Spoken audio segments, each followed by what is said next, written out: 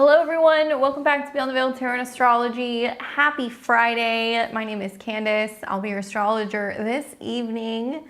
We are live on January 10th, 2025, doing astrology readings on the channel. So if this is your first time, drop a hello in the comment section and in the chat. Let us know where you're tuning in from. Thanks for hanging out with me on a Friday night. We got lots of people who are already ready to go, so I will get on with the show. We did something different. Can you guys see this up here? So to make it a little bit easier, we put all of the names of the people who have already paid for a reading or who are level 3. So if you're like, did she get me? If you see your name up there in yellow, then you definitely are on my list. And if this is your first time joining, welcome. I'm a Western astrologer. We are here every Friday doing tarot or astrology readings. This week is astrology. It's been a minute since we've done some astrology readings, so we're back. And obviously we have this full moon in Cancer brewing coming in just a couple days. So if you guys have questions about how that's going to be aspecting your natal chart, I'm your girl. I'm here to help. And we are live. So if you're watching this on Saturday or Sunday, please don't send any money. I will refund you because we are no longer live. Give me a thumbs up if you can see the stream. Sharing is caring. I appreciate it. I'm answering questions about your natal chart. If you guys have questions about specific aspects or timing periods or synastry questions about you and another person, to get a reading, scan the QR code. This is going to take you to my PayPal. Once you get to PayPal, it's very, very important that you follow these instructions. In the memo box, make sure that you put your time, date, and location of birth, the city, state. Make sure you put the AM or the PM and the country you were born in. And in the memo, please let me know a specific one question that you would like me to answer. We'll be pulling up the charts live on YouTube and giving you guys my insight on what I can see about your situation. The readings are $55 US for one question pertaining to your chart, or we're doing synastry for 70, and that would require you to send both you and the other person's date of birth information. So what's going on, everybody? How you guys doing? We've got a number of people in the chat, lots of people. What's up? Let Your Light Shine's here. Alex is here. Ripples is back. What's up, Emma? Alex? David is here. Jazz? How's everybody doing? I know we got so many people, so I just want to say hi to everybody and let you know that if you are just tuning in, look up at the top. If you see your name, you are already in the queue.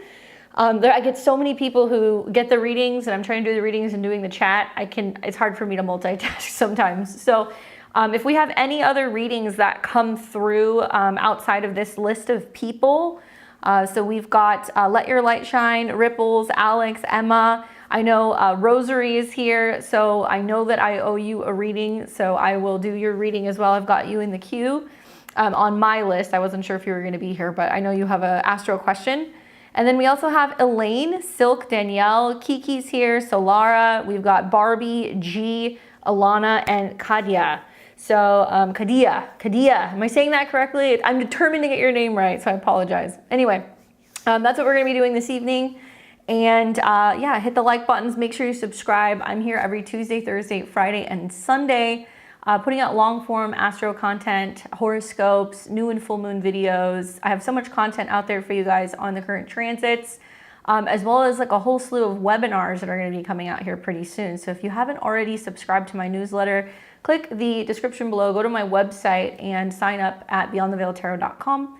If you want to know more about the webinars for the eclipses coming in the spring, for the Venus retrograde, and I'm going to be doing a presentation on Saturn, Neptune, and Aries. So there's lots of new astrology to talk about, so I'm excited for that. Anyway, enough with that. We'll go ahead and get the show on the road. We're going to start with our level 3 people. If you guys don't already know, I have memberships on my channel, so if you want to support me as a full-time content creator, you can do so by joining my memberships. There's 3 different levels, and level 3 is going to secure a spot with me once a month where you're going to get a reading on one of my live Fridays. So sign up and be in the queue regularly so you don't have to wait, because these can be kind of long. All right. Somebody says, what if I don't have my time of birth? Can I do the reading? Ideally not, because we don't have your exact time. I can cast a chart putting your sun on the ascendant, but that's going to be likely very it's not going to be as accurate. So I do offer birth chart rectification sessions if that's something you're interested in. If you'd like to know what time you were born, that's something I offer as a private one-on-one session. Yeah, it's been quite the week. All right, so we're gonna start first with Let Your Light Shine. Then we've got Ripples, Alex, Emma, and Rosary. And then the Q for who's already paid, we have everybody else. So if you see your name up there above me, I gotcha. And Stacy popped in. I don't really have a question, but I recently found out my ascendant changed because of the astrology programs not picking up my location. Wow, as daylight savings time. So are you having an identity crisis with your natal chart? Let me know. I can add you to my list, Stacy, if you want me to take a look at your new updated info. I'm happy to help. All right, let's get on with the show. So we're going to take a look at Let Your Light Shine. She says, cashing in for the monthly. I haven't been using my membership perks. You should have my chart. Just give me the spill. What should I be focusing on to make more money this year? All right, well, let's take a look. So basically, as a Pisces rising, your second house is Aries, okay? So money that you have in possession that you can spend, all that good stuff is going to be connected to your second house. I practice Placidus readings. So technically Saturn's not really going to be entering into your second house until closer to 2026. You'll see Saturn and Neptune go in there, and it's going to move into a sign that's about initiations and also opportunities to make money in a new way. So it's going to be strongly kind of connected to your Mars. And, you know, recently in this last year, we have had an eclipse that was actually conjunct your Mars. So that was kind of prompting, okay, I need to find a way to make more money or to kind of better handle my resources, or eighth house could be debt or just changes revolving around the money that you get from other people. So when you see a transit that's either going to be aspecting that eclipse, which will be March and April of this year when we see Mercury and Venus retrograde in opposition to it, or you see a transit involving Mars, it's going to bring up changes with money. So in the next year, you know, Jupiter is still going to be trining your Mars. So it's kind of opening the possibility of changes in regards to home, emotions, family, property, and real estate. And then currently Mars is actually retrograde. So I've seen a lot of Pisces risings kind of saying, how can I, you know, start my own business? How can I do something more creative? How can I take a hobby and turn it into a way of making money? How can I learn more about trading and stocks and speculative stuff? So you've got all of those things kind of happening at the same time. Anyway, you have another solar eclipse that's going to be coming up here at the end of March, and that will be in Aries. And pretty much March into April, you're going to be seeing with the eclipses and the retrogrades in your second house, this new plan that's coming up for you where you're like, okay, I'm trying to figure out a new way to bring in resources. So March and April are going to kind of feel like that process of getting ready to start something new. Second house can be about how you spend money, your relationship with money, your self-esteem. I think if I put it all together, once you get out of like the March, April kind of period of time, you're going to find that likely you're going to have the opportunity to make more. I think the other thing that's kind of working in your favor is money that's derivative from work, which is your 11th house, Saturn. Saturn is going into the second. So your work and your financial changes, your work and your financial goals are going to change, basically. This time period that I'm talking about is going to get super active here, okay? So right kind of mid to the end of March is when it's going to begin, but I'm looking at the retrogrades in the second house back into the first. Perhaps maybe, you know, you just have a new goal or you're just focusing on budgeting or saving. Usually when Saturn goes into the second house, you know, we do kind of trim the fat a little bit. We tighten the purse strings and we don't spend as much. So if you're wondering like if there's going to be a change in finances, I see it, but it's going to come specifically from you being more assertive or, you know, taking some kind of initiative or being more so brave when it comes to your financial situation.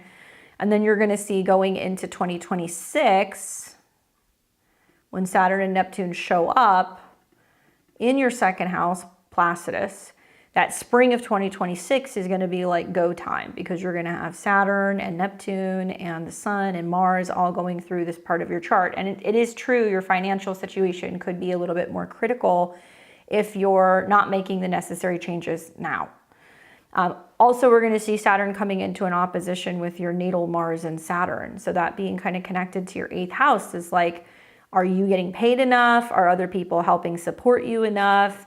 Has there been, management of debt? Are you now saying to people, hey, you know what, actually you need to pay me more, or you need to give me better benefits, or you need to start chipping in, especially when it comes to joint resources, because the 8th house could be about the finances connected to a partner. If not, it may mean that you're saying, you know what, I don't want to dip into my savings. I don't want to dip into my 401k. I'm not going to touch my investments. I'm going to leave them and I'm going to be focusing on how to make cash. All the while, Uranus will be dancing with your Venus, which does not have any connection to your 2nd house, but Venus is still money. I look at this and go, well, you could get involved in interior design, property, real estate, something that's going to be about, renting or leasing. You could perhaps consider, doing a creative business that could be online, something that could involve beauty as well as communications, teaching, learning, and writing. But whatever it is, other people are going to have to pay for it. So you'd have to create either a service or a product that people would have to actually buy. Think of 2025 as the year that's preparation for when the financial situation really does make a change in the spring of 2026. Like, that's how you're going to be basically playing this all year.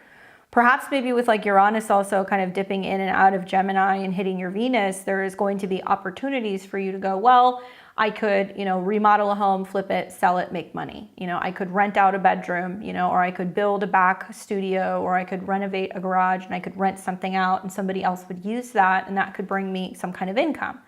If you don't have those resources, then I would seriously consider starting like a creative business or something online, or something local that you could, sell. And Jupiter, your chart ruler, going through your 5th house, which is about self-employment, creative projects, children, could also be bringing you some kind of abundance while you're, kind of starting some new business that would be along those themes. So let me know if you have any questions, but there's definitely a lot of stuff going on that's saying it's all the gearing up and the preparation for the spring of next year, not really right now. I would use the eclipses and the retrogrades this spring to, sit down, come up with a budget, figure out how you're spending money, where your money's going, what it is that you're wanting to invest into, and then start from there. And, it'll be a little slow bringing in the resources in March and April, but after there is that strengthening with the eclipses and the retrogrades, I don't know. I wonder if you're in a relationship, honestly, because 2nd house is your money. And when your 8th house Lord goes retrograde in the 2nd house, with Saturn, you're like, people have to give me more support, more money. They have to kind of pull their weight. They have to contribute. And they have to be willing to kind of help support you. Otherwise, the North Node and Saturn and Neptune in the 2nd house will put you in a position where you're like, it's all on me now. Now I have to be more financially responsible. Could the eclipses, that are going on connected to your 8th house Lord bring in resources from other people? Totally. Some people will look at that as an opportunity to go, well, I'm going to, take out a loan and start a business, or I'm going to, consolidate my debt so that way I have a lower interest rate and a lower monthly payment. So that way I feel like I have more cash so I can go and start something new. But it really starts with you and having better boundaries as Saturn comes into opposition with Saturn and Mars with what you're paying for. Literally, Libra is for other people. So look at how your expenses are somehow connected to other people and what you're having to kind of put out. And you'll tighten up things a little bit in 2025. So in 2026, you're going to have a better shot at being able to be more financially secure. Okay. Hopefully that's helpful. Let your light shine. Let me know. Give me feedback if that resonates with you. All right, we got Ripples. What's up, Ripples? How's it going? Am I taking more people? Yep, queue's open if you guys want to get in the queue. I'll do an update probably when I get a few more readings in and let you know who I've got, but we'll let you know when we're going to close the queue. Ripples is back. She says, hi, Candace. I'd like to use my membership to see what the astrology shows regarding a fast approaching move. I haven't found a new place I like. I haven't found a new place that I like. You have or you haven't? I haven't found a new place that I like, is more spacious and within my budget. Okay, so you haven't found that yet? Just want to make sure I'm reading that correctly. I feel like that was a Mercury retrograde moment for me. So Ripples is, she's a Capricorn Rising. She's got her moon in Gemini and she's got her sun in Pisces. What's up, Deanna? So she's asking about a move, as I'm sure a lot of Capricorn and Capricorn risings are going to be pretty soon, because all this action that's going to be going into Aries means you guys are ready for a new beginning when it comes to your home and your living situation. So that is on the agenda, basically March, April of this year. Movement is the third house. So, you know, you're a late Capricorn rising. You may resonate with sometimes listening to Aquarius because you're off by about 1.5 degrees. But you know, it does look like your third house ruler of movement is retrograde. So it's going retrograde through the 7th house, where in some cases this could be about reevaluating how you're communicating and, you know, connecting to relationships or connecting to other people. But this can mean that other people are going back and forth in regards to a home matter. So it's kind of abstract, but I could see that as, well, you know, maybe there's going to be a situation where somebody who was, you know, renting their home decides that they want to move out and are, you know, canceling their lease, and they're looking for somebody who can take over the lease. And the Mars retrograde could actually work in your favor. You may also see situations where somebody puts something on the market, it doesn't get rented, they take it off the market, they cut the prices, they lower it, they put it back on the market, and you're like, oh my God, now this place is suddenly more affordable. So the Mars retrograde is actually helping you. And while Mars is going retrograde between now and February, Mars is going to be trining Saturn in your 2nd house of money. So patience, persistence, saving, and waiting for the right opportune moment to kind of, you know, engage with somebody and go, hey, is that available? And it's going to be making a trine to your Venus, which is your 4th house property lord, and Jupiter. Good things come to those who wait with the transit that you're having. I will go as far as saying, I have a feeling that you may see a situation when Mars is conjunct the moon, so literally the full moon, you know, in the 7th house, could mean suddenly, boom, there's a chance opportunity. You know, I see somebody's, you know, selling their house, moving out of their house, there's a rent for rent sign, and you're like, I'm going to call that person right now. Keep your eyes out around the time of the full moon on the 13th. Then when Mars is retrograde and it's coming into a trine with Saturn and Venus, okay, this is going to be like, let's say anywhere from the end of January, so the 22nd of January until Mars is with a trine with Saturn, you know, through mid-February, you may find something. Because Mars is now going into the 6th house. It might mean that, you know, you're having to wait for something to be painted, for carpets to be replaced, for things to be worked on. And you're like, that's fine. You know, I want to put a deposit on it. I want to get it. And you may have an opportunity present itself. Equally, at the end of January, Uranus is going to go direct in your 4th house. So where there's been this whole mix up of, am I moving? Am I not moving? Where am I going? Where is home? When Uranus turns on, suddenly there's more forward momentum, making it possible for you to be able to move. So I kind of get the vibe that end of January into February, you're going to find something. The price might be perfect also with Venus conjunct Saturn. It might be like, hey, that's like a deal. You know, I'm getting something at a steal. Another time period that you're going to want to watch, being a Capricorn rising, is going to be the eclipses that you're going to see that's going to be coming through in Aries. Okay, so this is on the cusp of your 3rd house of movement. It does have also Mercury retrograde in the 2nd. So maybe you're, you know, selling stuff, getting rid of stuff, allocating funds, or moving stuff in the direction of being able to move at the end of March. And the ruler of this eclipse is Mars, and Mars is trine Saturn. So this could be about moving, movers, changing your schedule, making it possible to move. I think with Mercury being the dispositor of Jupiter, which is on your moon, which is trying to bring you a new home or a new creative space or a new space where you could live and work, that's also kind of benefiting you. And then finally, we're going to see Saturn and Neptune move into Aries, and that's going to be happening in, you know, April, May. And those two will be conjunct. For a whole sign chart, it's going to be like, oh, you're in a new home. The storyline was playing out from March to about, you know, the end of April, getting situated, and it's like a brand new thing. I think all those things together, it's pretty obvious that you're going to end up having a move. Where is it that you currently live now, Ripples? I'd be curious, because I would want to look at your your lunar return really quick to see which month is going to kind of be more likely, so we could narrow it down a little bit. Let's see. What's up, Elena? Let me know if you end up sending a payment for a reading. Thanks for joining and for watching. Thanks, Rosie. I will add that on there so we can get you your reading. What's up, Salty Mama?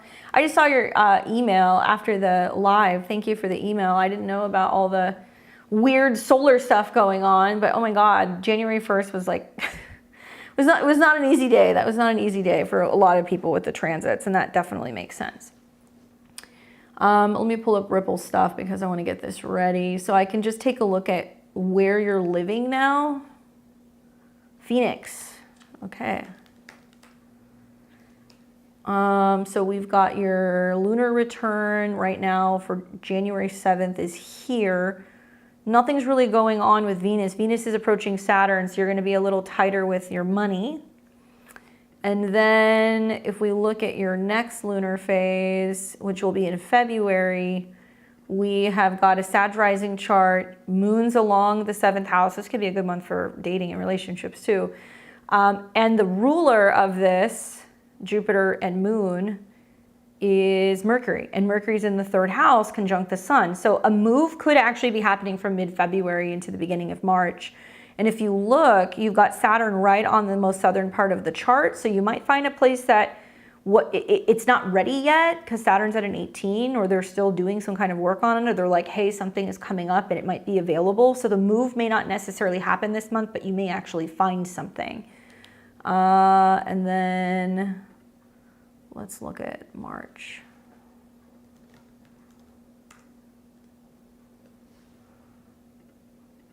And then here is March, moon on the ascendant. Virgo is the 4th, ruled by Mercury.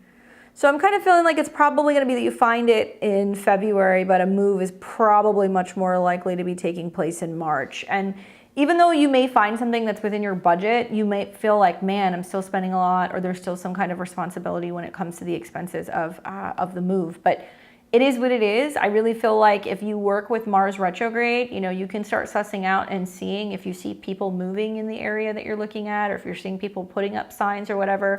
Be swift and take note of properties or things that go up for rent and you apply for it and then they're like, well, somebody beat you to it. I would be like, please keep my information. If their credit's not good, if they can't come up with, you know, first and last, or like whatever, for whatever reason, if people back out, with the Mars retrograde, you could have landlords and people coming back to you being like, hey, actually this became available. Do you want it?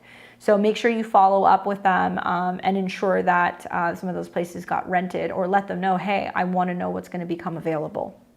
Okay. I'm excited for your move, Ripples. I think it's a good time for Capricorn Risings to be moving. You know, I'm hoping that if it's happening during the retrograde, you know, things go smoothly. You just want to really look through leases and contracts and everything very thoroughly. That's going to be really important with the retrogrades and eclipse in your 3rd house. Okay, it might be closer than you think in terms of where you find something. All right, so we've got Alex and then Emma and then Rosary. I want to make sure I have the right Alex. There we go. Thanks, Lika. I will give you guys an update in just a little bit with who I've got. All right, so let me go back here a little bit and see what Alex had to say. 3-month monthly reading, general full moon reading. You got it. All right, so Alex is going to be asking some questions about the full moon.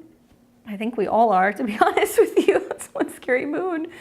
So the full moon for you represents this moment of completion, fruition, you know, something kind of coming up. And the full moon in Cancer is at home in its own sign. So it's emotional, it's sensitive, it's watery, it's intuitive. In the 6th house, it's going to be bringing up themes where you need to act swiftly and take care of something. Okay, so the 6th house could be your emotions, your health, your pet, some kind of change with your health, some kind of change going on with your habits, maybe even with your job or the place where you're working. In theory, though, even though the Mars conjunction is a little difficult, you know, Mars is coming into a trine with Neptune. So to me, it seems like it might be like, hey, I've become more aware of a habit. I'm finally cutting it out. I think it could be better for me in terms of my health and my productivity. If you have a cut, burn, scrape, bruise, something like that, it can require attention. So I would say just be careful there. Obviously, especially with planets going through your 12th house, which represents rest and recuperation. And the 6th house is about our actual, health status. I'm not saying anything negative. I do think that if you have planets, though, that are in the cardinal signs, can be a little tricky. Like if you look at this moon is actually squaring your Venus and your Jupiter. So it may bring about some kind of expense or having to pay for something or having to fix something. Could mean that you're investing more in your health, or maybe you're looking for, some kind of change in your daily routine, and it's going to incentivize you to be like, I'm going to take some kind of action. But it's friendly with your placements that you have in Taurus. It's sextiles.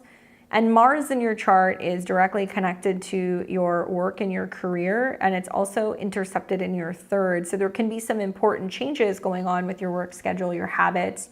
If you're somebody who's not currently working, it might bring a job opportunity your way very quickly. If you are working, just watch for issues with like hostile, fellow employees and maybe a little bit more extra work. And this moon brings up a lot of emotional frustration. But thankfully, I think if you work with the trines to Neptune and also your midheaven, you could go, you know what? I finally need to kind of roll up my sleeves and like finish this project or get this thing done or like get back to work or, find ways to, do work that is going to be better for me emotionally. I think a lot of Aquarius risings that I've spoken to, they're like, my emotions are getting the best of me. I'm so stressed out about work and like taking care of other people. And people seem to forget Mars is a very selfish planet. Mars is like, if this is not good for me emotionally, I'm not doing it. This ends here. So take note of like the work-life balance and what's happening. And like if it's impacting your digestion, if it's bringing anxiety, stress, anger, frustration, like it's time, now to kind of go, okay, I see it for what it is. It's time for me to make this necessary change. Alex says, I've been thinking about switching work closer to home. Okay, Cancer, home. Being that it's sextiling planets in your 4th house, it supports that. I would say, with a Mars retrograde between now and February, it is going to be saying, you're reviewing your workspace, you're reviewing your schedule.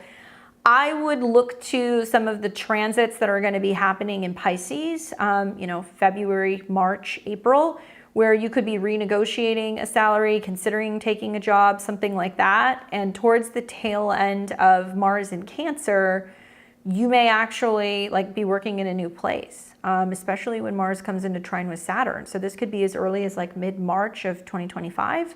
So it's not that far away.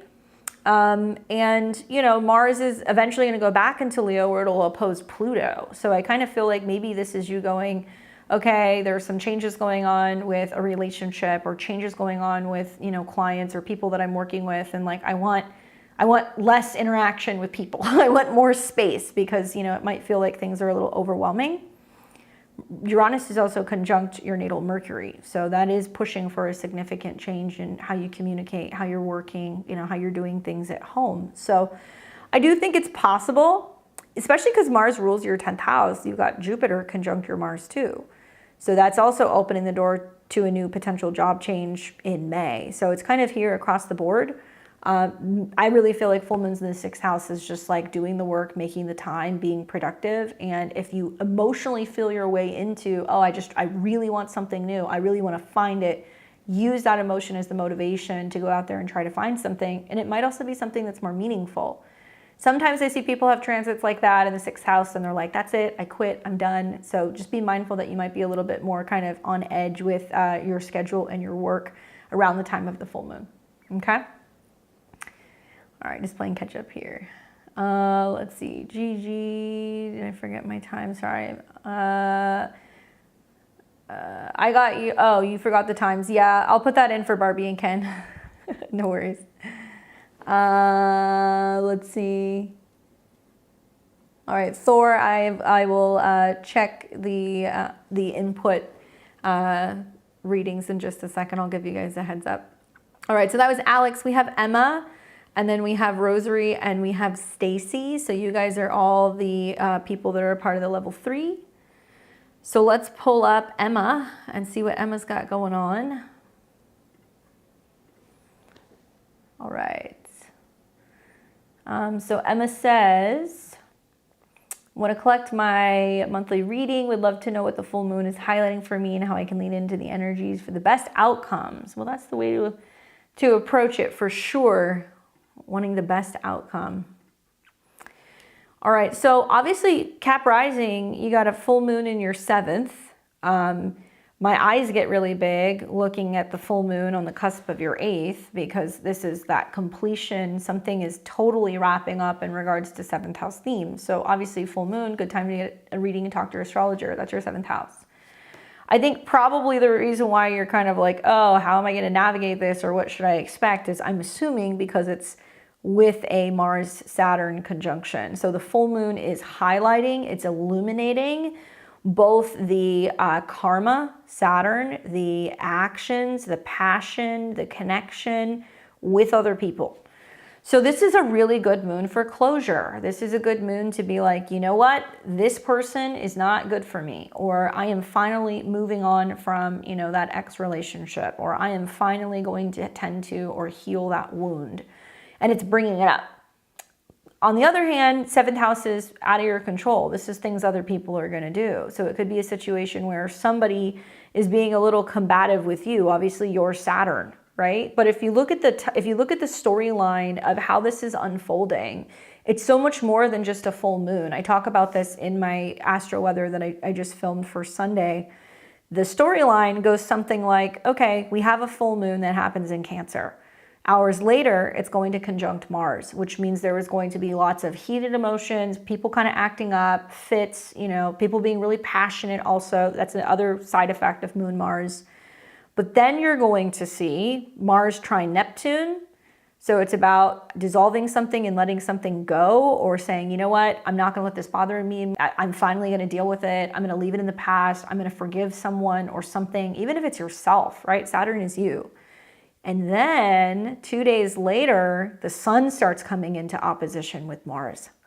And the sun is highlighting your themes revolving around lessons, your beliefs, what you're learning. And it's still about change. You know, there is connections to Leo for the whole sign Capricorn, which is about change within oneself or within the ego. And then down the road, you will see Mercury come into opposition with Mars. So it's almost like there is like a whole 7 to 10 day period of who am I? What do I think? You know, what do I want? What's best for me? And where do I have to either, you know, kind of honor some of the commitments, Saturn, in regards to other people, or where is it time to just kind of cut the cord and be like, I'm done here? I wonder if it's like with childhood trauma, with romantic partners, if there's some kind of connection to subconscious fears, especially revolving around intimacy, vulnerability, money, and resources. This is also kind of financial for you because the Mars retrograde has been going back and forth over your Saturn at a 26. So that is the Taurus degree. What do I have that I want to hold on to? What do I get rid of? You know, what can I sell? What do I have that people want? And it can be investing, banking, financial things that are coming up as well. And obviously, you know, with the moon being connected to your Saturn and the moon's in Scorpio, I look at, oh, well, Pluto's squaring her moon. So she's definitely thinking about making some big emotional clearings or purging, you know, negative emotions, or changing your relationship with women, changing your relationship with female friends, changing your relationship to your home, even your family. So you might see some combativeness. And I think for Capricorn risings, the kind of stoic, responsible, mature, patient, kind of personality traits are going to serve you very, very well over the next 2 weeks. When other people get crazy, let them be crazy, but don't engage. And if other people are being angry and hostile and they're acting out, I would just be like, nope, that's the border. That's the border for me. Like, we don't cross that line. And when you've calmed down and you've cooled out, come back and talk to me about it. I mean, Mars does rule your 5th house though. So if it's not childhood stuff and things revolving around your investments or your resources, it could definitely be reevaluating matters of the heart and things that could be connected to dating and relationships. Okay. Loving that it's trining your sun though. I think it's all kind of pointing in the same direction. That's just like, I don't have to be the same person anymore. I can change. And if Saturn and Neptune are coming into conjunction with your sun, it might feel a little confusing, but there's going to be like this turning point or this new defining moment where the way that you communicate and connect is different.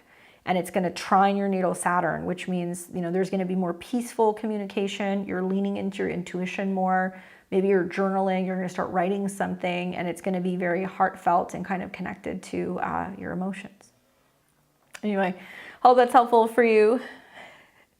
Helena says, hello here in New Braunfels. Well, maybe you'll run into me at HEB because that's where I live too.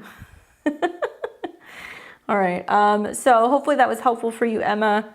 We've got Rosary and we've got Stacy. Rosary, did you have a specific question for me? Let me know. Let me pull up your chart.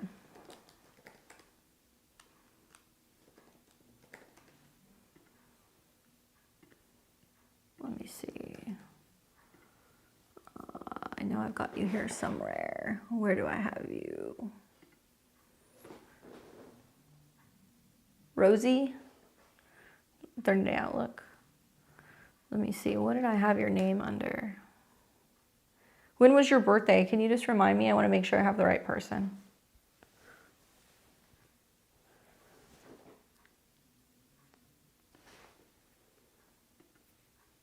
March 15th, 84.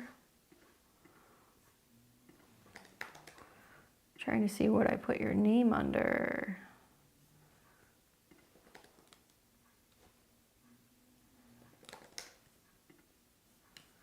Yeah, I might need to put it in again. Can you give me your birth details? March 15th, 1984. The time and the location. No, you're fine. You're okay. I owed it to you from last week. Just let me know your time and location and I'll plug it in. 1:59 a.m. New Brunswick. Okay.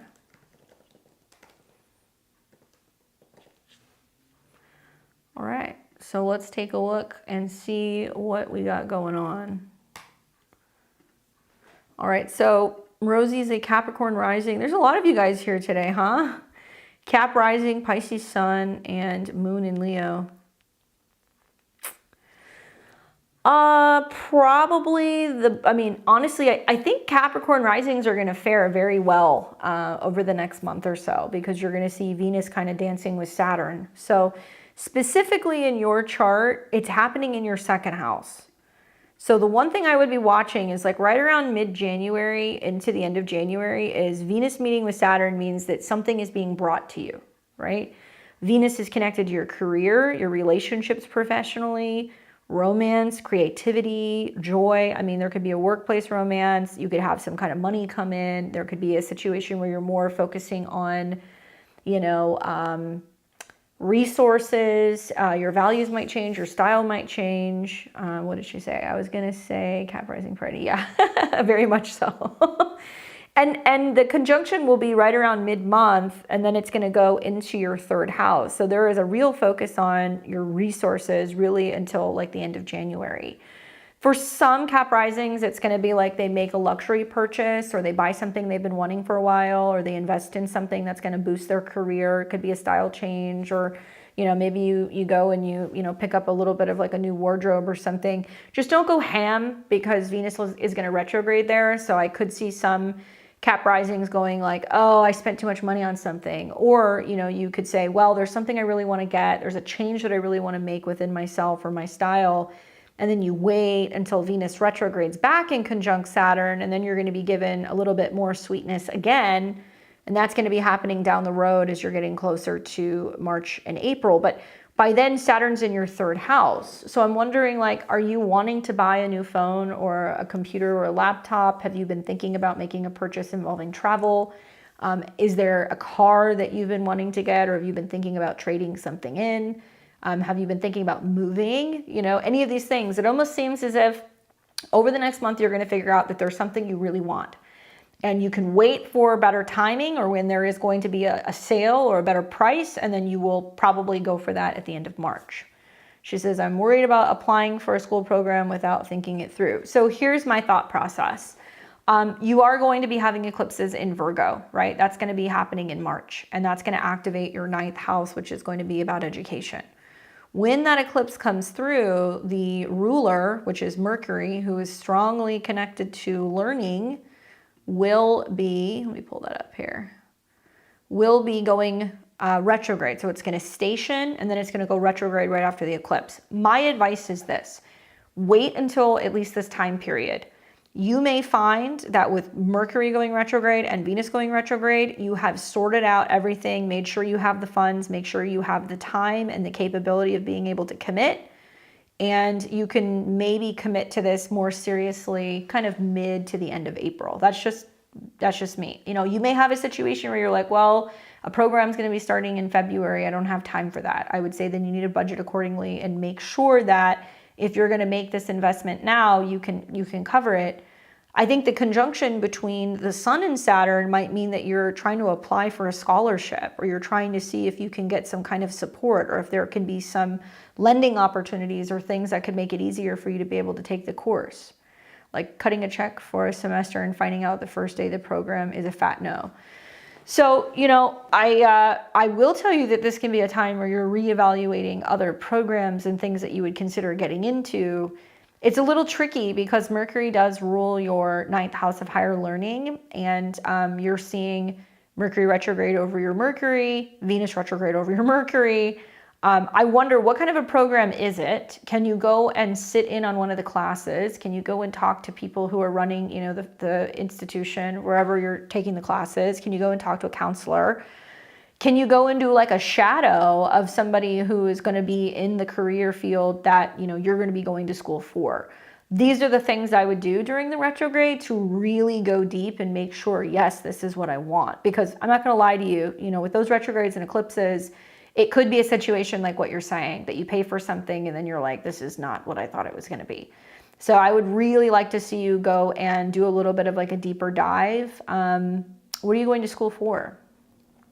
Third house can be like communication stuff. It could be things in regards to travel. It can be all that stuff. It's a good idea, yeah, instead of panicking. Can't even pick a subject right now. So is it just going back to school in general? Is that what it is? And also, like, don't discredit the fact that Saturn's going to sit on your Sun for the next year and your Mercury. This is a good year to commit to a higher level of education and something that's going to help you build, you know, the necessary kind of background, so that way you can really kind of get a leg up in regards to a new career path. So I do think it's a good idea that you do go to school or you do something. Public health or MBA or sustainability or marketing. I'm all over the place. Venus rules your 10th and it's in the 2nd. Public health would be better, especially because you have Venus trine Pluto. Just kind of wrapping on that. And Jupiter's going to go through your 6th house as well. So you may find job opportunities this year, or like a change of job that would also help you pay to go back to school. So you could be applying for jobs and stuff that are like, hey, you know, we're willing to kind of promote people within, or we want to, after they work here for so long, we have programs where we can kind of pay for them to go and continue their education. Yeah, I mean, I think public health is the direction I would go with some of the placements that you have. Even your North Node is tied to your whole sign 6th, and the ruler is going to be in the 4th. So it's going to be about helping communities and things like that. And Saturn and Neptune kind of conjunct your Sun. You're definitely looking at having to make some investments in education this year, but that could easily translate to, you know, finding employers that would pay also for you to kind of continue doing what you're doing with school, right? Anyway, I hope that's helpful in giving you some info. Definitely do some shadowing and go and sit in on a class, or see if you can talk to a counselor, or if you can talk to even like alumni. And I think that would be really helpful in giving you more insight. All right, we got Stacy. Let me pull your chart up. Thank you guys for your patience. If you're just tuning in, you can scan the QR code if you want a reading before we close them down. And let's see here for Stacy. Trying to find you here. I want to make sure I have the right one. Okay, Stacy, give me your birth details again so we can put it in right. What's up, Nicole? Thanks for stopping in on a live. If you want to get a reading, just scan the QR code. I'll be happy to help you out. And I'll add Enchanted in there. You're next, Enchanted, because you're level 3. Just let me know your question. Was it Stacy C? I've got so many different Stacys. I apologize. While I'm waiting for this stuff, I'll give you guys the update. So for those of you guys who have paid since we've gone live,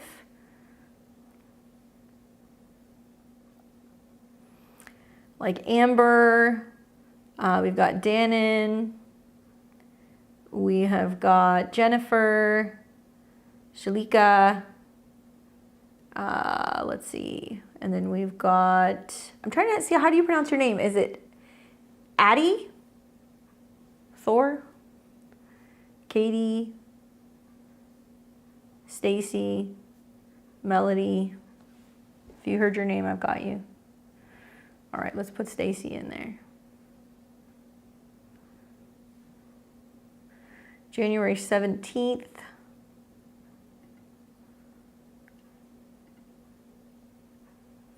And so what's the deal with this? You've had a reading. We got to create a file for you, Stacy. You had a reading and then stuff wasn't getting like picked up. Where is Tweed Heads? Heeds Heads. January 17th, 82. And what is the time? I need the time for you too. Okay. Australia, Tweed Heads. Okay.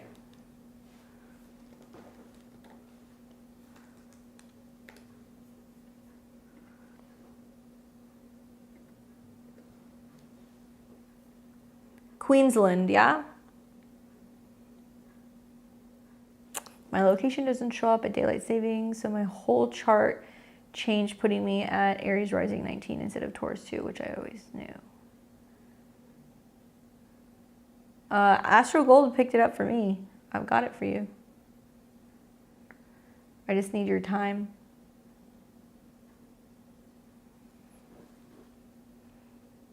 Uh, 12:29.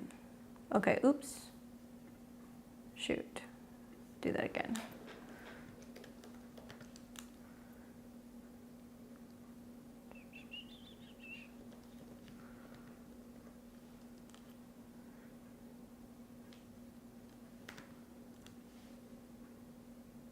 PM. Okay.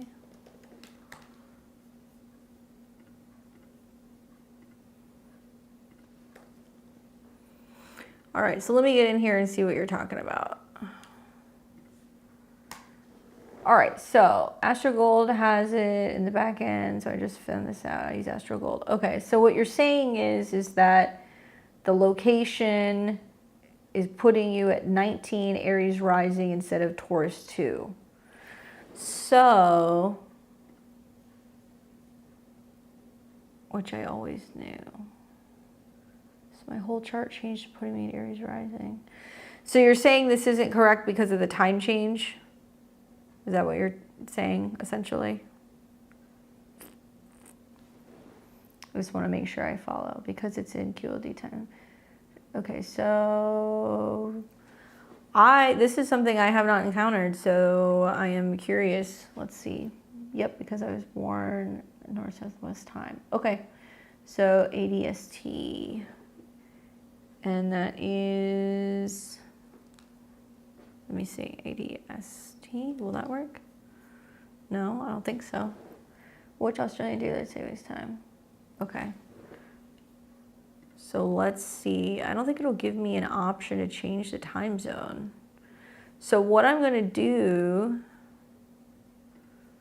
is I'm gonna bump this a little bit. Yeah, New South Wales. Maybe that'll make a difference if I put that in. Let's see, New South. No, it won't.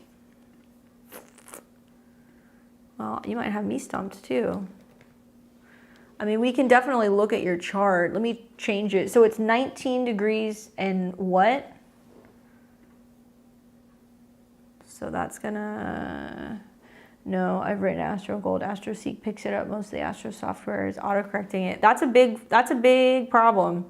You could have a lot of astrologers that are having inaccurate information. So I hope you did send them an email. All right, so what I want to do then, if it's 19 degrees, is I'm going to move it. So I'm going to just plug this in and do it manually.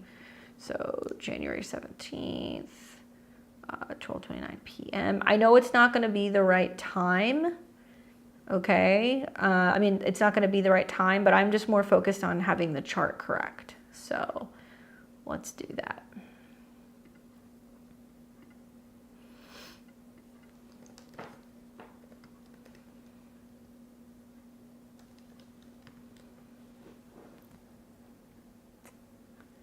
I have to put in 11:29 a.m. Cool, that's what I want to look at.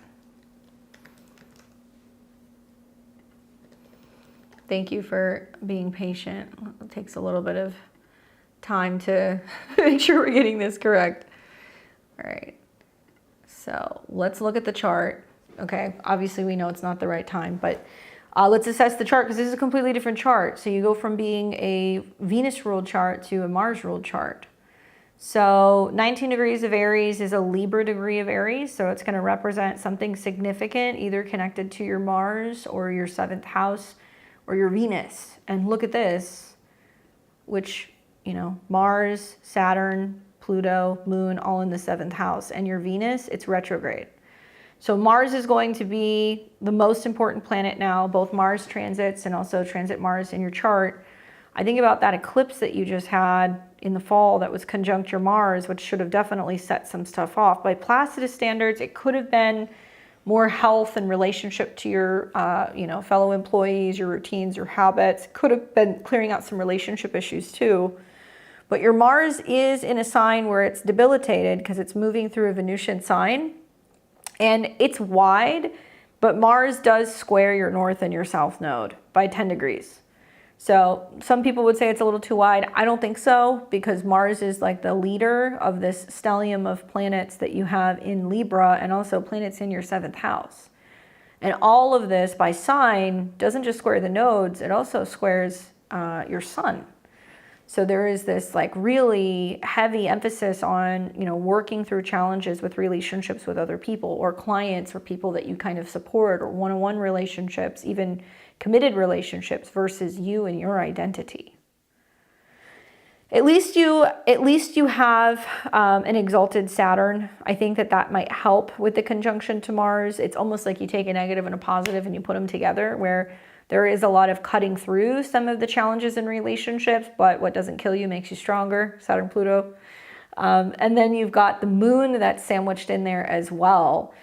I would imagine with all of the squares in the 7th house, like this is a chart where the relationships and the people who come into your life, they play a huge role in, you know, who you are, what you believe in terms of relationships, huge, you know, defining relationships that can also impact your career and your reputation. Obviously having like the 7th and the 10th house being cardinal houses lit up. I mean, like when people have planets in the angular houses, that definitely means that whatever goes on in terms of your life, it's going to be very visible, especially in the 7th and the 10th.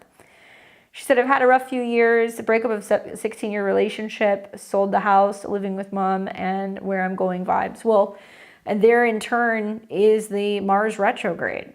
Mars went retrograde back into Cancer. It's in the 4th house where your Mars, you're back at home and you're with mom. And Mars is going retrograde right over your north node. What's interesting is Mars going retrograde over your north node might feel like you're kind of going home, surrendering. You don't know what you're doing, especially as it's like trining Saturn and Neptune. Let me put the stuff up here. Oops. I was afraid I was going to do that. Okay, there we go.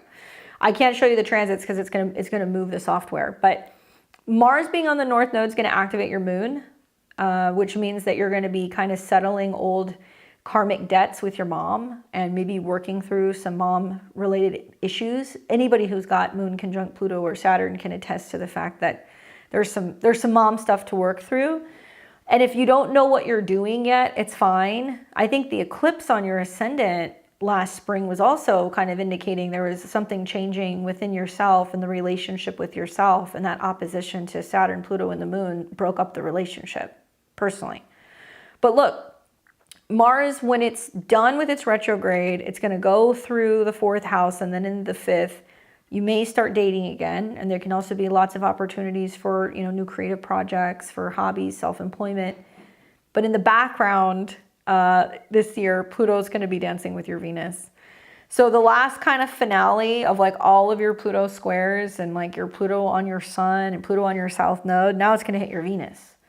So the one thing that I've observed from people who have Venus in the 10th house and then Pluto comes into conjunction, the good is that there can be a really significant status change. You can actually get a better job, you can get a promotion, you can really figure out what kind of career you're meant to be in. You could meet somebody and your whole life could change and there could be a serious commitment. The bad is with Venus and Pluto at a 3 in your 10th house, you need to be very careful because you could meet people at work who are like involved in relationships that aren't working, or they're going through breakups or divorces, or somebody who's afraid to commit.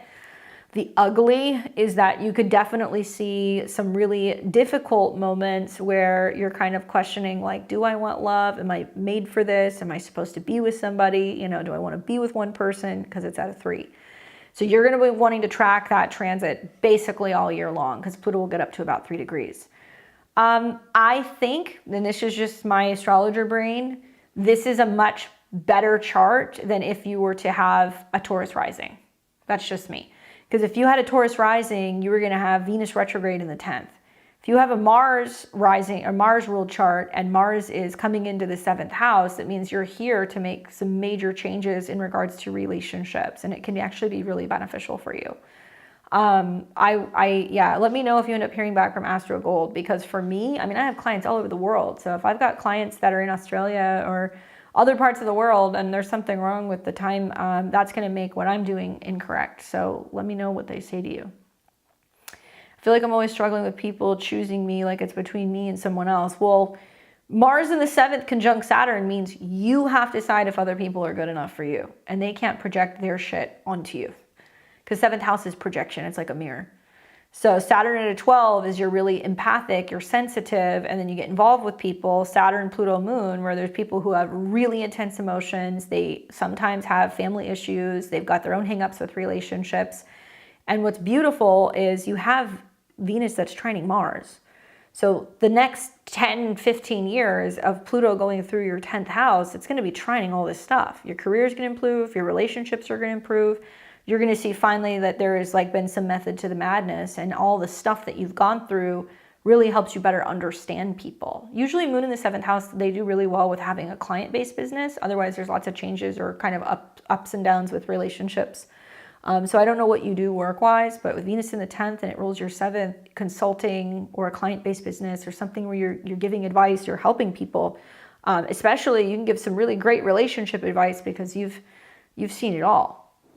I'm happy to have Pluto square the ascendant on that chart. Yeah, I would rather have an Aries rising. If I have the stellium of planets that you have, otherwise there is going to be lots of like health issues and issues like that kind of going on with that being in the whole sign 6th. Work for the government. Yeah, well, I mean, with Mars trine Venus, you could do that too. Sun in Capricorn, the government stuff makes sense to me. I'll be curious to see what happens when Pluto's coming into conjunction with Venus, if there's going to be new relationships and people coming in, and through some of those fluctuations and changes, you end up kind of meeting someone, you know? Anyway, I hope that's helpful. All right, so we've got Enchanted. Let me pull up Enchanted here. And readings are now closed, guys. What's up, Enchanted? How's it going? I think we're learning something here. I'm just reading this. Did you have a particular question? Oh, this full moon, what should I be expecting? You're welcome.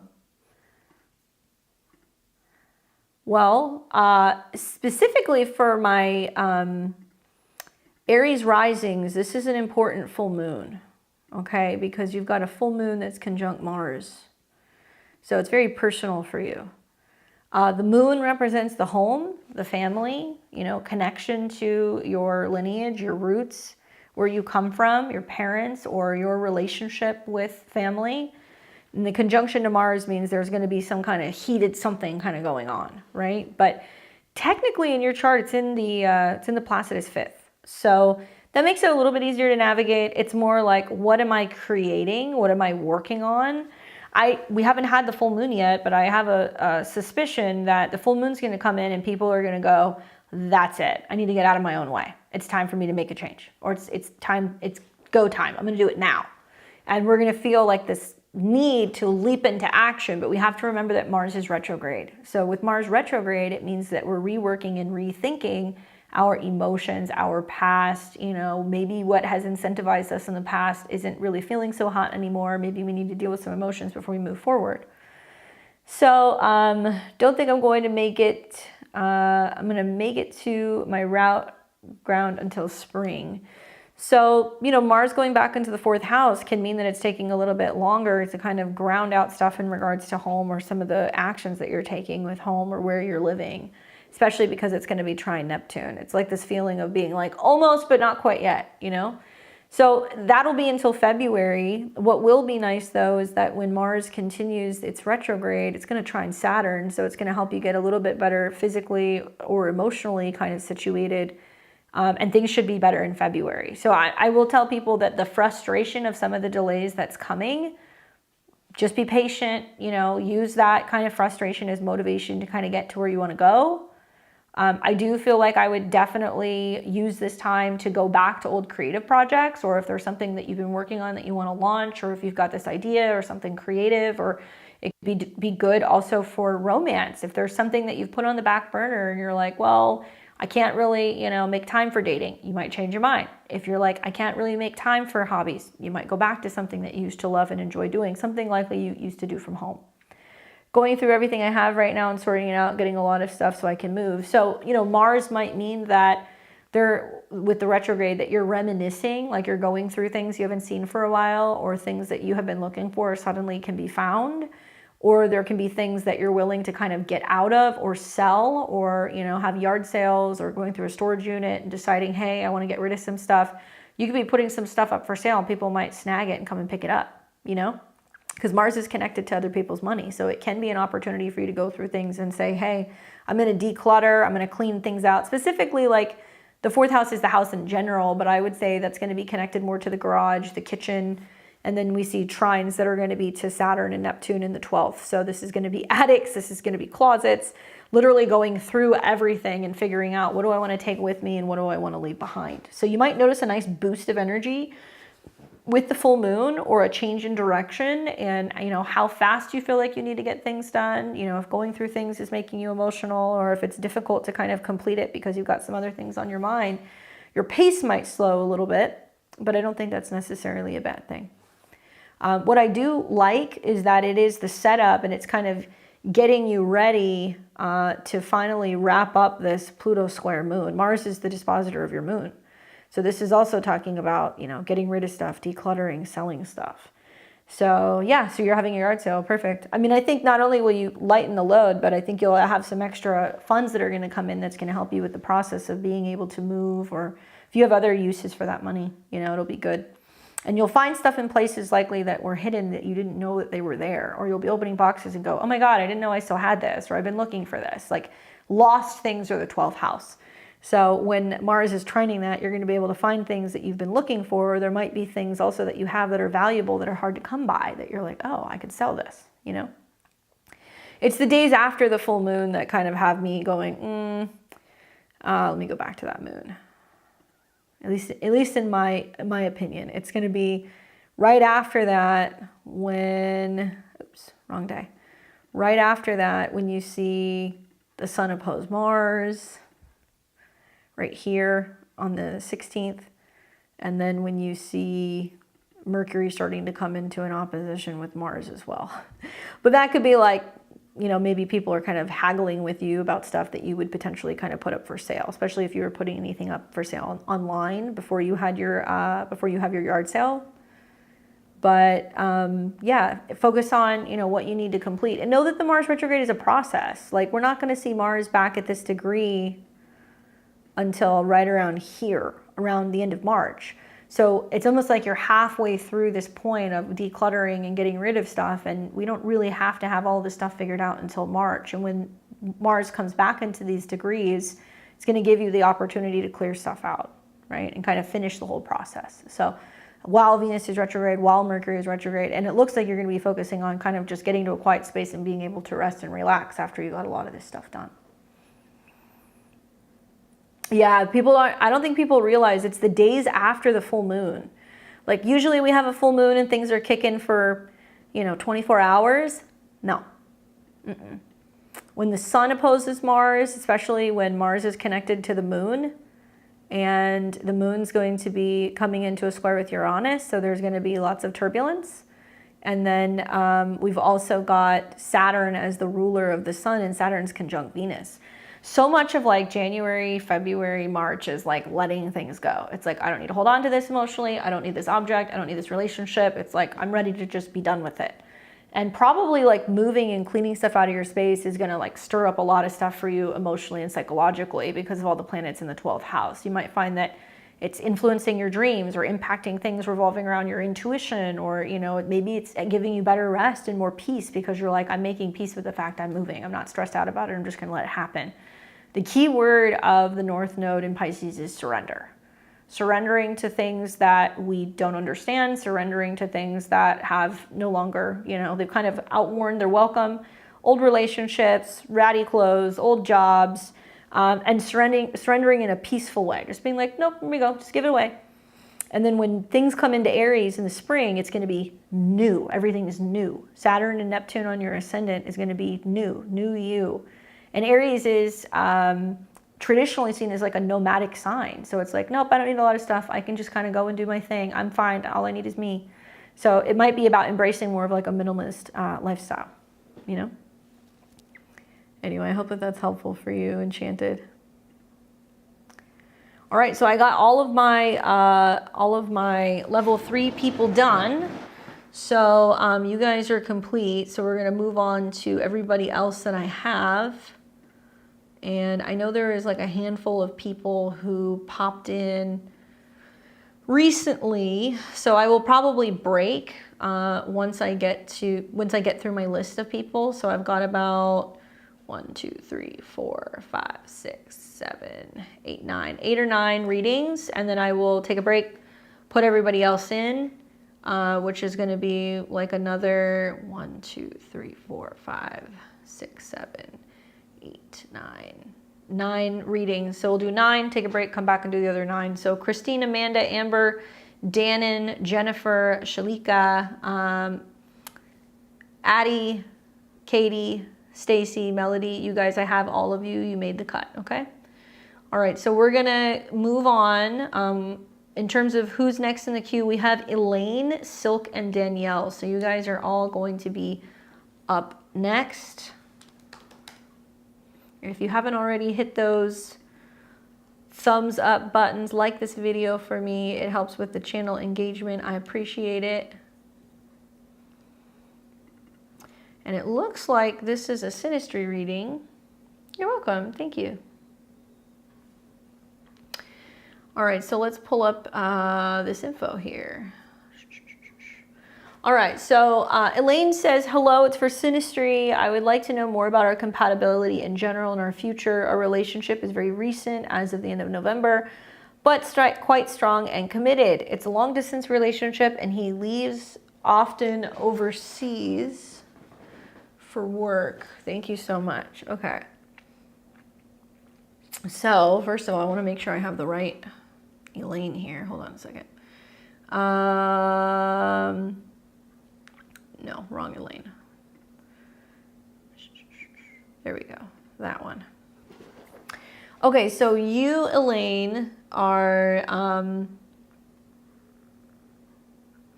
March 9th, 87. And that was at 12:21 in Quebec. Let's change that. 12:21. And then the other person, Danny, is December 21st, 1988. And that was at 3:03 a.m. So let's change that. I don't know why that was the wrong time. Weird. This is why we check. All right, so let's look at your synastry. We're gonna put the charts on top of each other. So her chart, she's a Sag Rising, and she's got Sun in Pisces, Moon in Cancer. And for Danny, we've got Scorpio Rising, Sun in Sag, and Moon is in Gemini. So let's flip it around. So the first thing my eyes go to when I'm looking at synastry between two people is I always look at, do they have planets that are conjunct each other's planets? I always look at what's also going on with the angles of the chart 5th house is going to be more romance. 7th house is going to be more relationships and commitment. So I'm seeing some of those things off the bat. I love his Venus on your ascendant. I think that that indicates that you kind of embody what he is attracted to. Okay, so you make him look good, he makes you look good. This is a good aspect for a relationship. I also am looking at his Jupiter and his moon along your 7th house cusp, where he brings you growth and, you know, support, obviously with Jupiter, and some kind of emotional connection and potentially a very communicative relationship, even when you guys are apart. Moon conjunct Venus. So if somebody's got moon conjunct Venus, they can have long distance relationships. They can kind of go back and forth, and they can, you know, be apart. And they can also come from different cultures and different backgrounds, and they can generally be pretty, you know, supportive of one another. Venus in opposition to Jupiter as well. They have their north node pretty close to your Mercury. So that can be great for learning how to communicate in a more sensitive, kind of empathic way, being really in tune with each other and each other's emotions. And his Mars is right on your north node. Technically, it's in your Placidus 4th, so it can be about incentivizing you to want to make emotional changes, make changes with your home, start thinking about the foundation, long-term kind of planning, maybe even family, because that's your whole sign 5th. So Mars North Node I like. North Node relationships I like. Like if I see somebody who has Venus, Mars, Juno, you know, Mercury connected with the North Node, I'm going to be like, they're going to incentivize you. They're going to push you to kind of grow into your North Node. And Aries is about taking action. Do your Venuses and Mars see each other? Okay, so his Mars sextiles your Venus, and his Venus sextiles your Venus. His Venus doesn't see your Mars. It's in conjunct or quincunx, but that's okay. You've got other aspects that do kind of connect them together. So as long as your Venuses and Mars see each other, that's really all I care about. And obviously, you guys have a Sun square, so Sun square Sun. But his Sun being in Sagittarius in your 1st house, he's going to understand independence, right? The fact that you need travel, or that, you know, you need to kind of roam, or you need to continue learning or kind of studying or exploring. So I love Sun and Venus in the 1st house in synastry. I think that that's going to show you somebody who's coming in that's supporting the person that you're becoming, because your ascendant is like your front door to your horoscope. So Venus means they're going to provide with love and support, and they're going to kind of adore you. But the Sun is like, hey, I'm shining a light on who you're becoming. And with Saturn and Uranus in your 1st house in Sagittarius, he's going to kind of support, hey, you want to be wild and you want to have free time and be to yourself? That's fine. You know, I like that too. So it's good. Chiron moon can play out one of two ways. It can play out in a sense of like emotional healing. And his Chiron is in your 7th house, so he can kind of heal wounds that you have with relationships. Usually Cancer moon in the 8th house, it has a Scorpio vibe, but there is like this fear of vulnerability. And so he can come in and he can kind of help heal that, maybe. His Saturn does oppose your moon. So that's one thing to think about, that this can represent living apart, you know, having some kind of home or domestic or emotional distance. His Uranus also opposes your moon. So you haven't known him long enough, but that can mean sometimes he'll push you, you know, and he can be kind of hard on you when it comes to dealing with your emotions. That's not an easy aspect, in my opinion. But there are other things that kind of soften that. You know, there's some sextiles to your Mercury. There's obviously some trines to your Mars. So it's not too hard of an aspect. And then when we flip it around, we've got, there we go. When we flip it around, we've got Danny on the inside, and then we've got your planets on the outside. Okay, so he's a Scorpio rising with the moon in Gemini and the sun in Sag. So you have Pluto right on his ascendant, which I think he can handle because he's a Scorpio rising, and I think he can handle it because he has Pluto on the ascendant natally. But that means that your interaction with him dramatically transforms and changes his life. So that can mean that there's a really strong chemistry, physical attraction, you know, there can be some intensity and some kind of passion between the two of you. You also have your Mars in the 7th, so, you know, he'll like that because you kind of push and incentivize him, you know, to really focus on, you know, growth and taking action in relationships. He may see you as somebody who is solid and reliable, and your Mars does oppose his Pluto. So, you know, that's something else to think about. You're born with Mars in opposition to Pluto, so you've seen kind of the power struggles kind of happen throughout your life. He there could be a little bit of like jealousy and possessiveness stuff that can kind of come up as well. So I would say be mindful of that. But that's only if one person's reluctant to change, right? Like even though he's a Sag, he's got so many planets in the second house, he's going to act like a Taurus. You know, it's like he works hard for the money. He's focused on security. He likes having nice things. He's going to focus on kind of building in some capacity. So something like this makes me feel like what's happening and what's going on is you have a relationship where he's being asked to like trust and not treat a relationship as something that is like possessive. And he likes being around the person that he's with because he's got Venus in the first. Anyway, your Saturn and your Uranus sit in close proximity to his Sun and his Saturn and Uranus. So I think that you guys are both going to have similar values and interests, especially with culture, travel, and education. Your Sun and your Mercury are in his fourth, so that's good for like home and family and living together. And you've got North Node on his Mars. Sexually, that's very good. And in the fifth house, you know, this could mean that it could be a relationship that could materialize in having children. I mean, it could. There's going to be an eclipse that's going to be on your North Node in March and some retrogrades there, and it's going to be right on his Mars. That's his chart ruler, so that he might suddenly be like, oh my God, I'm in love with you. Let's do this thing. You know, let's go. And Uranus is dancing on his Jupiter right now. So he was supposed to be kind of like meeting somebody who was, you know, coming into his life that perhaps, you know, it could have been around his age or older actually, because Saturn's in the fifth, who could potentially be like a long-term like relationship, partnership type of vibe. And you got Jupiter in his fifth house too. So you guys have fun together. You can be active together. The only thing, and there's always something, but the only thing that I think about is that you have technically malefic planets on his ascendant and on his descendant. And what I can tell you with my experience with some of these placements is if he's growing and he's evolving and he's learning to work with you and build with you and he's letting go of like old identities where maybe he's reacted out of fear or there was jealousy or possessiveness in relationships, he's learning to let that go. And you can incentivize him and you can be of help and service to him with Mars there, or this is going to materialize as like some jealousy issues, especially because it's squaring Venus, which is in technically the whole sign fourth. So maybe when you guys are apart, things are really good and they can be good for a while. But when you guys are together for long periods of time, that Mars-Pluto opposition can be a little tense. There's outlets though. You've got sextiles and you've got trines, so that can definitely help. And then your moon is on his Chiron. So like you guys might feel like you guys can talk to each other and share secrets and, you know, expand on things that you couldn't typically talk to each other, you know, about with other people maybe. So you have like that kind of intimacy and that transparency that you feel like you don't get with others. I'm especially curious about your South Node Lilith conjunction now that I see that, and the North Node Mars. See, in the past with South Node Lilith, there could have been some romantic entanglements between the two of you that could have been an affair.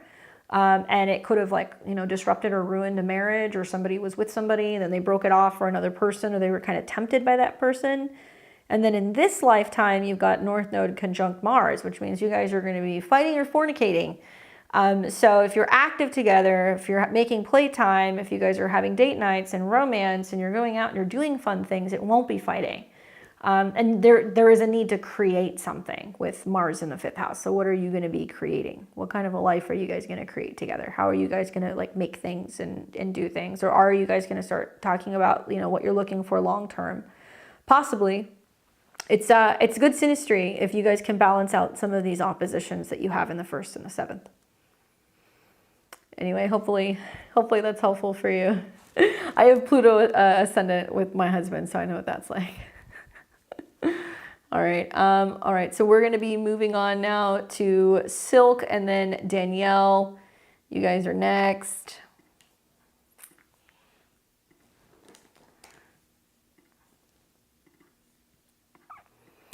All right, let's see what Silk has to say. I think she just wanted a general astrology reading, looking towards the next month ahead. All right. And yeah, follow me at BTV Astro if you guys want to see my astrology shit posting.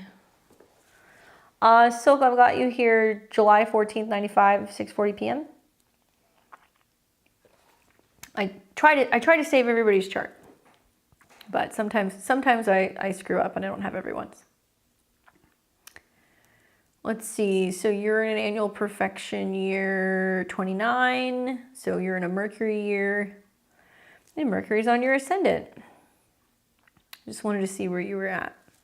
Okay. So just a little food for thought, right? Like Saturn's important. Saturn's super important. You're coming up on your Saturn's return. You're going to really start feeling these energies pretty strongly, if not already.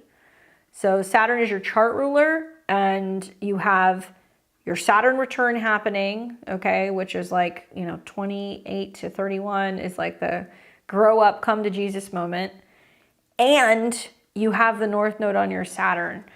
I have seen so many people from 95 with this aspect. I'm very curious to see what you guys go through with your Saturn return, because it's almost like the universe is really emphasizing for you guys, hey, you really have to do your Saturn return. Some people can have their Saturn return and they can skate by, and they may not do everything they were supposed to do, and then they end up paying for it during their Saturn opposition or their second return. But the people from 1995, the universe is like, no, you're going to do your Saturn work. Retrogrades over your Saturn, eclipses that are going to be opposing your Saturn, North Node's on your Saturn. Like, this is like a Saturn return like I've never seen for some of you guys. So my recommendation for you is get super familiar with your third house. If you look at your natal Saturn, it's retrograde, which means it's karmic, it's introspective. There's things from the past that you're working through. It's at 24, so it's going to deal with hidden things, your subconscious, your dreams, your intuition. It's also going to be about neighbors and siblings and, definitely taking really good care of your mental health. When Saturn fully leaves Pisces at the end of 2025, going into 2026, your Saturn return will be over. So you really just have to be like locked in, especially between now and I would say June, until Saturn changes signs, and then you'll do a little bit more work in the fall. But I'm just like stunned looking at this. Now, here's the good news. Even though that's like a really heavy dose of Saturn themes, you've got some amazing aspects. You're going to be experiencing Saturn trine Pluto. So this is about finding the inner strength and the willingness to transform your goals, your friends, where you're going with, your finances in regards to your career. You are also simultaneously seeing Saturn dance with Neptune, where you're learning to communicate differently, to be more sensitive, emotional, and it's trining your Sun. So it's about transformation and communication and relationships. Oh, and also Mars is retrograding over that. Like, what is going on? Are you trying to remedy a relationship with a sibling or with a relative? Are you deciding the best course of action and how to better kind of communicate with a romantic partner or with relationships in general? Are you journaling? Are you pulling a couple tarot cards every day to kind of confirm your intuition? I mean, these are things I would be doing. Thankfully, all of the planets are kind of harmonizing in your chart. What's difficult is that you are seeing that it is enacting your natal Saturn in opposition to Mars. So when we think about Mars, it can be, your goals, your friends, and the South Node is hitting Mars. So you're kind of saying, you know what, there's something old and outdated about what I believe in, or about what I've studied, or, maybe there is much more of a need to kind of release and let go of some of these wounds, because Mars is conjunct Chiron, in regards to other people and how other people treat you because of your beliefs or your philosophy, maybe. Could be bringing up some kind of conflict with family at a distance, as Mars is connected to family. So that might be something that you're kind of dealing with. What is nice is that you have Saturn that is sextiling all your Capricorn placements. So it is allowing you to think differently, be independent, maybe be a little bit more mature and a little bit more stern. But yeah, I mean, I can just tell you, for somebody who has such a strong Saturn signature, lots of Capricorn, Saturn in hard aspect to planets, your North Node's in the 10th house. This is a huge turning point for shifting the way that you learn, communicate, and connect with people. And I have found with Saturn in Pisces in the 3rd house, sometimes saying nothing is like the best remedy for issues and conflict. It's like saying less, listening more, or learning to kind of go, I'm not responding to that. Hostility, anger, frustration, those kinds of things coming from other people. And I think it can really, really, really, really, really benefit you and bring in the right relationships, as long as you're asking all the right questions and you're learning how to kind of connect and express yourself. When you're in the midst of your Saturn return, you can't really see the forest through the trees. And this one is, like I said, it's a doozy, you know. In the background, I'm looking at also Pluto squaring your north and your south node. Like, I couldn't imagine having that transit with my Saturn return. That in itself is also saying there's like a huge shift that's coming within you. And it could be your physical body changing, your resources changing, your values changing. And it's going to help redirect you when it comes to where you've been in your past, you know, family or romantic life, South Node in Taurus, and where you're going, North Node in Scorpio. It might even be a turning point that involves like education or training, you know, or something that's like you're doing, you know, long distance training or some kind of hybrid courses or classes, or you're learning something. And it can very much be kind of connected to Scorpio themes. So like, you know, psychology, metaphysics, the occult, anything that's about spirituality. And the third house is known as like a house that can be strongly kind of connected to divination. So you could get, this is a good transit to get more serious about learning like tarot, or, you know, doing intuitive readings, or learning more about astrology, and journaling and reading and like listening to videos and watching stuff that can kind of teach you more about this stuff as well. You're gonna have to let me know, because you're gonna be able to write like a whole essay on Saturn when you're done with your Saturn's return. I'm very curious to see what happens for you. All right, so we've got Danielle, Kiki, and then we have Solara. What's up, Danielle? Make sure I've got the right one. I know it's Danielle the Taurus. There we go. All right. Hi. All right, so Danielle says, hey Candace, looking for general update on my chart, also looking for some love to come back. No sign yet. You're welcome. All right, well, let's take a look. So what's going on with the moon? Well, that full moon's going to be in your first house. I know you know that, but it seems kind of important for Cancer risings, no? And it's going to be right on top of your series with the opposition to the sun. So some food for thought. You might notice when you have this full moon, you're going to be craving like bread. I know that sounds weird, but Ceres in Cancer is bread, pastries, like eating our feelings. Like that can definitely kind of come up. And also like be mindful when you're cooking and you're in the kitchen, or anything in regards to like accidents with burns or cutting your finger, like that kind of stuff. Conjunction to Ceres can definitely bring like, oh, I'm serving or I'm taking care of something, and then boom, you know, you slice your finger, you burn your hand. But also an emotional clearing, right? So like for Tauruses, this full moon's going to be in their third house, which means they're like, boom, I have something to say, you know, and there's this outburst.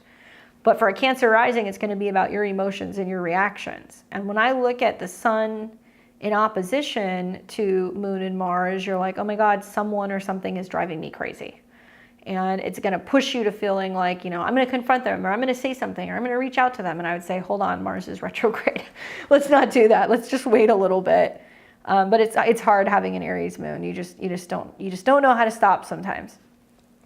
I think that something else that's kind of interesting is that this full moon is trining your natal Uranus. So it is opening the door for new relationship opportunities, connections, meeting people, you know, sparking up a conversation with someone that can definitely bring a, you know, romantic opportunity.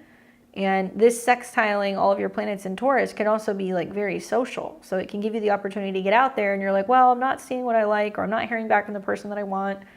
And it will drive you crazy that whole week, because you're going to see then planets start coming into opposition with your Mars, where you're going to be like, why are they not calling me back? Or why are they looking at my stuff? Or like, what's going on? And then you may see an opportunity when Mercury opposes your Mars, where somebody does reach out, or they do try to communicate or connect with you, you know, and you're like agitated or you're pissed off that it took so long. And that could be like the 23rd, you know, maybe through like the 28th. So patience really is the key. And with Mars trine all your stuff in the 10th house, it's good for work, for reputation, you know, for getting more recognition, for having more responsibility. That's going to be a huge theme with like Saturn and the North Node and other planets kind of going through your 10th house. I also feel like for you, you know, you're in a very powerful period right now with Pluto trine Jupiter. Also for job change, healthier habits, changes revolving around your work and your career. And Pluto's also going to trine your Saturn. So, you know, people always ask me, like, when do you see relationships come in? Mercury, the moon, the sun, you know, Venus, these are passing planets. These planets move throughout the houses, you know, every year. But when we look at outer planets like Pluto, for example, coming into a trine with Saturn all year, that's going to radically change and transform your relationships because Saturn rules relationships. Now, it can be that there is a clearing and you're like, I'm done with people in the past, but it could also be that there is some communication, conversation, you know, some kind of awareness that, you know, you're like, okay, you know what, I'm over them. Or we have a conversation and then you realize, wow, my feelings are still there. And then you go deeper. But that Pluto trine Saturn will bring some significant changes to relationships for you this year. As will, you know, the March-April time where you're going to see, you know, Venus going retrograde back and forth over Saturn. That means that a partner from the past can kind of come back up. They live further away or they're at a distance, or maybe you hear from them while they're traveling or while you're traveling. I really think that the Venus retrograde in Pisces is going to be a whole lot of drunk dialing your exes. So you got to be really careful with that, because there can be a sense of you like reminiscing or thinking about people and then being like, oh, I'm just going to call them, you know, or we'll see a lot of people doing that. That's going to be a huge theme. The late degrees of Pisces is like super, super messy, super emotional, super unhinged. And then we've got the South Node in Virgo, which is going to be people going like, fuck it, I don't need to be perfect anymore. You know, I can be a mess. And we're going to see some very messy things happening in relationships. So, you know, if this guy goes on vacation, he's on a beach, he's, you know, drinking beers, hanging out, and then all of a sudden you're getting some DMs, I would be like, Make sure that the back and forth conversation is something that's going to be consistent and it's going to be legitimate, because you're going to be wanting to have some heart-to-heart kind of conversations with people about how you have felt with what's gone on since your time apart or what's happened in your previous relationships, and you're going to want more stability, and you're going to want more commitment. You're going to want to change the way that you do relationships because you want something that's solid, leading you into 2026 when Saturn hits your moon, and there is going to be a brand new relationship status that you're going to be like screaming from the mountaintops, because Saturn and Neptune will be in your 10th house. You're going to be like, I'm with this person, this is my forever person, while you're kind of shaking off all of the dust of, you know, Jupiter and Saturn in your 4th, where you're like, oh, relationships are messy, they're hard, they never work out, they're always private. You're going to want to put on a completely different face publicly and be like, yeah, this is who I'm with and this is what I'm doing. I've already thought about messaging someone from 23 years ago. I'm telling you guys right now, it's like, I've been calling it Carmageddon, which is so funny because my husband just showed me that song, if you guys haven't seen it, on YouTube, of like that female artist, that she has like a pop song that's like totally spilling the tea. But I was saying Carmageddon for the last couple of weeks because Saturn is the Lord of Karma.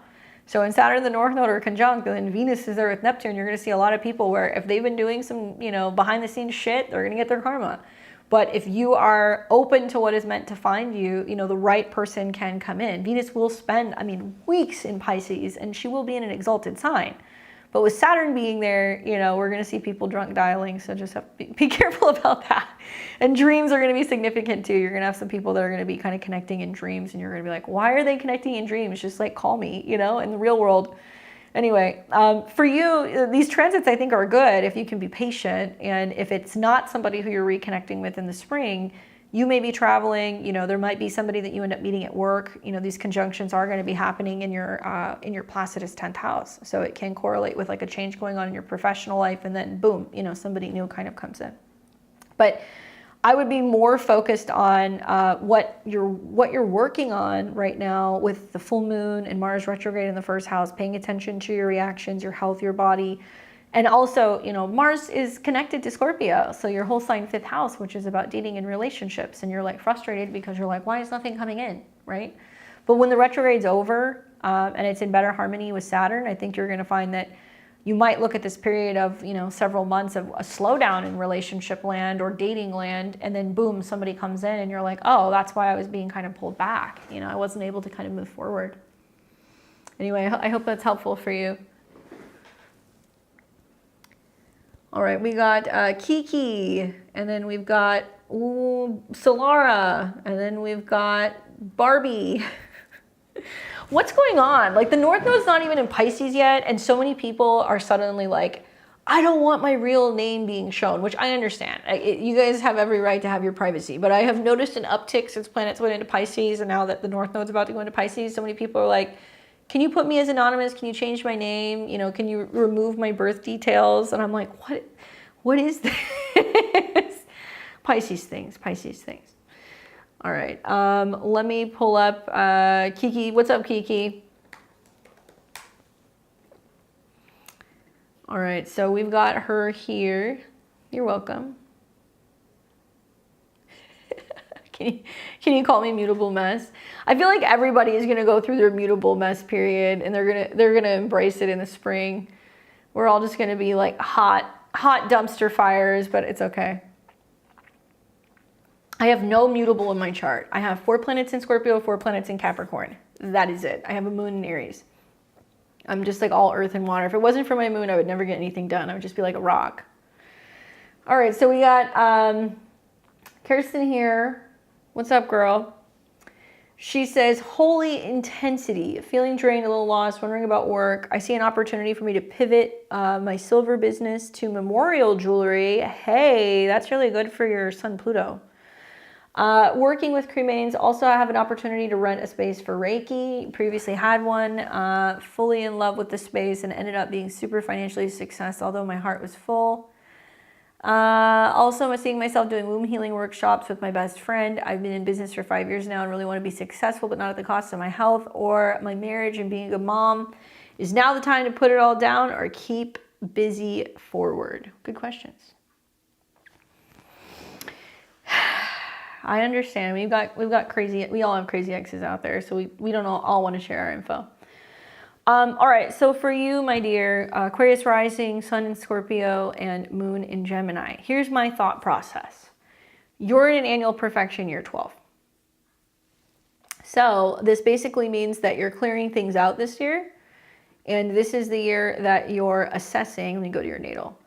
The natal placements of your whole sign 12th house. So if you look, Venus, Neptune, and Saturn are a part of your whole sign 12th house, which means you, because you're Saturn, your financial and kind of like resources or what you create, as well as your creative projects, hobbies, and home are all in the 12th. So Saturn is your time lord this year. Saturn's obviously going through Pisces. It's in the 2nd household sign where you're kind of saying to yourself, you know, is it worth it? Do I push forward? Do I put more money into these projects? Is it going to be a good idea? Or do I need to just like let it all go? I do think with Jupiter on your moon, it's more about your family. It's more about your home, and it's going to be more about your kid this year. And it doesn't mean that you can't work or you can't do any of the creative things, but in the 4th house, that becomes the priority. And you're going to see an emphasis on that pretty much between now and, let's say, you know, May. And then Jupiter is going to start going into Cancer. It'll be in your 5th house in June. It can bring more pleasure to your creative hobbies. It can bring going back to doing more of your work. So even if you were to take a step back a little bit, let's say, you know, between now and June, to just reshuffle, prioritize, come up with a game plan, and then feel emotionally recharged and that you can kind of get back into it, I don't think you're going to give anything up. Especially with Jupiter moving into its exaltation, it's going to start trining all your stuff in Scorpio. You know, I'm a Placidus reader, so, you know, Jupiter ruling your 10th house, it means that your number one priority in your 5th is your kid. And obviously everybody born in 89, you know, they have that Jupiter Chiron series where there is this feeling of, you know, am I being a good mom? Can I give enough? Is there some mom or mothering wounds there? And it's in opposition to Venus and Saturn and Neptune. So you've got that kind of baked into your chart. But from a whole sign perspective, Jupiter is in the 6th. And that makes me feel like you could make things that could be ceremonial, in honor, memorial, you know, other ways to kind of symbolize a burial. This sounds weird, but also Cancer deals with like milk. And I've seen that there's been like this trend where people are taking breast milk and they're like turning it into pearls and like other like jewelry. And like being that Jupiter is connected to your whole sign 2nd house, I wonder if that's something else that would be a spinoff of something you would consider doing, or something symbolic for mothers because Jupiter's in Cancer. I love like the Mars, Sun, Pluto, Mercury, and you could potentially, you know, do something that's connected to, you know, remains and memorial pieces and anything that is going to be kind of celebrating the dead, right? Totally been asking to do that and said no. Yeah. I mean, you know, it's not for everybody, but I think that if this were me, it would be more prioritizing things regarding home and family. You may feel with Venus retrograde and with Mercury retrograde in the second house that your priorities are changing and you're like, I only want to put my time and energy into things that feel meaningful and also things that you feel like are going to actually be productive. So by the time we get to, let's say, the second half of April, Venus goes direct, it's conjunct Saturn, it's bringing you business. It's also maybe that you've taken time for a few months to make products, create products, and see how they sell. And then you get to the end of April and you're like, okay, actually I can make a decent living making these products. It's going to trine all the stuff in Scorpio. It's also going to trine Mars in the 6th house. So if you wanted to segue a little bit to do more of that work and sell that, you could. I also think that in terms of, you know, the 12th house year, I mean, I'm in one too. I'm realizing that a lot of it, regardless of what planet is the ruler of the 12th house, it's like we got to scale back. You know, you got to look at the aspects of your natal Saturn. And Saturn, Neptune, Venus is like literally doing something ancestrally, doing something that's celebrating elders, you know, relatives, things that are going to be connected to like older people because the 10th house is completion. That's another reason why I think that it would be good for you to do the memorial remains jewelry if that's something that you're open to. And Saturn does oppose, you know, Chiron and Jupiter in your 6th house. So you're going to be going back and forth going, is this going to be a better move for me? You know, because now you're going to be, you know, literally creating things on commission. So somebody's going to commission you to make a piece rather than being like, okay, I'm making all of these products, I'm making all this jewelry, and then I got to sell it, you know, or I got to figure out how to get it out there, or I got to vend, or I got to, you know, whatever. Work, literally, Capricorn 12th house, work in private this year.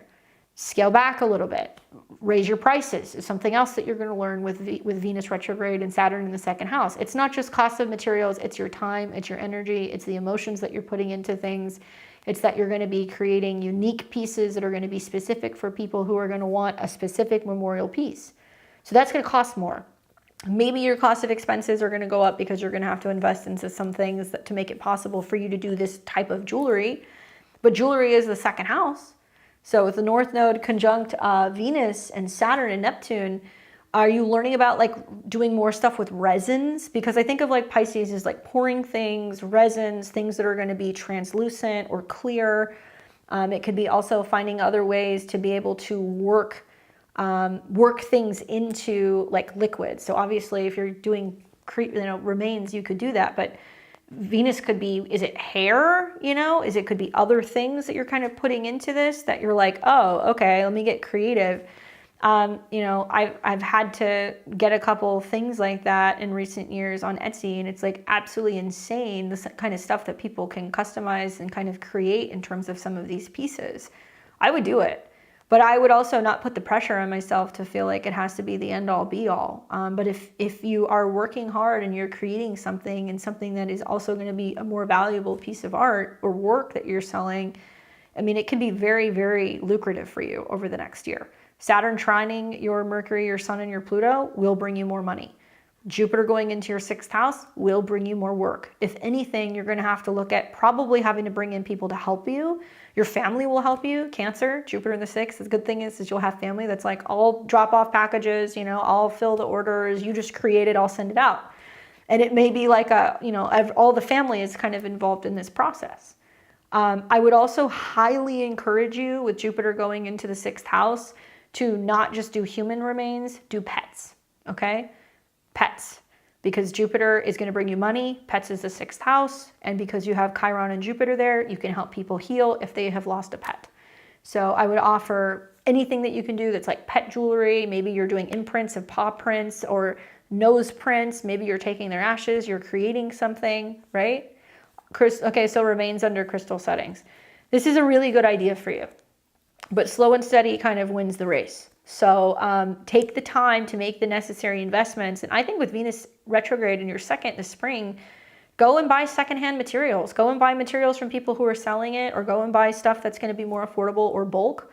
See if it sells, see if it works. And if it ends up going well, I mean, I think it'll kind of kick off in the summer and you're going to see that you can stay home more, be more present, work on things, and know that you're working on stuff that you're getting paid for to make and to sell, rather than hoping that you're going to sell some of the pieces that have been kind of hanging around, you know, and you can repurpose a lot of stuff too. Venus retrograde in the second, you're going to have metals you can repurpose. You're going to have things that you can take apart that you have already created. You can melt it down. So don't go buying a lot of stuff. Make the most with what little you have. Saturn in the second house wants you to be super, super resourceful. So melt things. Pisces is about melting things. Melt things down. Also play, because Jupiter is going to go into Cancer. You're going to see a lot of opportunities to work with pearl, silver, glass, yeah, pretty much those things. Kind of Pisces and Cancer stuff is like that. Maybe things that are like swirled or like metallic, you might be able to do that as well. Maybe you're going to be making like custom gemstones where you're, you know, taking the ashes and you're, you know, compounding it and you're kind of putting it with other materials and you're creating what looks like it's like a actual like, you know, a crystal or something, but it's got the remains in the center of it. So you want to think pressure, right? Saturn is pressure. So what happens when you take Saturn and Venus and you put them together? You create a diamond. So maybe you're going to start learning about how you can actually take some of these things and you can pressurize it and you can create these like little like gemstones and stuff. You might be able to get a machine or materials that, you know, somebody's no longer using that you could get super cheap. I love going and like thrifting or going antiquing or going to estate sales when Venus is retrograde. Are you kidding me? You get such great stuff. So you might find people who are doing that are going to be selling some of these materials or things super cheap and you'll come up on it. Food for thought, right? But you need a private space to work. Saturn is in your whole sign 12 with Neptune and Venus, which means also you need to meditate and visualize regularly and being like, everything I need is being provided for me. The universe is providing all of these things, and start saying, this is what I need help with. Send me this. This is going to make it easier for me to be able to do this. Or this is how I could use some support with my family. Or this is how I could use some help with my kid or with my husband. You got to be visualizing it. You need to meditate. And if you can go hiking, this is going to be really, really, really, really, really helpful for you. Keep me updated. I think that's a really cool offering that you're going to do. And I'm telling you, if there's a reworking of some of the investments of time and some of your values, you're going to see that it's going to pay off in a big way. Go and learn about your 12th house annual perfection. It'll kind of help you get some insight. Okay. Might be a new website coming too. If Saturn is your time lord and it's going to go into the third whole sign, you're going to start thinking about, well, if I'm doing this kind of work now, I need to rebrand, or there needs to be new media or a new website. You might start doing that. Yeah, I cannot recommend the 12th house year so far. not my favorite. Hang in there. All right.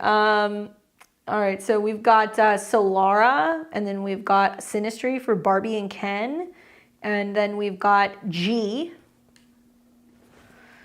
All right. So Solara.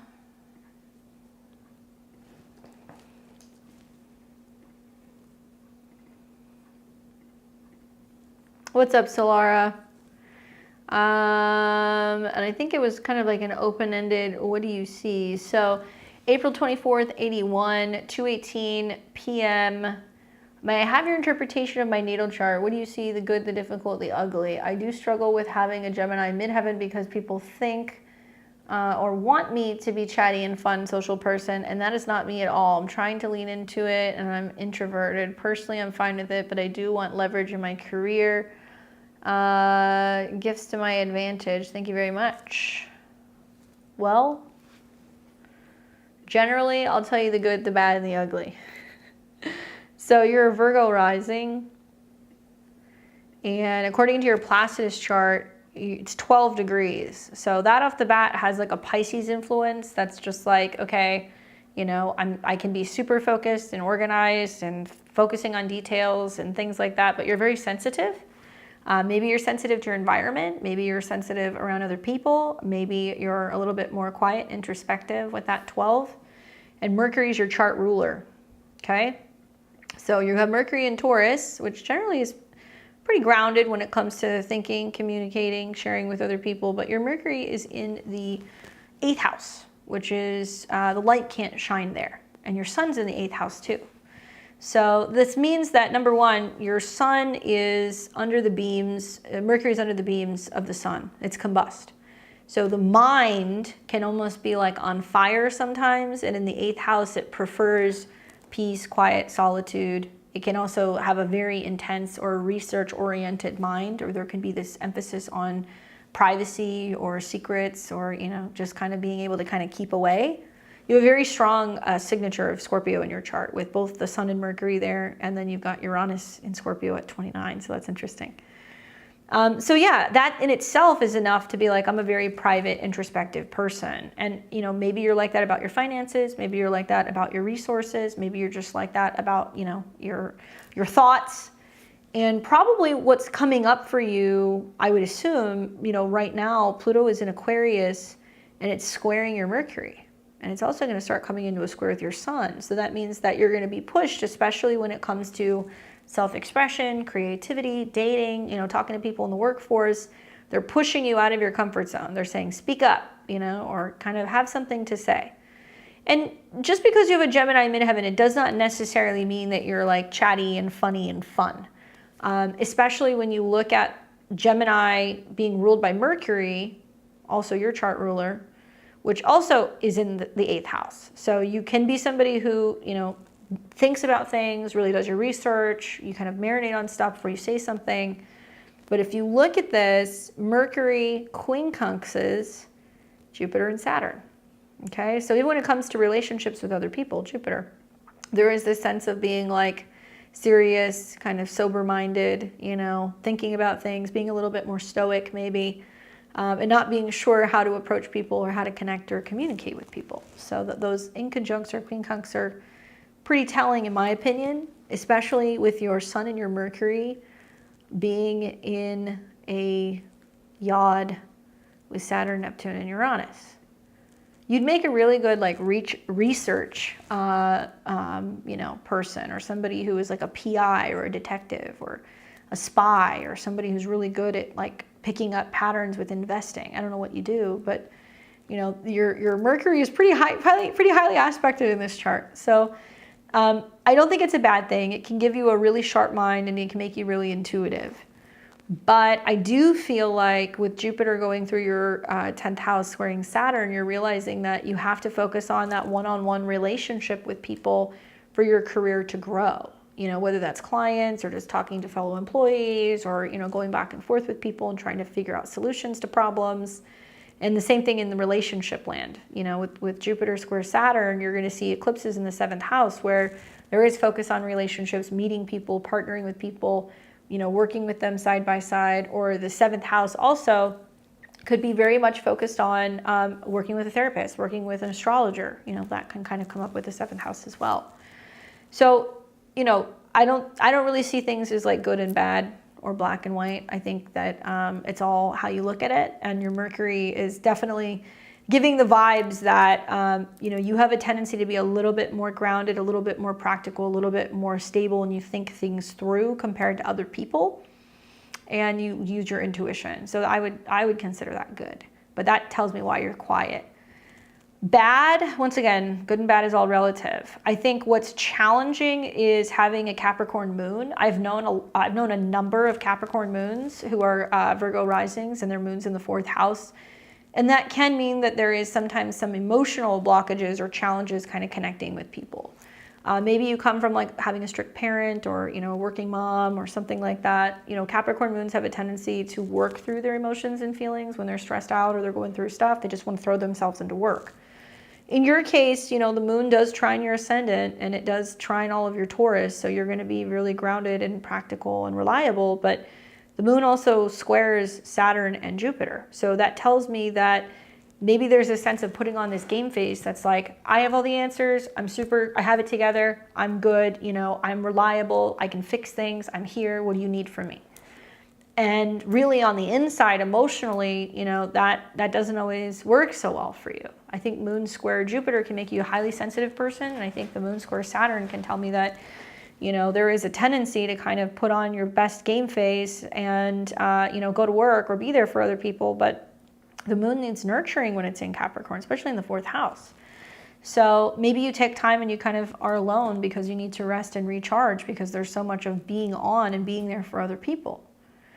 your Sun and your Mercury square the North and the South node, and the North node's in the 11th. So, you know, for growth, you're going to want to be social. You're going to go out and interact with people, but you're going to want to focus on being with people who are going to put you at ease. They're going to have similar interests. You know, maybe somebody who's, you know, also interested in metaphysics or occultism or spirituality, you know, that kind of stuff.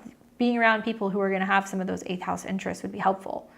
And then the South node being in the 5th house means that you're moving away from, you know, personal hobbies and dating and things that are more kind of connected to pleasure, and you're focusing more on how you can be a part of, like, you know, collective groups. So parties, meetings, socializing, networking, all these things I think would be good for you because your North node is there, but because the North node ruler is conjunct Mercury, so it's pushing you out of your comfort zone. So if you have to interact with other people more, then, you know, you're going to want to be around people who have similar interests, and that's going to kind of help you, you know, kind of get out of that. The ugly, I mean, I don't really see anything that's glaringly, you know, difficult. Some people would say having, you know, Saturn in the 1st house is difficult, but it is exalted in your chart. It's conjunct Jupiter. So it's been my experience with these people that you guys are really, really great in relationships. You guys are really great when it comes to forming, you know, solid commitments, very knowledgeable about beauty, art, sometimes even finances here. And Venus is the dispositor, and it's in the 9th. So I think the more you travel, the more you learn about other cultures, the more that you welcome new practices, teachers, and traditions into your life, it's going to help you feel a little bit better rounded, you know, for the most part. Probably the most challenging thing I can see about your chart is that you have Mars at 29 degrees. And Pluto has been squaring that in recent years, and that's done. So that can definitely represent a lot of intensity revolving around, you know, joint resources, you know, karma in regards to other people's money. And it does oppose Juno. So this tells me that there is some intensity revolving around the way that you look at partnerships and commitment in partnerships, and where this kind of puts you in a position where you can be a little bit more vulnerable financially if you're kind of financially, you know, enmeshing yourself with another person. And that's at a 29, and Uranus is at a 29. So Mars also forms a yod to Uranus as well as to Saturn. So, you know, Mars and Mercury are very, very important in your chart. And when you see Mars conjunct Mercury, this is usually somebody who doesn't think, they just communicate, they just say something. So I wonder if you have like these natural instinctual impulses to be like, don't say anything, don't say anything. Or you're saying, oh, I should have said something, you know? And there's like this back and forth that you do. It is at a Leo degree, so it can also make you very creative and very passionate, and it's in its home sign. So, you know, usually Mars in the 8th house does very well, but Mars in opposition to Pluto, there's always like this back and forth that, you know, you have between what's mine and what's somebody else's. And I would lean more into Mars trine Neptune, where there can be lots of opportunities for spiritual healing, for spiritual awakenings, for rebirth periods and things like that. So you're not getting kind of intertangled with the drama of Pluto. Mars in trine to Neptune in the 4th is changes with home, changes with family, you know, where you were born, moving away from the city that you were born in, not feeling like you have to identify with being in the same place all the time, you know. I have a quick temper, so I try to keep my mouth shut. Well, you know, I have found that Mercury Mars does. Yeah, they do. But, I mean, and I can say this, if you're a Virgo rising and if you have Mercury conjunct Taurus and the conjunct Mars in the 8th in Taurus, you're generally smarter than most of the people in the room. And you probably have to bite your tongue and keep quiet, because there can be a tendency to be like, this is very easy. This is how you do this. It's not complicated. You know, you just do this, this, and this, you know. And Virgo risings are very intelligent. And a Capricorn moon, too. I've known a couple people who are Virgo rising, Capricorn moon. You know, you guys are generally very direct and kind of between the eyes. It doesn't really matter where your Mercury is. Maybe Mercury in Taurus is a little bit more patient, especially because Venus is there. But it's all about how you react to change, you know? Anyway, interesting chart. I hope that that's helpful for you. I would go and learn about yods and the fact that you have Mercury and Mars in a yod with Uranus and also with Saturn and Jupiter. Your intuition will serve you well. Listening to it, you know? All right, so we've got, let's see, who do we have next? We've got Barbie and Ken. You're welcome. And I think you sent the times a while ago, so I can put those in. Where was that? Now I'm going to forget.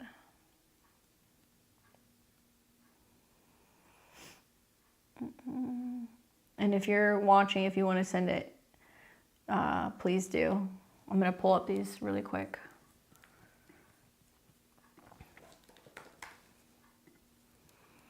I laughed when I saw the names that you chose. All right. So we've got Barbie and Ken. These are their aliases. And I'll give you guys a rundown of who we have left. So after we do that, we have G, and then Alana, and then we have Kadia, Melody, Stacy, Katie, Addie, Shalika, Jennifer, Dannon, Amber, Amanda, Christine. We just got a lot of people. So if you hear your name, I've got you. We just haven't done your chart yet.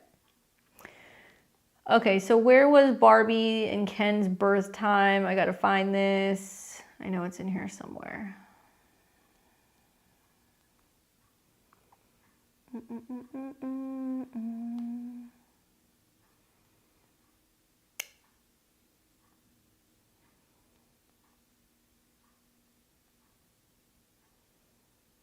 There we go. Is that it?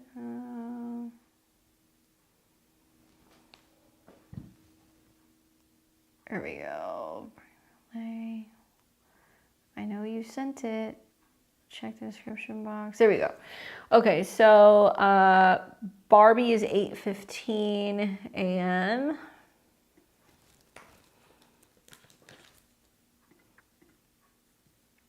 And then Ken is 12:56 a.m.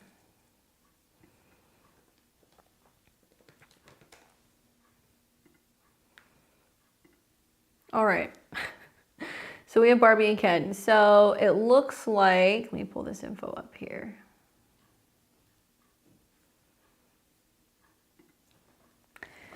Synastry for the two, November 22nd, 96, 8:15 a.m. in Tucson. And then we've got Ken, March 1st, 94. And that was at 12:56 a.m. And that was in London, Ontario. A look at our synastry composite current challenges in transit. 2 years had Pluto square my moon, and Venus is finally over. We have a solid, happy marriage, beautiful baby born last year. We've had some work drama, particularly him. Planning an expedition, maybe the end of 2025. How are we looking? Do you see any possibility of that in our chart over the next 12 months? That could grow. Okay. Yeah, send EGs. I would kill to have EGs. I haven't had it in so long.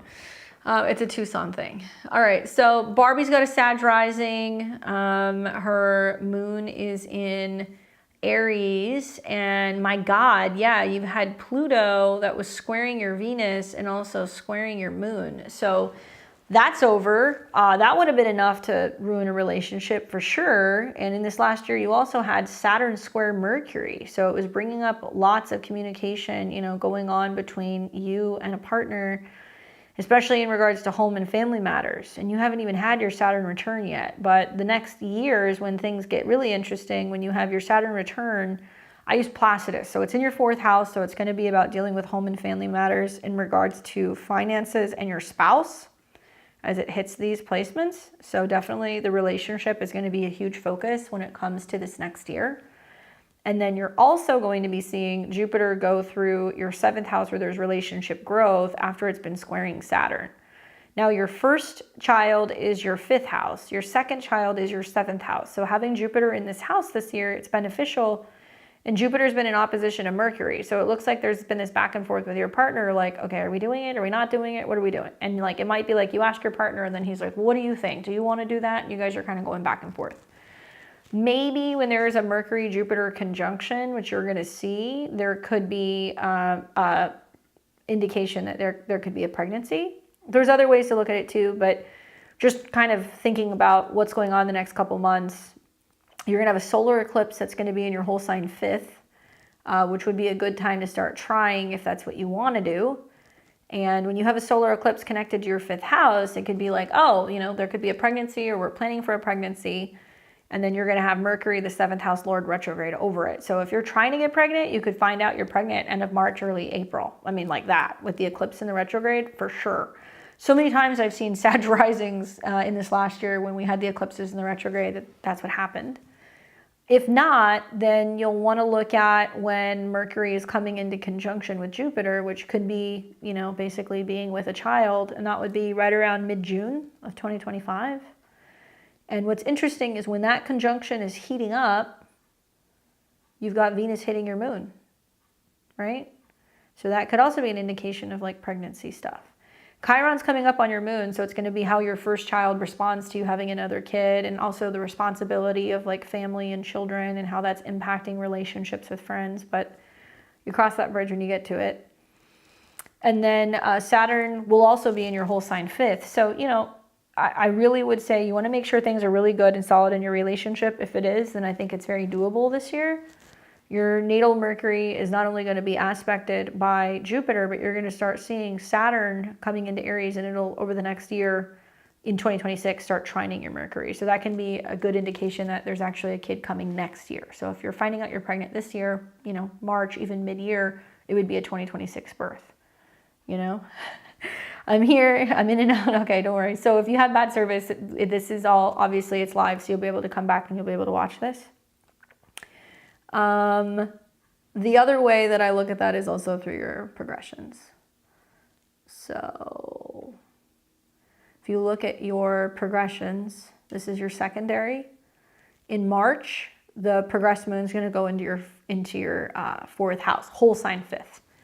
And it's going to start making a trine with Pluto on your ascendant. So that's another indication that pregnancy is probably likely to come sometime, I would say March. Oh, this is your solar arc. Hold on. I was looking at solar arcs earlier. Let's look at your secondary. There we go. Okay. So you've got Jupiter going through your whole sign 5th house here. And then Jupiter is going to go into the 5th house in May. And then you're going to have Venus go into that house also in July while there's a retrograde. My money would be on this summer. So yeah, I think that likely that if you're looking at that, synastry won't always show a pregnancy. I guess that's why I looked at your chart first. But if we look at you and your partner, I'm going to look, let's see. So you have a Chiron moon connection, which is why there's been some healing issues going on through relationships. North node Pluto on your sun, that's really pushing you to change and evolve as a person. And let's see, let's look at their chart. So they're 29 degrees Scorpio rising, which is intense as it is. And Uranus is coming up on their descendant.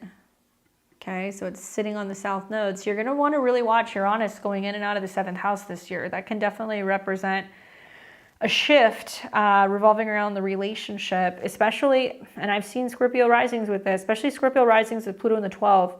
Uranus going through the 6th house, and as it starts opposing Pluto and it goes into the 7th, partners start acting kind of like impatient, or like they're not wanting to, you know, basically be diplomatic if they feel like they're not changing. So obviously, let's say Ken's being a pain in the ass, because he probably will be with Uranus in opposition to Pluto. Changes with his work schedule, changes with his habits, and the opposition of Pluto means he's resisting. And you're going to have Barbie saying to Ken, hey, it's in your astrology. You're supposed to be changing your job. It's going to put a lot of stress in your relationship. There's some back and forth. And Uranus is squaring Mercury and Mars. So there's going to be lots of stress in talking about money. Uranus in the 7th house can bring a breakup or a shakeup in a marriage or a relationship, but it can also bring some kind of new beginning and a surprise, you know, second child that can be born as well. But yeah, I'd be more concerned about Uranus on the south node opposed Pluto, where there's some tension between him changing and a partner, and then it's going to square Mars, and it's almost done. It's almost done. And then there's retrogrades going on here, where there's going to be some big home and family changes happening in the spring. Yeah, so I looked at more the synastry. I'm going to look at the midpoint. So this is the midpoint of the two. So together you guys are a Sag Rising, Sun in Capricorn, moon in Cancer. And if you look at what's going on here, you're in the Jupiter opposition in your composite chart. So this is about learning how to work together and not just being focused on like soul issues, working as a team, right? Jupiter in the 7th. And it's still squaring Saturn. So working together to deal with home and family related matters or emotional related matters and kind of making some changes. And then you're going to see the retrogrades go right over the southern part of the chart. So it's going to be home and family changes in the spring. And then Uranus is going to change signs. It won't be in the 7th, but it can talk about some relationship changes in July or a second child. And currently, Mars is retrograde over your guys' moon in opposition to your sun. This is all financial stuff. This is all financial stuff. You know, that's basically what's going on. And Capricorn can be about work and responsibility. Cancer can be about home and family. And it's shown in his chart where that's definitely coming up between him and a partner. It's coming up in your chart as a Sag rising, where there is this emphasis that's like, I want to have another kid, but there's going to be more responsibility and I need more support from my partner. So all of these things check out. Probably, you know, I would watch, especially over the next week, as you know, you're having this full moon come in, conjunct your moon, and it's in opposition to the sun. So it means that there's a lot of back and forth discussion about where are we going, what's happening with money, what's happening with work stuff, how can we work through that and make the changes that we need to make so that way we can have stability. I've personally witnessed the Scorpio rising, Uranus in opposition to Pluto transit with somebody. And that was a lot of changes going on in them in their life and in their workspace, and a lot of things where they were kind of having to let old things go. And I saw it happen while there were squares to Saturn, which was in Aquarius. It was a couple of years ago. And it just means new relationship changes, new changes on the home front, and like having to work together. When Uranus is no longer in a square to his Mars, I think it'll be easier, but then it's going to hit the South Node, which is ruled by Venus, and Venus is in the 4th house, so he could have a partner being like, if things don't change, I'm out of here. You know, and that's what Uranus will do. And then it's going to come back and it's going to hit the descendant again. That's going to be in November, and then it's going to hit it one more time, and that's going to be in spring of 2025. Putting all of this together, I would say the focus is to make sure you have the stability that you need this year on the home front and financially with work. If you can do that, then you know what, it'll be a lot easier to do like the second kid thing next year in both of your charts, not just in your composite chart. It's in both of your charts because the Uranus transit's going through your 6th house too. And something that I have said, I don't know if you've seen some of my other live videos, but you guys who were born in 1996 have some very unusual karma with your marriages. You have Saturn in a sign where it's in its fall, so you know it's not doing very well in Aries, or I guess I should say detriment. It's not doing very well when it's in Aries because it does not know how to lead. And then it's conjunct Juno, which is going to be about, you know, marriage and relationships and commitment. And then it's conjunct the South Node. That means all of you guys in the past have chosen not to be married, or you have been selfish in your marriages, or you have been abusive with a partner. You know, this was past life. You don't have any control over it. And I can see this also in connection to your sun Pluto. There's a lot of working through subconscious issues with men, with fears revolving around men, with security, with support, and it's trining Saturn, thankfully. So there's a lot of like clearing out the karma.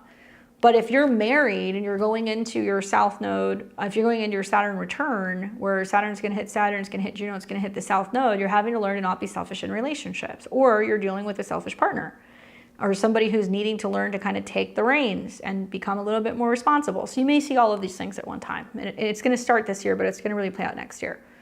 And Pluto is hitting Uranus at the same time. So you're really focused on changing your resources.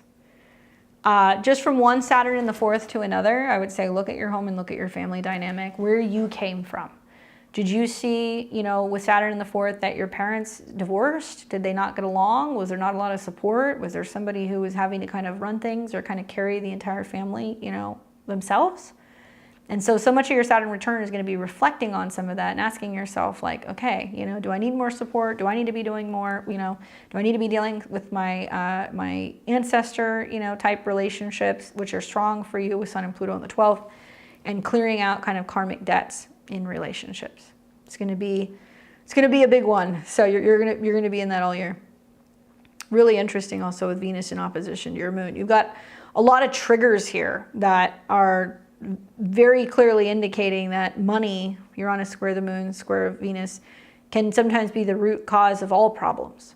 So it's teaching you to be a little bit more self-sufficient and be thinking about ways that you can be bringing in money while you're working from home so there isn't as much tension going on in relationships. Hopefully that's helpful for you guys. All right, we've got G.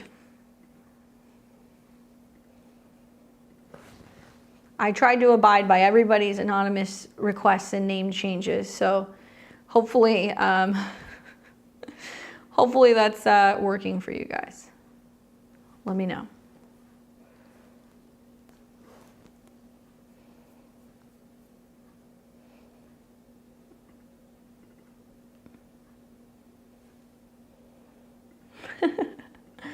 All right, we got G here. That is a Virgo Rising, Libra Sun, and Moon is in Cancer. And I laughed when I read your message because I was like, I'm pretty sure, I mean, I could be wrong, but I'm pretty sure I told you something like this was going to happen.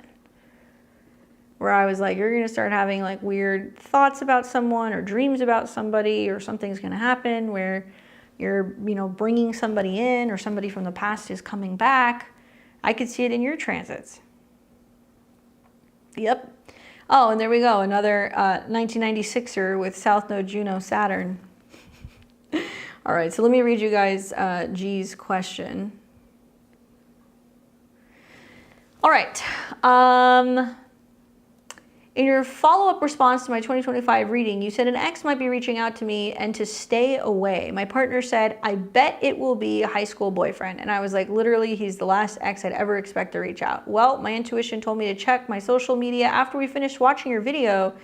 I only look every few weeks, and sure enough, my high school ex-boyfriend sent me a message on Snapchat mid-December asking if I'd be around during the holidays and poked me on Facebook New Year's Eve at 2 a.m. So I've just completely ignored the messages. Poke, any input you have on how to proceed best with him. Insight into our synastry would be very, hold on, I'm trying to read all of it. Would be very wonderful. I think you said he has a very special place in my heart. All right, I think I got all of it. So we have got G, and then we've got the other person. How did you get their birth time? How did you get that? I'm intrigued. So the other person's a Libra rising at 29 degrees, and they are more cusping on some of the stuff that's going to be going on with obviously Taurus with Scorpio rising, but still Venus is their chart ruler, and Venus is going to be important. And like, oh my God, the Venus retrograde kids in Gemini from this year or something else. So off the bat, because they're got a 29 degree rising, that means that there's always some critical turning points in relationships. And Venus is the ruler, and it's in the 8th house, and it's retrograde at a Scorpio degree. Okay, I didn't even need to see his chart. When I saw your chart, I was like, stay away from whatever's coming. It's trouble. He's trouble. I'm sure he's a sweetheart. You know, I'm not cutting down, but if a man has Venus at 20 degrees in the 8th house, that means that they will seek relationships while they're either still in one, or they'll go after somebody who's in a relationship, or there will be some kind of complicated messiness to their, you know, romantic life. On top of that, it's in Gemini, which could represent more than one person, talking to more than one person, you know, kind of interfering in an existing relationship, and it's 20. So, and it's retrograde. So it's like, you got a lot of things going on there that make me kind of cringe, to be honest with you. Now, he's looking because Mars is retrograde. So his 7th house ruler is retrograde, and it's going retrograde back through the 9th house. So he's thinking about somebody who he's went to school with, somebody who's further away, somebody who he's wanting to reconnect with. And Jupiter's also hovering around his Sun and his Venus, which will bring in a new relationship, but it can be something that's kind of starting in a kind of suspicious or kind of secret way. On top of that, Uranus is dancing on top of his Mars right now, Mercury and Mars. So he's more inquisitive, he's searching, he's looking at people's stuff, he's wanting to talk to somebody, wanting to start up communications, and he's going to be kind of erratic with communication because, yeah, Uranus is on his Mercury and it's on his Mars.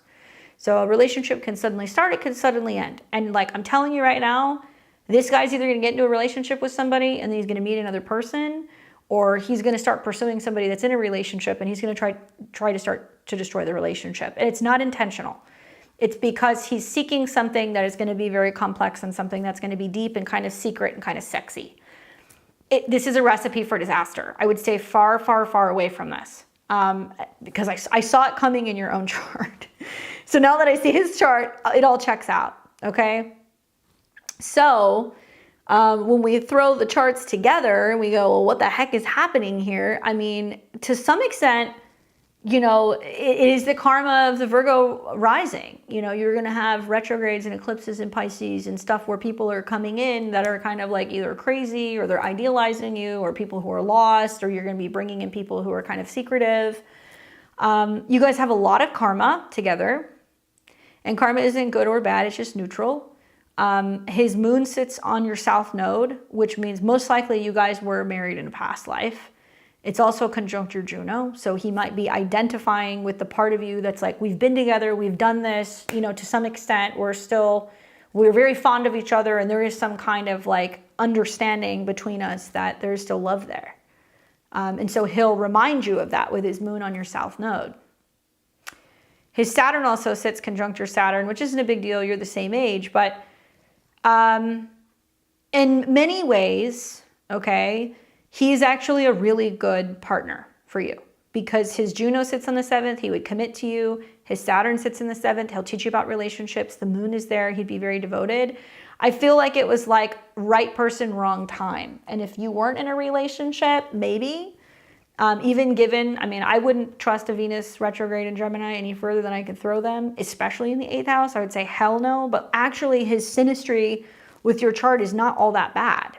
His north node's on your sun, which means he's going to be like, I just want to be your friend. You know, I feel like you're so amazing. I just want to have you in my life. And I'd be like, be very careful, because you can't have people like that in your life if they have ulterior motives, because he doesn't want to just be your friend.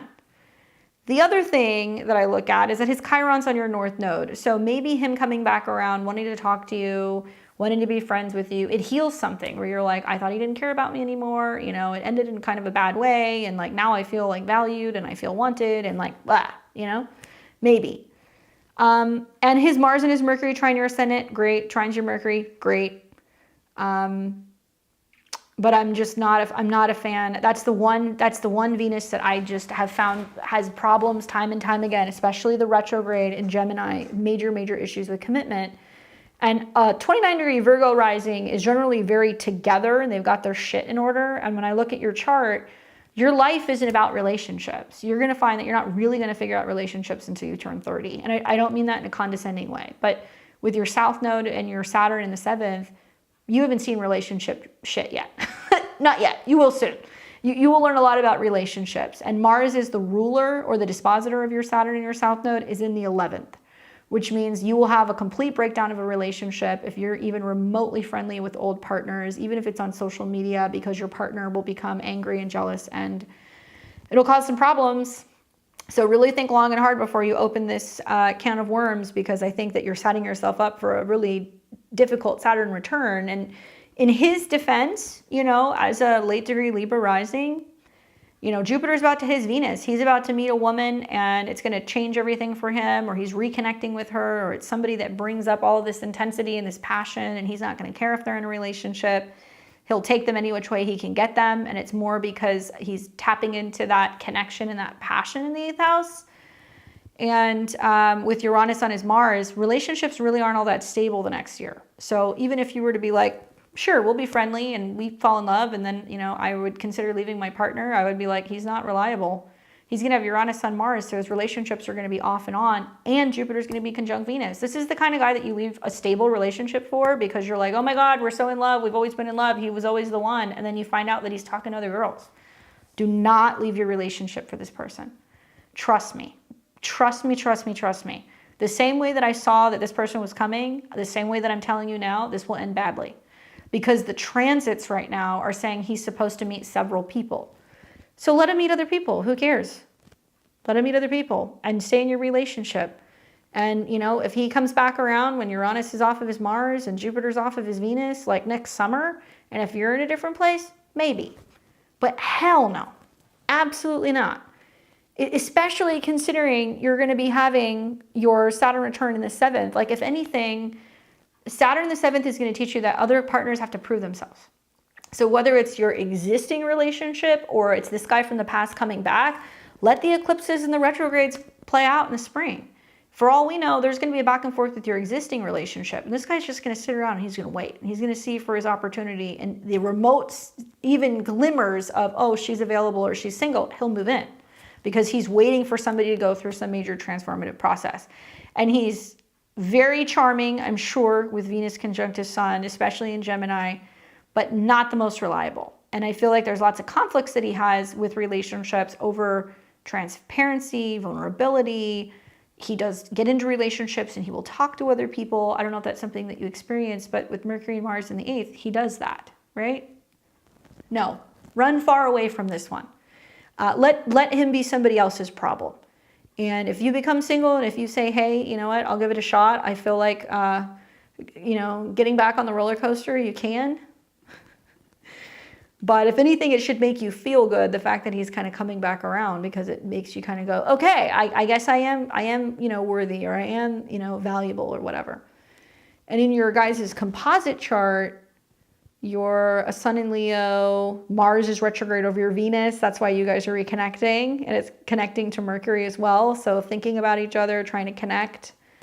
And you're going to have the retrogrades close to your 7th house. Maybe he comes back around again in March.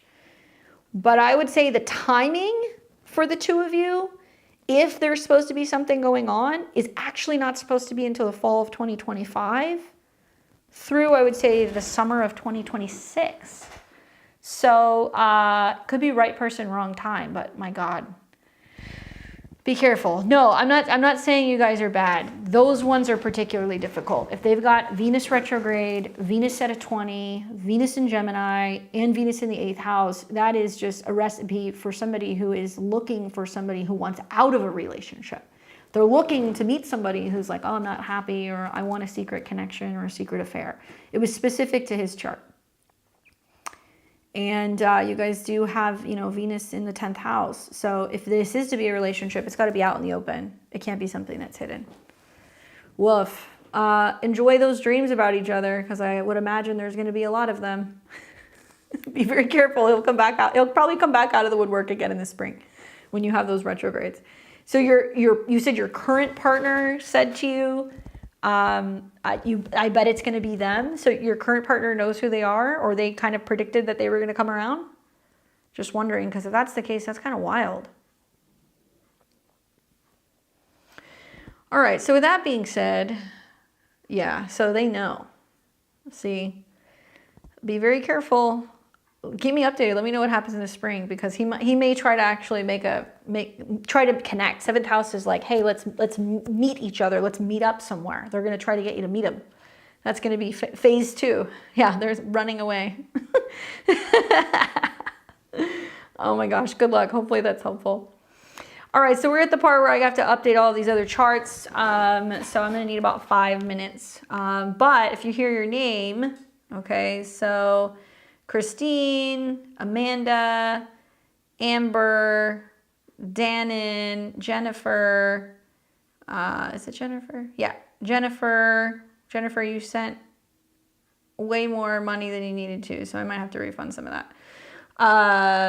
Lika, Addie, Katie, Stacy, Melody, Alana. So you guys are all in the queues. So give me a second and put these charts in, and we will get the show on the road. Thank you for your patience. If you guys haven't already, hit the thumbs up button, please do.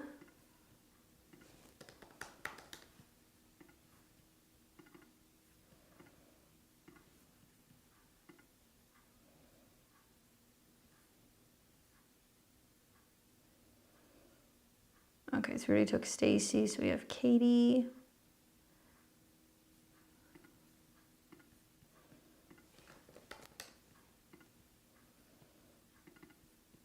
Thankfully, some of you guys I have in here, so that helps. All right.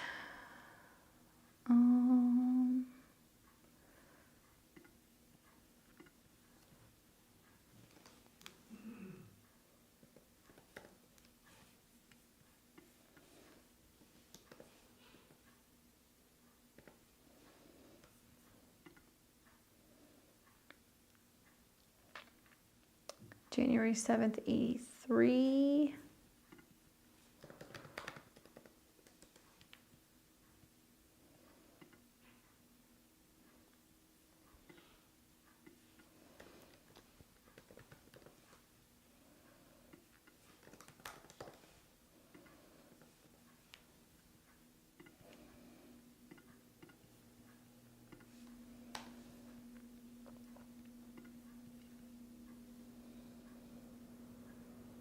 I do readings outside of this. Go to my website at beyondtheveiltarot.com and you can see my services. I'm booking right now in April. I think I have one spot left in April. I'm now booking into May. Usually when January hits, half of the year is already booked. But yeah, hanging out watching to learn is definitely a good idea. The only way you learn is if you just keep watching it over and over and over. All right, so let's see. So we've got Jennifer. I have your information. Let's get Dannon in there. All right.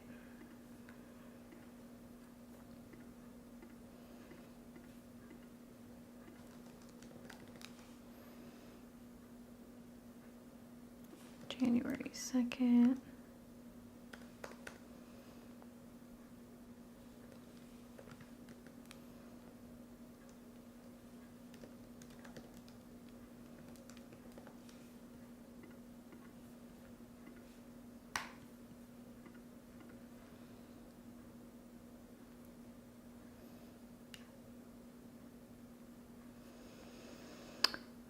Who else do we have? Amber. Amber's back for seconds.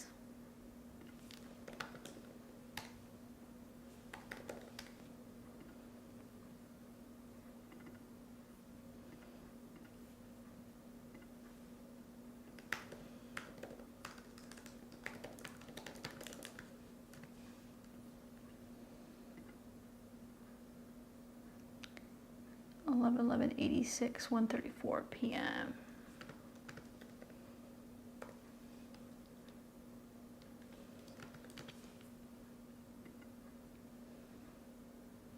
Lake Charles, Louisiana.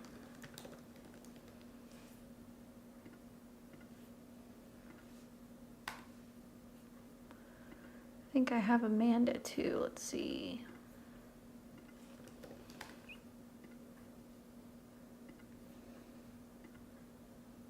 Mm-hmm.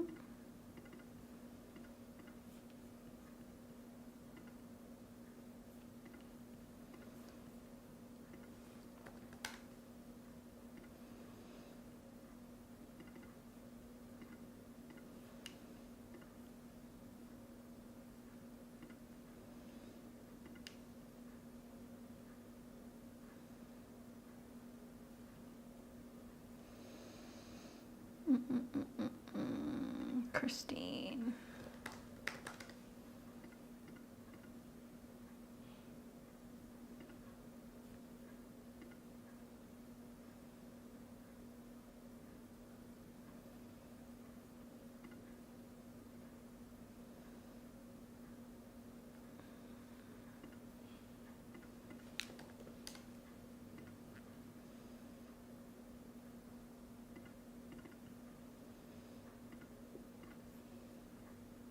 Okay, I think that's about everybody. All right, cool. Can you go over the order you're going to go in? Just trying to figure out where I am. Yeah. So we're going to start with Alana.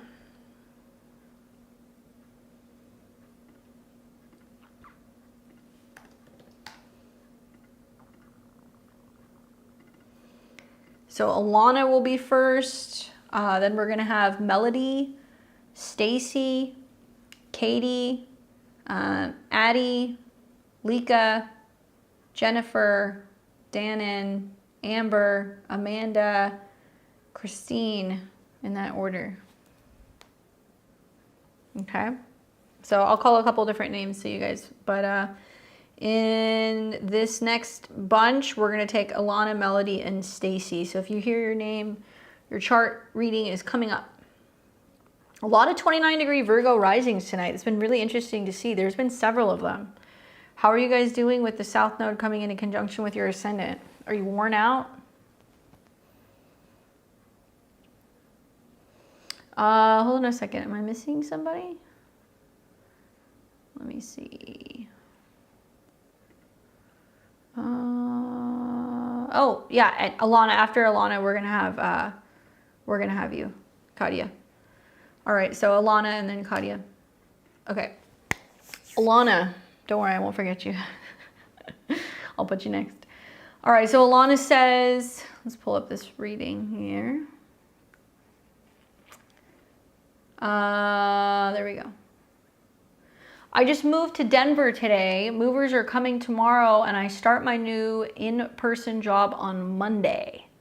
I'm still talking to the guy in Portland, and I have been seeing for the past few months. He's supposed to come and visit. He's a Capricorn Sun, Aries Moon, Libra Rising.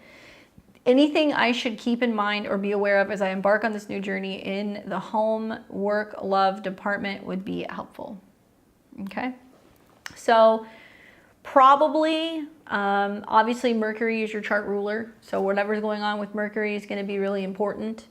Mercury is going through the home zone, and it just hit the South Node, which means you're packing up your house, you're moving from one place to another. There's still unpacking, decluttering, organizing. You know, that's what you're going to be in for the next month. It's going to take that long to feel like you're getting kind of settled to where you're at. Career-wise, you know, Mercury is also connected to your work.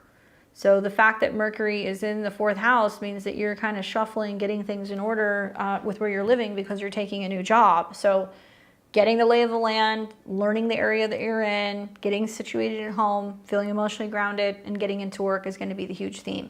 I've told you this a million times. You're a Virgo rising. Mercury transits are very important, but because you're the last degree, you might want to listen to Libra horoscope. What you're going to find is that what you're doing for the next 3 months is getting to know a new workspace, focusing on a new schedule, meeting new people at work, and prioritizing health, wellness, and productivity. Okay, that's what you're going to be doing. You'll see more of this that's going to come through kind of February going into March, but that's going to be the overall theme. You're also going to see later in the year, Jupiter's going to go into your 10th house, which is going to be some kind of growth in your career. Okay, Saturn and Neptune still coming into your relationship zone. So, you know, will he come and visit you? Probably, especially if he's a Libra rising, because there's eclipses and retrogrades going on in his 7th house that'll be happening in March.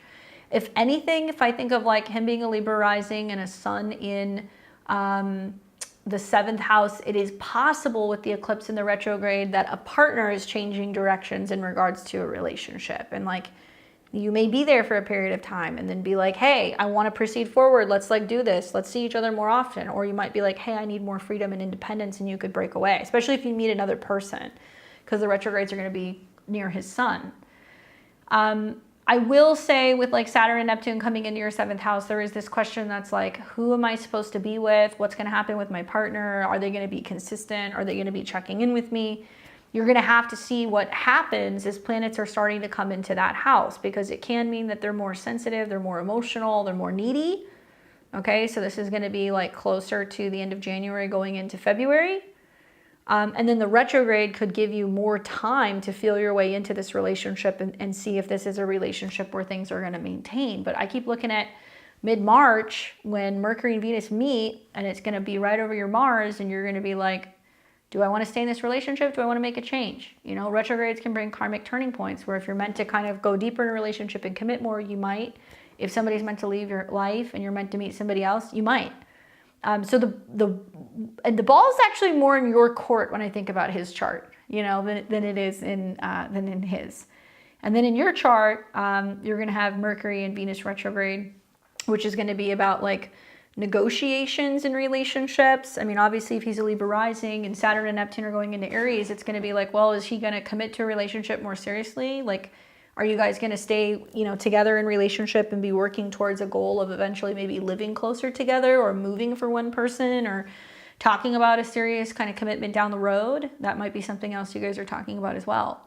I think with like the North Node Saturn and all the energies in your 6th, I'd be more focused on, you know, getting established, getting organized, getting a routine, finding a gym, getting into your habits. Maybe it might be getting a pet. It might also be that you're focusing more on your mental health and your wellness and like your habits, right? The 6th house is like eating well, doing your, you know, work around the office, you know, taking the dog for a walk, watering the plants. I mean, things that sound boring. And there's going to be an overabundance of work. So with all those planets in your 6th house, it's, you know, time management is going to be really important. I think that what you have to look forward to with the retrograde is that getting into work, there might be some kind of reshuffling going on in the spring where you're working with different departments, you're meeting different people, there can be some changes to your schedule. And I would just say, just roll with the punches. Whatever is happening to actually give you more opportunity to grow in your career. So you may need to stick with it for 2 or 3 months to kind of see that process through. But when after that happens and you get into the summertime, it's looking like there's going to be a lot of growth in your career. And I would listen to the Libra rising kind of predictions for that, because it's really kind of connected to that. And then Saturn and Neptune are going to go in and out of like your 7th house. So it can be like a period where you're saying, you know, I want you to call more. I want you to make an effort to see me. I want to be talking about where we're going in the future. And then when it's in Aries, you want to see if they're taking that initiative. If they're not, and there's some challenges in your relationship, you might kind of look at it as, okay, I'm going to be a little bit more frosty or distant with a partner, or I'm going to kind of see what else is out there. And it's really from about March until June that you're kind of going through that turning point. But hey, look, Mercury on your South Node in the 4th house, you moved, and you moved for work. It seems like appropriate timing, and you're somewhere cold, right? Capricorn is somewhere that's kind of frosty, and really focusing on getting your space in order and feeling like really grounded, and that you can get everything together so you can really give this new job and this new kind of start a decent chance. I think you'll really like it there. If you have your Capricorn moon in the 4th house, you're going to like living somewhere where there's mountains and it's cold and it's snowing. Like it's actually going to be really good for you emotionally. And I would just say, good time to start thinking about hobbies and things you can do indoors. Definitely indoors things, as Saturn is kind of moving through the part of your chart that is sextiling everything in the 4th. So things to kind of preoccupy and kind of keep you busy. Chiron is finally leaving the conjunction to Venus. So some of the relationship issues can kind of subside as well. And I think if you're really focused on, you know, giving it your all at this job, or if you've got new health or fitness goals, I would be focused on that for like the next two or 3 months. I think it'll serve you really well. Congrats on the move. I hope that's helpful. All right, let's see. Who else do I have here?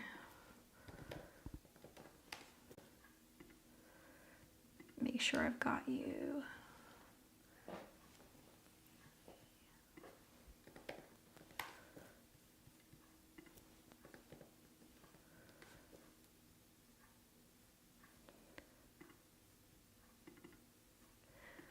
All right, so there we go. Kadia. All right, let's see your question. Did you send it to me, or was it on the live? I think it was on the live. Okay, so you're back. Let's see what your question is. I apologize. I got to scroll up a little bit so I can find you.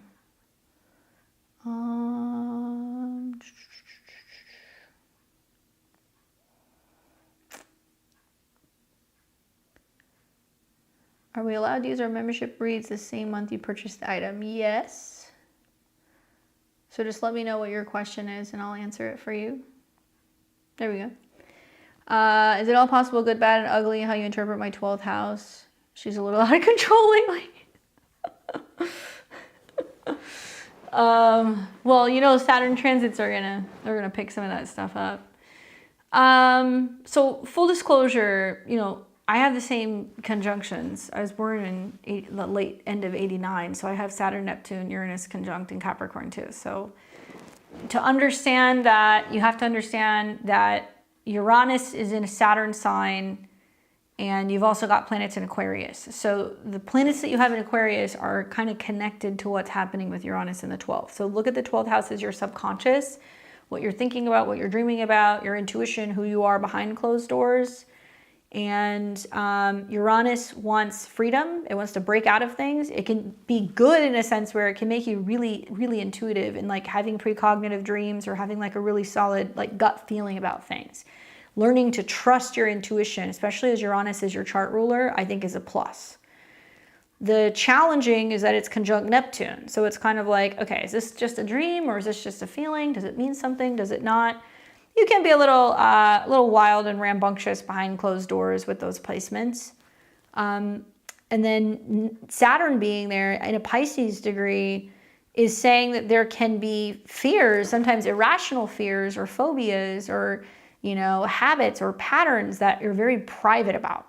And Capricorn could be connected to your work. It can be also about guilt. It can be about fear or isolation, separation. Like, I look at this and I'm like, yeah, she gets a little testy if she's not given space to decompress. Like, if she's not given the opportunity or the ability to be alone, to reflect, to rest, to meditate, if she's not left to work in her own way, or if you feel like you don't have privacy, this can be something that can really kind of set you off because you've got Mars as the connection to Uranus, because it's in an Aquarian sign. So then the North Node Mars becomes angry, agitated, defensive, combative, you know, and Aquarius energy does not listen to authority figures. It doesn't want to be told what to do. So on one hand, you can become your own worst enemy, where if you convince yourself of something, or if you become afraid of something, or if you're picking up the vibes and you're not reading the vibes wrong, then yeah, you can be defensive. But in other cases, you will pay attention to signs, symbols, and omens, or dreams, or intuitive feelings, or astrology, or psychic readings, or whatever. And that will kind of guide you and help kind of show you what you want to go after, what chances you do want to take, what you should say, how you should be navigating your life. I would have a form of divination personally. You know, Mars is connected to your third house. You need something you can do with your hands. So get a pendulum, read tarot, you know, pull 2 or 3 cards and meditate on it, and then say, okay, message received. I'm going to keep that with me throughout the day, and I'm going to look for these symbols and what to watch out for. It's that simple. When you're going to be, I think, guided and protected with being able to better interpret these energies, you're not going to be constantly going, is this anxiety, or is this like, you know, is the universe trying to tell me something? And Capricorn energy is restricting. It's depressing. It holds you back. So you could also go, you know what, people get me so riled up sometimes. It's just easier for me to just isolate and stay alone and just keep my head down because I end up having issues with people, or I end up getting frustrated, or I end up kind of lashing out. No, that's not the answer either. Learning how to kind of like, you know, go your own way and say, okay, we can agree to disagree. We don't have to have drama, or you don't have to fear conflict or combativeness. Mars conjunct the North Node means that you're super fierce.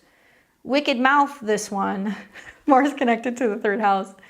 Writing, you know, biking, running, but for sure divination, learning astrology, Aquarius, you know. I love that. I'm too busy going back and forth with myself over everything to concentrate. So what can happen, I think, to kind of better this, I mean, you do have Sun square Uranus and Neptune. I would really recommend journaling exercises and breathwork exercises, biking, walking, hiking. You know, these things will help you. Meditation in a quiet, dark space where you can listen to music that's going to be cool, calm, and collecting. Have the room colder. Have images and things that are going to be connected to like literally a mountain, or, you know, a snowstorm, or a forest, or something like that. That's going to calm you down. That'll help. All that Capricorn's cold, but the North Node Mars is hot and dry. So it means that, you know, maybe that will help kind of calm the body down, kind of temper some of the frustration or anything where you feel like you're getting kind of agitated. And your Mercury trines Uranus, and it trines Neptune. So that's not usually somebody who I see that has issues with focusing. Maybe it's because Mercury is in a square to the North and South Node. But even this, look, it's in a Taurus degree. So it's saying peace, breathing, taking your time, going for a walk, grounding out these energies. If you spend a little bit more time in nature and you do this, you're going to calm down a lot. And you got Pluto coming up on your ascendant too. So that's part of the problem, is that When planets are in the 12th house, they are cycling out. They're getting ready to be reborn because something else is going to be rising on the ascendant. So Pluto coming into conjunction with your ascendant the next year is quite literally like you're about to change everything. Get ready. You're going to change your career. You're going to change your home. You're going to change how you respond to things emotionally. This is going to activate your natal Saturn and Uranus, which means you're going to learn to become more stoic. You're going to learn to kind of take a breath and think about things before you react or you respond to stuff. And Mercury is going to be squaring with Pluto. So it's going to be bringing up how you look at change, how you communicate, you know, in a more revolutionary way. I thought it was my moon ruining everything. 8th house moons, sure. 8th house moons can be a little tricky because they are moody and they're turbulent, but you were born on a full moon. So you're always going to see this polarity between the back and forth of, you know, who am I versus other people, right? Very Aries. Look at this. You have a Aries, you have a Cancer full moon, excuse me. You have a Libra full moon. Thinking about the Cancer moon. You have a Libra full moon. And you also have planets in the 1st house in opposition to your South Node in the 7th. It's very much like me versus the world. And when you have so much kind of you versus other people or so much kind of, you know, pressure, you're like, that's it. I need time to decompress. I need to be by myself for a while. And that's how you kind of, I think, release some of the frustration that can kind of come from some of those oppositions to the 7th house. I've known a couple people who are full mooning in Libra. They're, yeah, pretty dynamic whenever you have a full moon that's in a cardinal sign. And in your case, it creates a grand cardinal cross. Moon squares Uranus and Neptune, so there can definitely be a lot of intense emotions and needing to process them behind closed doors. It squares Chiron and Jupiter, so it does bring up the need for healthy habits, healthy diet, healthy emotions, and kind of organize within the home. And then you've got the opposition to your sun. So you're somebody born with a grand cardinal cross. Difficult stuff. But certainly Saturn coming up on your sun over the next 2 years is going to be redefining who you are, you know, and it's going to be like, this is who I am, this is what I value, this is what I think, and you're kind of standing up for yourself more. I got a new job on the 30th, stopped drinking, yeah. Yeah, I think that, you know, personally, I think the next 2 years are going to be really big for you with Pluto on your ascendant and Saturn on your sun. I think that's going to be a huge transit. And then Saturn, you know, is then going to be moving on, you know, into your 3rd house where it's going to trine all your Capricorn stuff. So things are going to kind of calm down a little bit. But I'd go and learn about the Pluto transit the ascendant. I'd go and learn also about Saturn transit the sun. And I don't necessarily think your problems are the 12th house. I think the 12th house is hidden talent. It can be hidden enemies. But in your case, you could be your own worst enemy, only if you're learning not to kind of listen to your intuition and also learning to kind of push some things aside if it's not healthy for you, especially in terms of work habits and such. Hopefully that's helpful. Certainly a really unusual conjunction to have that stellium, and the opposition really makes the whole thing bigger. I have the same Jupiter-Chiron opposition, and it's not fun. I feel you. All right, so who else do we have here? Okay, so that's all of my original group of people. You're welcome. So now we're going to be moving down the list. Okay, so we've got Melody, Stacy, Katie. You guys are all up next.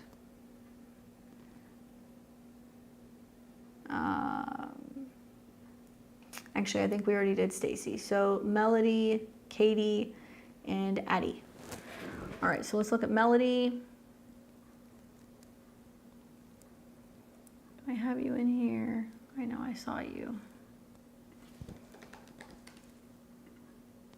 There we go. Thank you guys for your patience. I appreciate it. Sometimes the lives go rather long. All right, so for Melody, we've got 10-23-73 in Kansas. Would like insight on relationships and changes in home or other shifts. Any indications of an ending or new beginning? If so, can you tell me about the timing and the changes and how they might occur? Well, let's see what's going on with your chart ruler. So we've got Mars in the 2nd. Yeah, Pluto squaring your Mars. Yes. So I'm Placidus, but if I were to look at this whole sign, just generally, I think about Scorpio risings and how Pluto is going into the 4th house, which means all of you guys are like, something is changing on the home front. It can be emotionally something is changing. There's some big change with a parent. There's something going on where you're like, this needs to end in regards to a home dynamic or a family dynamic, or you're ready to finally deal with an issue or deal with a problem. Okay, so let's start there. So that is where you're at for the next 20 years. And Pluto is getting really close to Jupiter. So it can be changes in regards to matters of the heart, childhood things surfacing, dealing with kids, dealing with a romantic partner, and a back and forth there.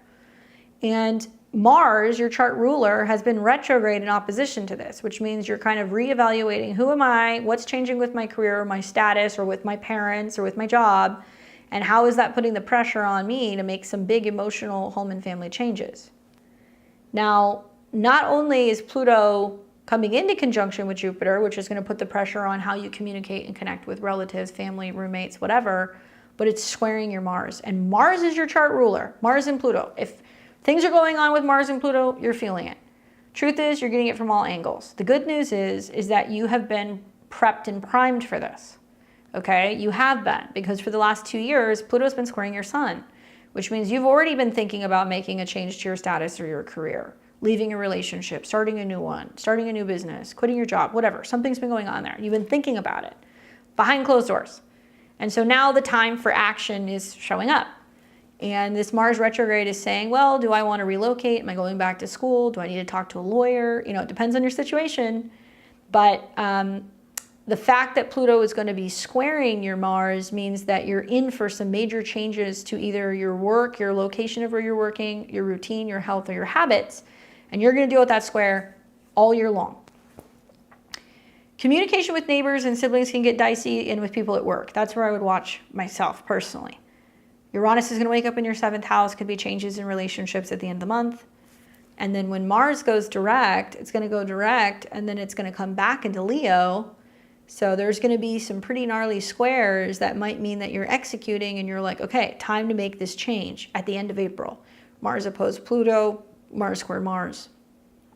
But you've been ready for this. You've been waiting for this. So the kind of ripping off the bandage moment, sometime between the end of January and beginning of April, you know, Pluto isn't technically in your 4th house yet. Maybe you're considering moving or, you know, reevaluating a relationship and, you know, what you value in a relationship. But either work or relationship stuff is likely to change, in my opinion.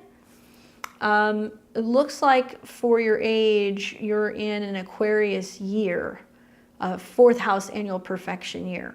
So planets in the 4th house, like Pluto being there, is significant. And now Saturn is your chart ruler for the year until October of 25. So Saturn's actually going to be dancing in your 5th, and then it's going to go into the 6th. This is like focusing on what's going on with children if you have kids, focusing on a hobby or something that's going to be feeling more creative, more bringing you more opportunity for joy, for self-expression. It could be also, you know, being self-employed. Pluto square Mars is a difficult one, especially if you have Mars retrograde. To me, it seems a lot of like making shifts revolving around the way that you look at or you communicate about money and home expenses and how that's impacting your relationships, because it's squaring Mars that's on the cusp of your 7th. So what needs to change at home? Somebody needs to change direction with their career. Somebody needs to go back to work. Somebody needs to kind of pull their weight more. You know, it might be that there is some pivot going on in a relationship with you and another person that you live with, where you guys have to figure out how you can make those necessary changes. And it might mean that you change things on the home front, changing your home, moving, relocating, downsizing, you know, things that are going to really test your relationships, but it's going to give you the opportunity to make a significant shift. And then you're going to see in the summer, Jupiter is going to come into Cancer, and it's going to hit your South Node and your Saturn, which means there's going to be a loss, a change, or a letting go of something revolving around home and family. So it's coming. It really depends on what you got going on, but I'm wondering what it is, if it's relationship shifts or if it's going to be changes on the home front. But those things are very, very highlighted in your chart this year. So endings and beginnings, probably April, May more, when you see Mars come back into the opposition. But, you know, I would not overlook some of the transits that are going to be happening with planets in your 7th. So more relationship changes, April, May. Changes on the home front and in regards to matters of the heart or, you know, with family, March and April. And you'll feel your chart ruler come back online, you know, in February, and you're like, okay, I've shifted my philosophy about things, and now I know what I'm doing. And then you're going to focus on making those necessary changes, I think, April going into May. After that, though, things get a whole lot easier. You know, the second half of next year, this next year, you're going to have, you know, Jupiter trining your ascendant. So you're going to travel more. You're going to be more optimistic and be open to new ventures, new teachers, new learning. And you're also going to have Jupiter trining Saturn the latter part of 2025, which could bring you more money. It could bring you new opportunities with romance and relationships and creativity. So things will improve, but it's going to be you having to make the difficult decisions about what's got to go or what's going to change, the relationship, your work, or your home, because they all impact each other, right? Hopefully that's helpful for you, Melody. Definitely crazy stuff. I've got Pluto coming into a transit with my Mars too. That's not a fun transit. It's squaring my Mars in Scorpio. So it's an opening square. Yours is a closing square. This is easier to kind of wrap things out. It just makes me want to punch things, you know? All right. Let's see. So, all right. So we took Stacy already. So we've got Katie, Addie, Lika, Jennifer. You guys are all up next. All right. So let's look at Katie.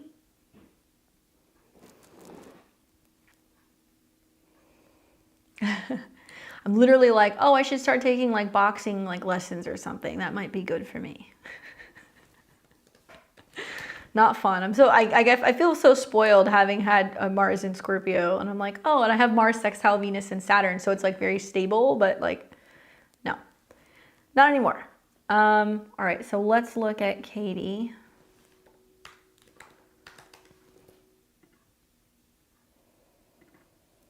All right, what's up, Katie? If you know, you know. All right, so we got another Scorpio rising, 5598. General energy for the upcoming week, months, Uranus impact. What is a good career for me? It says Mars retrograde through your 10th house into your 9th. Do I go back to school? What should I be doing? Those are the kind of things we think about when we have this transit. You know, Uranus is kind of coming into conjunction with not only your chart ruler, but also your sun, which means that you're open to something new and radical and different and opening your mind to a complete career shift. With that transit, which will be done, you're pretty much going to be done with that in the spring. Your sun's in the 7th house with Mars, so motivating other people, fitness, working with money and accounting with other people, working with beauty or design with other people. Having a client-based business in general, I think with the Sun and Mars in the 7th.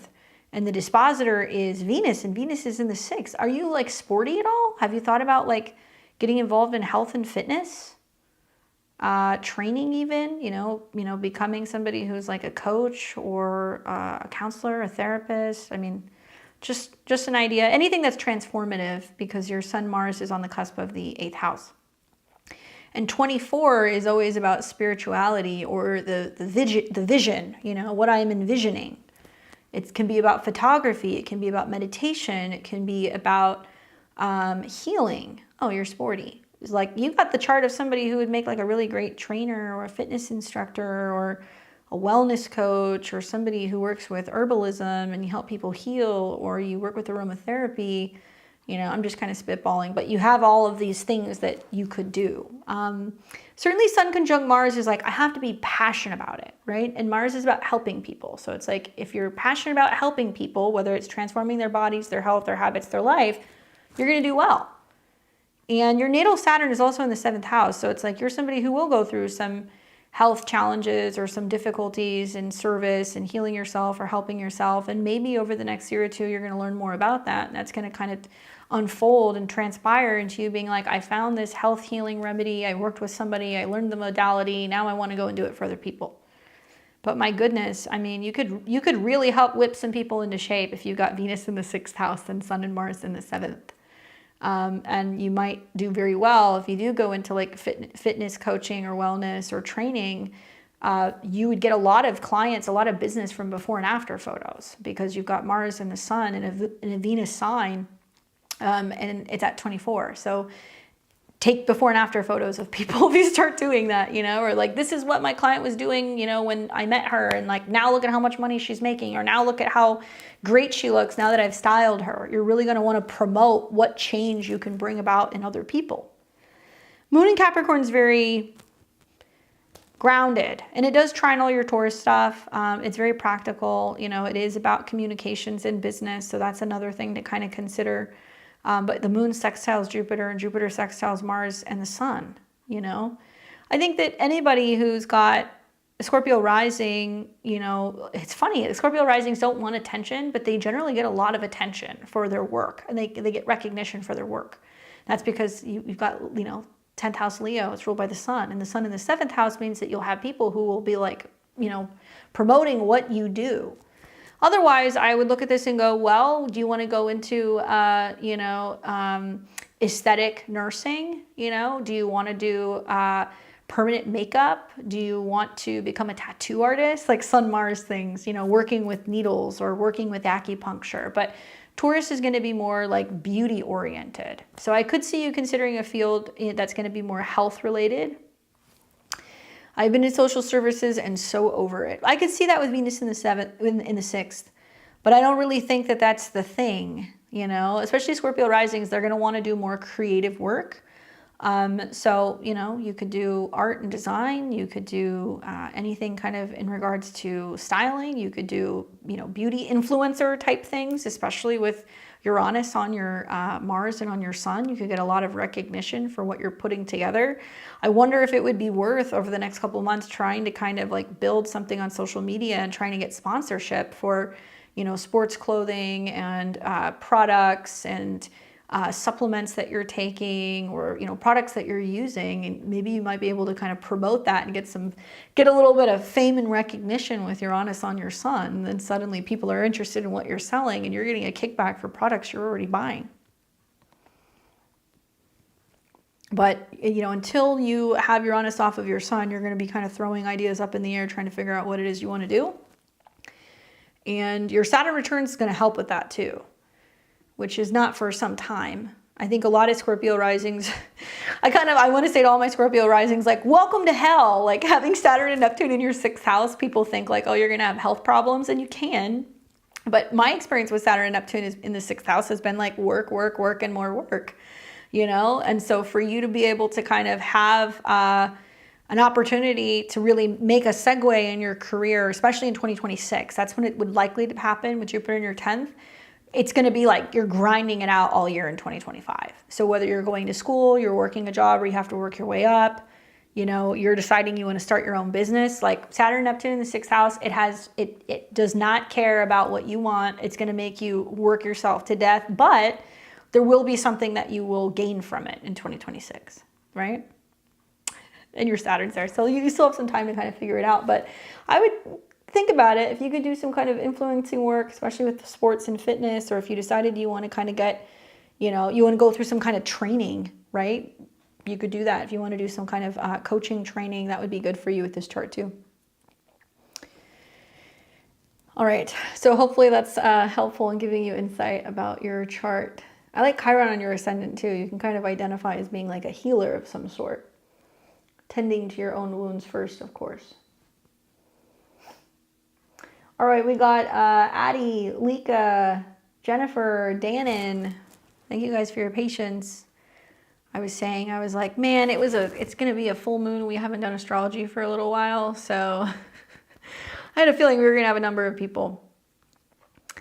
All right, so we've got, I'm just going to call you Thor because I'm sure I'm botching your name. And you know what? I'm going to make, because your chart's a little skewed, I'm going to make this equal sign.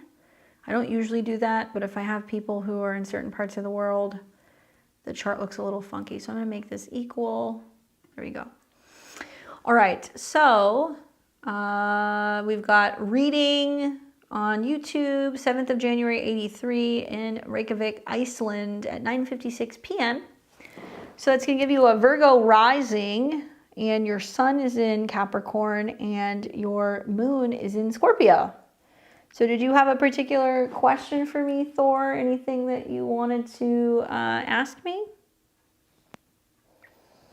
Just kind of looking at what you got going on with your chart right now. Let's put the transits up. So Mercury is your chart ruler. Oh, Pluto's conjunct Mercury. Hello. That's kind of a big deal. All right, so I'm just going to start wrapping. Stop me at any point. But I do have to ask, are you becoming like obsessed and in love with astrology? Pluto's transiting your Mercury and your Venus. Are you falling in love with the language of astrology? Is it becoming an interest of yours, a passion, a hobby of yours? And what the heck is going on with your love life? You have an astro crush yet? You're going to find somebody. Since all my planets are around the IC, am I possibly an invert? What's the idea of Chiron and Saturn? Fourth house, okay, so yes and no. So when you have planets really close to the IC, it's going to impact the home. What your house looks like, what your family is like, what your roots and your lineage is like, that kind of stuff. So when you have Uranus really close to the IC, it means that you may travel a lot, you might move around a lot, or that you free yourself from, feeling restricted or limited, in one particular place. So I've seen clients who have this that live in vans, or they live in like buses and they travel around places because they like the freedom. Sag likes to travel, it likes to venture. I've seen people who move every year to a different location. They don't want to buy a house. They don't want to be settled in that way. They want the freedom of being able to move around. The other way of interpreting it is you take into consideration the house that this rules. So Uranus rules the sixth house. So you might live in a place where you do things a little bit differently. You might say, you know what? I reject modern themes, Aquarius. I don't want to have electric stuff. I want wood in a stove. I want wood in a fireplace, breaking with tradition in that sense. It can also mean that there's something really unusual kind of connected to your relationship with your family or with your siblings. I've seen a couple of Virgo risings with this conjunction that they're like, I had a sibling that died, or my family, my brother or my sister is kind of crazy. I moved away from my hometown. I don't want to go back there. I want to break away from my roots. Neptune in the fourth house can definitely bring a little bit more private, kind of isolated in nature. But I mean, you have just a ton of planets in Saturn signs, which can also make you a little like reserved as well. Some of my favorite, some of my favorite conjunctions are Jupiter-Uranus conjunctions. We only see those, I think it's like sometime between, is it 12 or 17 years? It's either sometime between 12 or 17 years.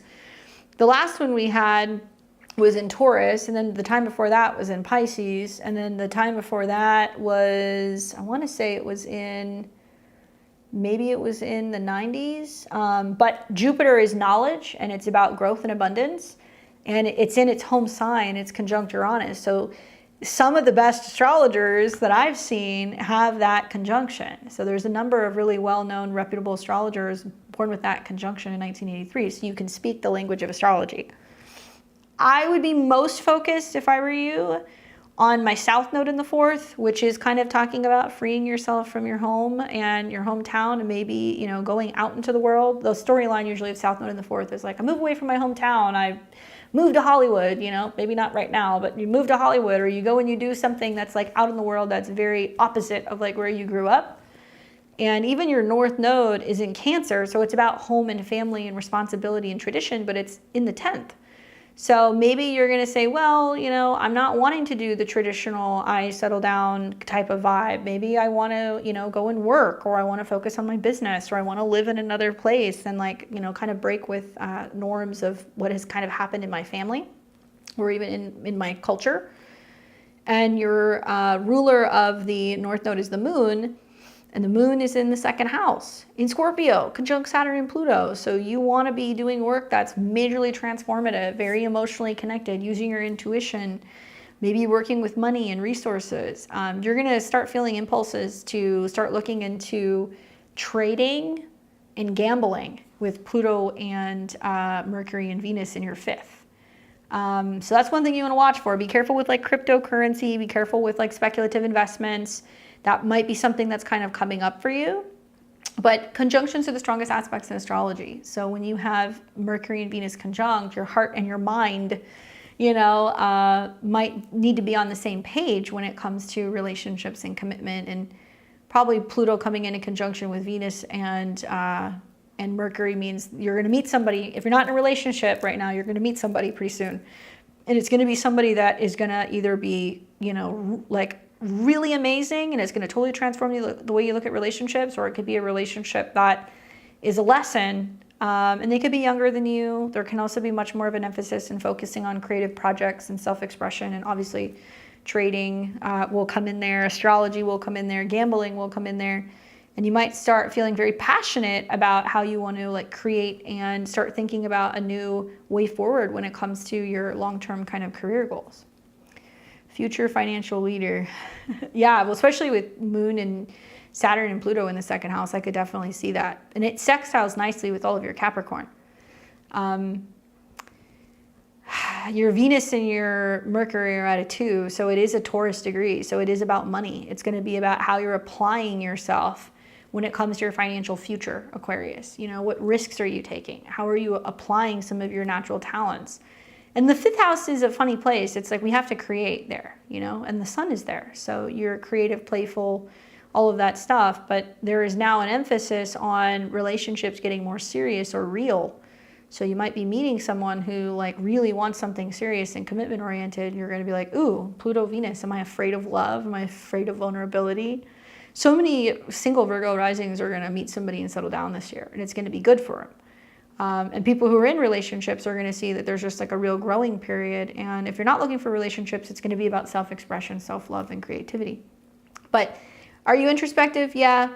And I would say, you know, any aspects that you have kind of going on, you said Saturn and Chiron. Am I looking at this? You said, what's the idea of Chiron and Saturn? I'm just going to assume separately because you don't have Chiron and Saturn in aspect to each other. But basically, you know, Chiron deals with healing a wound. Chiron represents that part of ourself that we need to fix. You take into consideration what sign and what house it's in. So for example, just general terms, Chiron in Taurus works through financial issues. They work through losses. They work through self-esteem problems. They learn to fix financial matters. And Chiron in the 9th house means you will heal the wounds of feeling like you don't have enough money by educating yourself about money, right? And learning about global trends and patterns with money. At a 22, you know, you'll take this seriously and you'll learn to become more financially literate. And if you look at the ruler of this, it's Venus, and Venus is in Aquarius in the 5th house. I mean, I think you'll learn about cryptocurrencies and investing and other kind of global currencies, and you'll become more well-read on these topics. And then it does, by sign, oppose, you know, Venus and, Saturn and the moon in the 2nd. And that's also reflecting the same thing. Venus and Chiron, you know, wounds revolving around self-esteem, money, and resources. Saturn in the 2nd house and Scorpio, fears revolving around money and resources. But I look at your chart and I go, wow, Venus-Pluto transit, big risk, big reward. You know, you might be well read on some stuff that's going on financially, or you make an investment, or you launch something and it ends up being wildly successful. So Saturn is always about restriction and limitation. And I think with like Uranus on your IC, Saturn conjunct Moon, one of the best things you can do is move away from your home. If you still live there, yeah, taking a job elsewhere, moving out of your hometown, going and experiencing another culture, another country, another place, learning how to go and kind of forge your own way. That'll be a huge growth period for you over the next 2 years if you contemplate doing that, even if it's for a short period of time. Hopefully that's helpful. All right, so we've got Lika, and then Jennifer, and then Dannon. All right, so let's see what Lika says.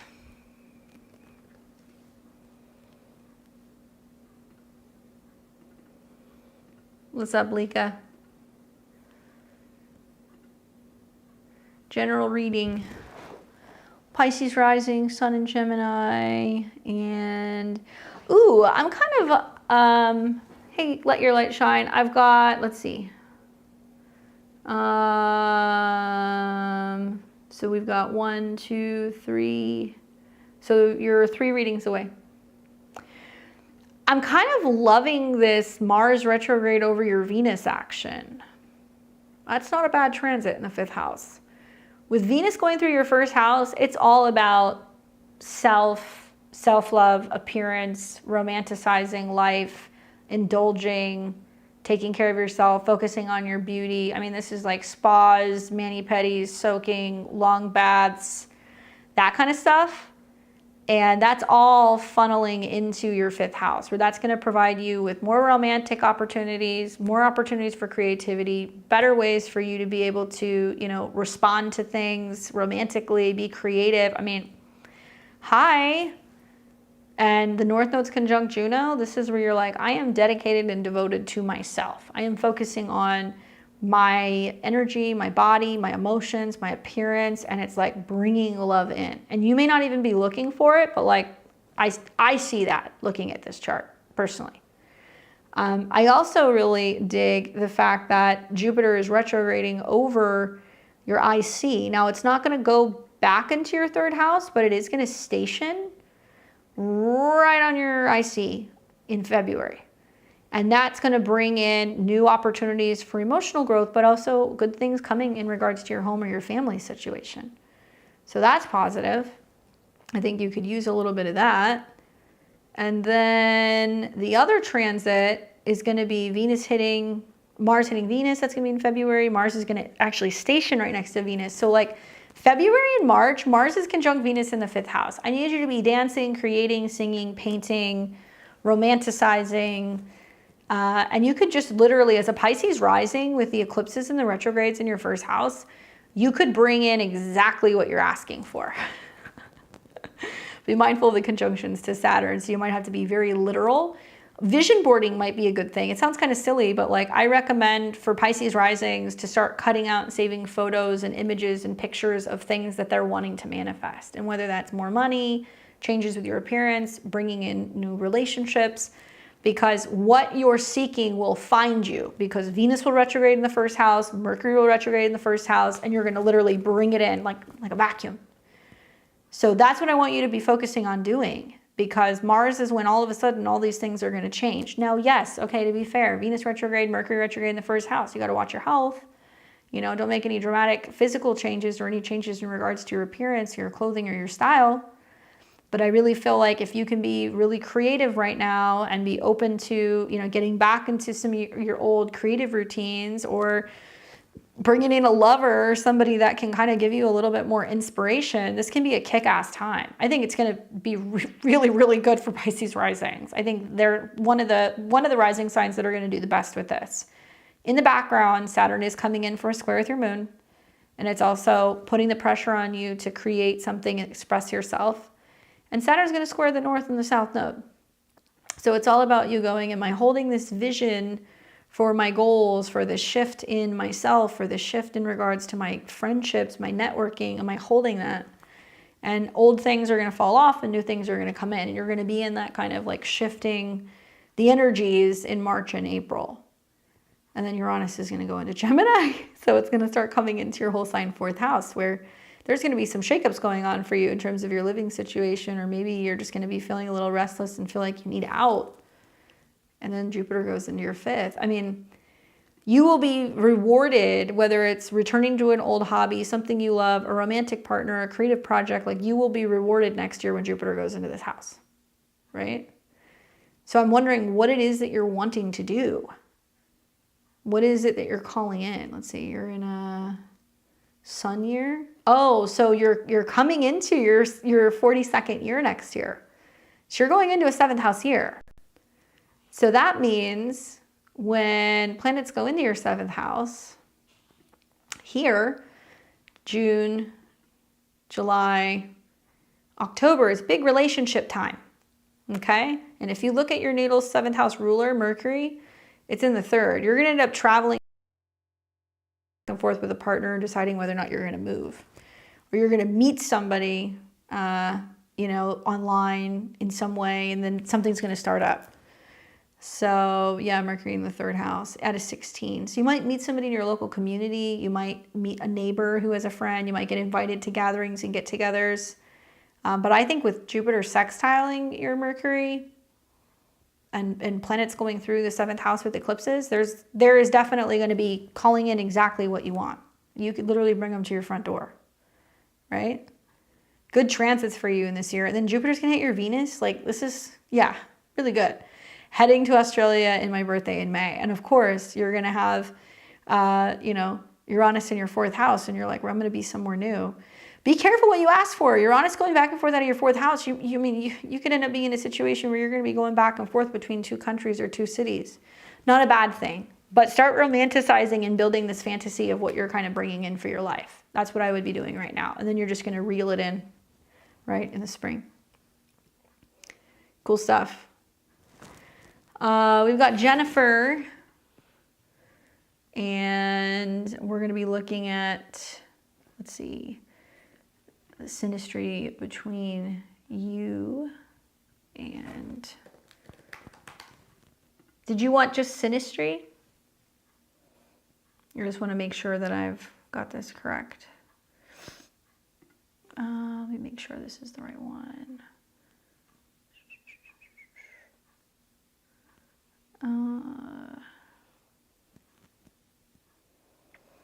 Gen 31362.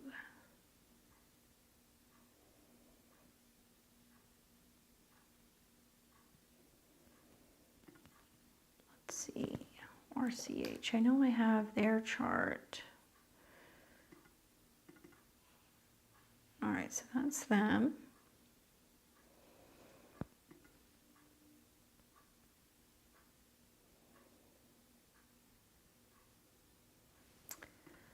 And then let me see if I can find Jennifer.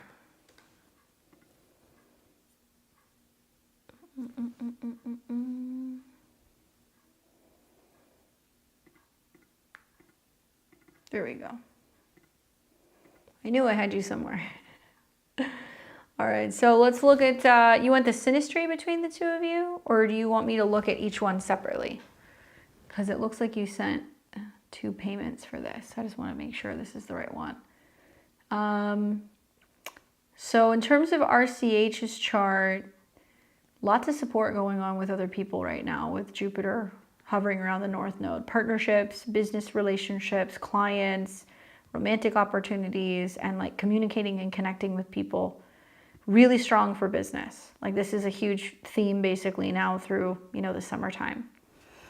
Probably what's most challenging is you're getting ready to see, you know, planets coming into conjunction with the IC. So there's going to be much more emphasis on what's going on with the home and family, in particular, how the household is being run and also their children. And you're going to see this kind of March and April being a theme. And a lot of like Sag and Sag risings are going to be dealing with like home and family matters. And then from the perspective of Virgo, you've got an eclipse that's going to be happening in Virgo, which can be bringing up some travel or legal matters in the springtime. Okay, let me pull this up, any eclipse. So right here, and major changes revolving around like feeling like they need to micromanage or be in charge of everything that's going on with work, like learning how to delegate tasks more and turning it over to people who are going to be helping like represent like a company or helping like represent a brand, and really kind of bringing in new people to help them lead with some of this stuff. Good night, Lika. That's going to be really important because it's in his sun sign, and it's about his communication and connection and support with other people, so he can focus on things that are going to be kind of more pressing emotionally or with like the family dynamic. And then for you, and then for you, Jen, you know, it's interesting that the eclipses are going to be in Virgo, and it's about like people coming and like working with Virgos and helping Virgos. The eclipse is going to be along your ascendant in opposition to planets in your 7th. You've got a whole restructuring of relationships, both work and kind of romantically, that's going to be happening like in the springtime. And all in preparation before Jupiter goes into your 10th house. Like this is a chart that's about to take over something. This is about to run something. It's about to manage something. And it's almost like somebody's like prepping you or kind of preparing you and grooming you for this like transition that's going to be happening either in April or it's going to be announced in June, okay? Really, really, really big here. Saturn and Neptune is also coming into conjunction with Venus, which means you're going to be handling more financial matters. You're going to be having money that you're managing for other people. You're going to be allocating money towards something, and you're going to be handling clients, or you're going to be working with new partnerships of some kind. Your career is about to take off in a very big way. You'll see that turning point right around May, June. But I think with Saturn Neptune in the 7th, you know, there's this reevaluation of who you're working with and who's supporting you and like where you stand even in relationships. Like that's going to go down. Any late degree Virgo rising, early Libra rising is going to be dealing with that. Now together, looking at the composite between the two of you. So this is your midpoint composite. So I can look at this chart and go like, okay, this is how you guys are working together. First thing that catch my eye is that this is right where you have, your natal Aries placement. So your composite moon means you guys are emotionally very similar. You might feel like family or there's something familiar there. And Mars is the ruler. So there's definitely some stuff happening where Mars going retrograde over the 10th house into the 9th is a reevaluation of what direction you guys might be going together, what your soul purpose is together, what you're learning from each other, how you guys can better kind of support each other and either travel together, share information with each other, inspire one another. And it's going right over Uranus. So it's going to be about, sharing and confiding your emotions, your feelings, or your intuition with one another. And like having important heart-to-heart, I think private conversations might happen with that transit. Simultaneously, you've got Jupiter coming up on your Sun pretty soon, which means there is going to be things that are going to be revealed about the future of either your financial relationship, your working relationship, even some kind of, romantic connection or confiding in each other more about what you're hoping to create and do together. That's going to be in April. All while we're getting ready to see these retrogrades play out in the 5th house. Some connection between you and dealing with them and their family or them and their children might potentially be coming up as well, especially with Mercury and Venus going retrograde over the moon, dealing with a home or family matter or more involved in home dynamics or property related matters or anything in regards to staffing, scheduling, legal matters, covering legal matters. That might be coming up a lot, March, April, May. And then you're going to see Jupiter come into the 9th house, which will be in the summertime, which is an expansion of good fortune between the two of you. But, personally, this is a chart that's going to be most impacted by Mars and Pluto transits. So when we look at what's happening the next couple months, Saturn is going to square Mars, which means there's going to be more talks about what new things you're creating and kind of moving away from how you have always done relationship, how you've always made money, how you've always done business, and how you can create new things together that can be inspiring. And it can also be involving dealing with, new facets of a business. Also dealing with children. Children can kind of come up here too. And then from Pluto's perspective, you have Uranus that's coming into a square with Pluto. So it is pushing on, okay, there needs to be some radical changes in the way that we're relating to each other so we can bring forth these new opportunities, new powerful opportunities, money-making opportunities, and, dealing with some delegation of tasks. So like some people aren't like trying to take over something. And then Saturn and Neptune goes into the 6th house. So, the whole restructuring of your schedule and working together, I think is basically going to be in the spring. And it's all in preparation for how something is going to be growing or kind of developing as you're getting into like the summertime.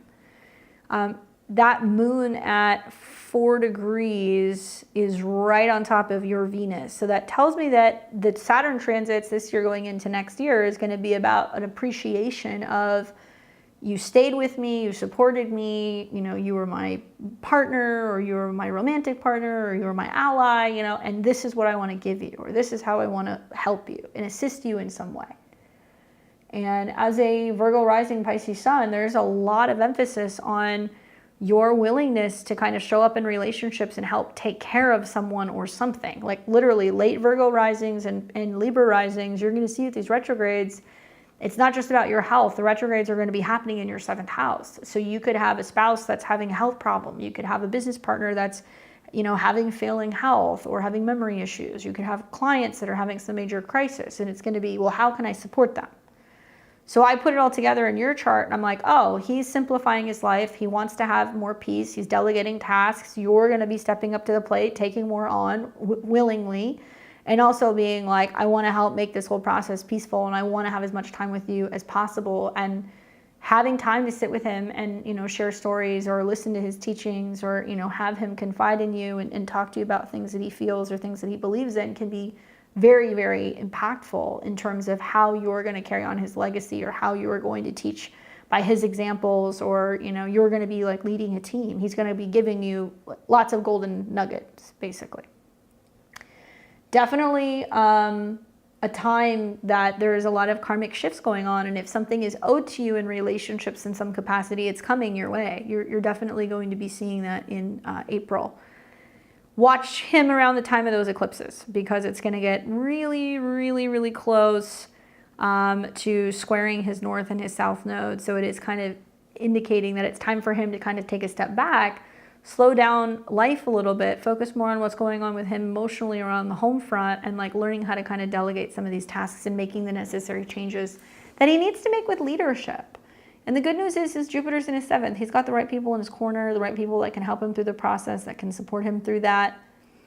Pluto is opposing his Saturn too, so that's also kind of telling me that there is a shift where he's moving away from being super focused on maybe money. Now he's kind of like, that doesn't matter anymore. There's plenty of it. You know, now I'm just going to go and do what I want to do.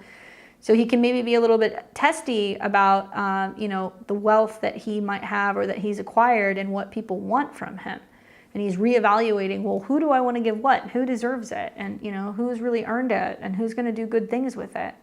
Obviously, we can see Venus conjunct Jupiter. This is a wealth man. So, you know, it's going to be somebody who's really paying attention and kind of assessing everybody who's involved and determining who actually is going to continue to be involved in some of his efforts, and who's going to kind of continue things on in a positive way, right?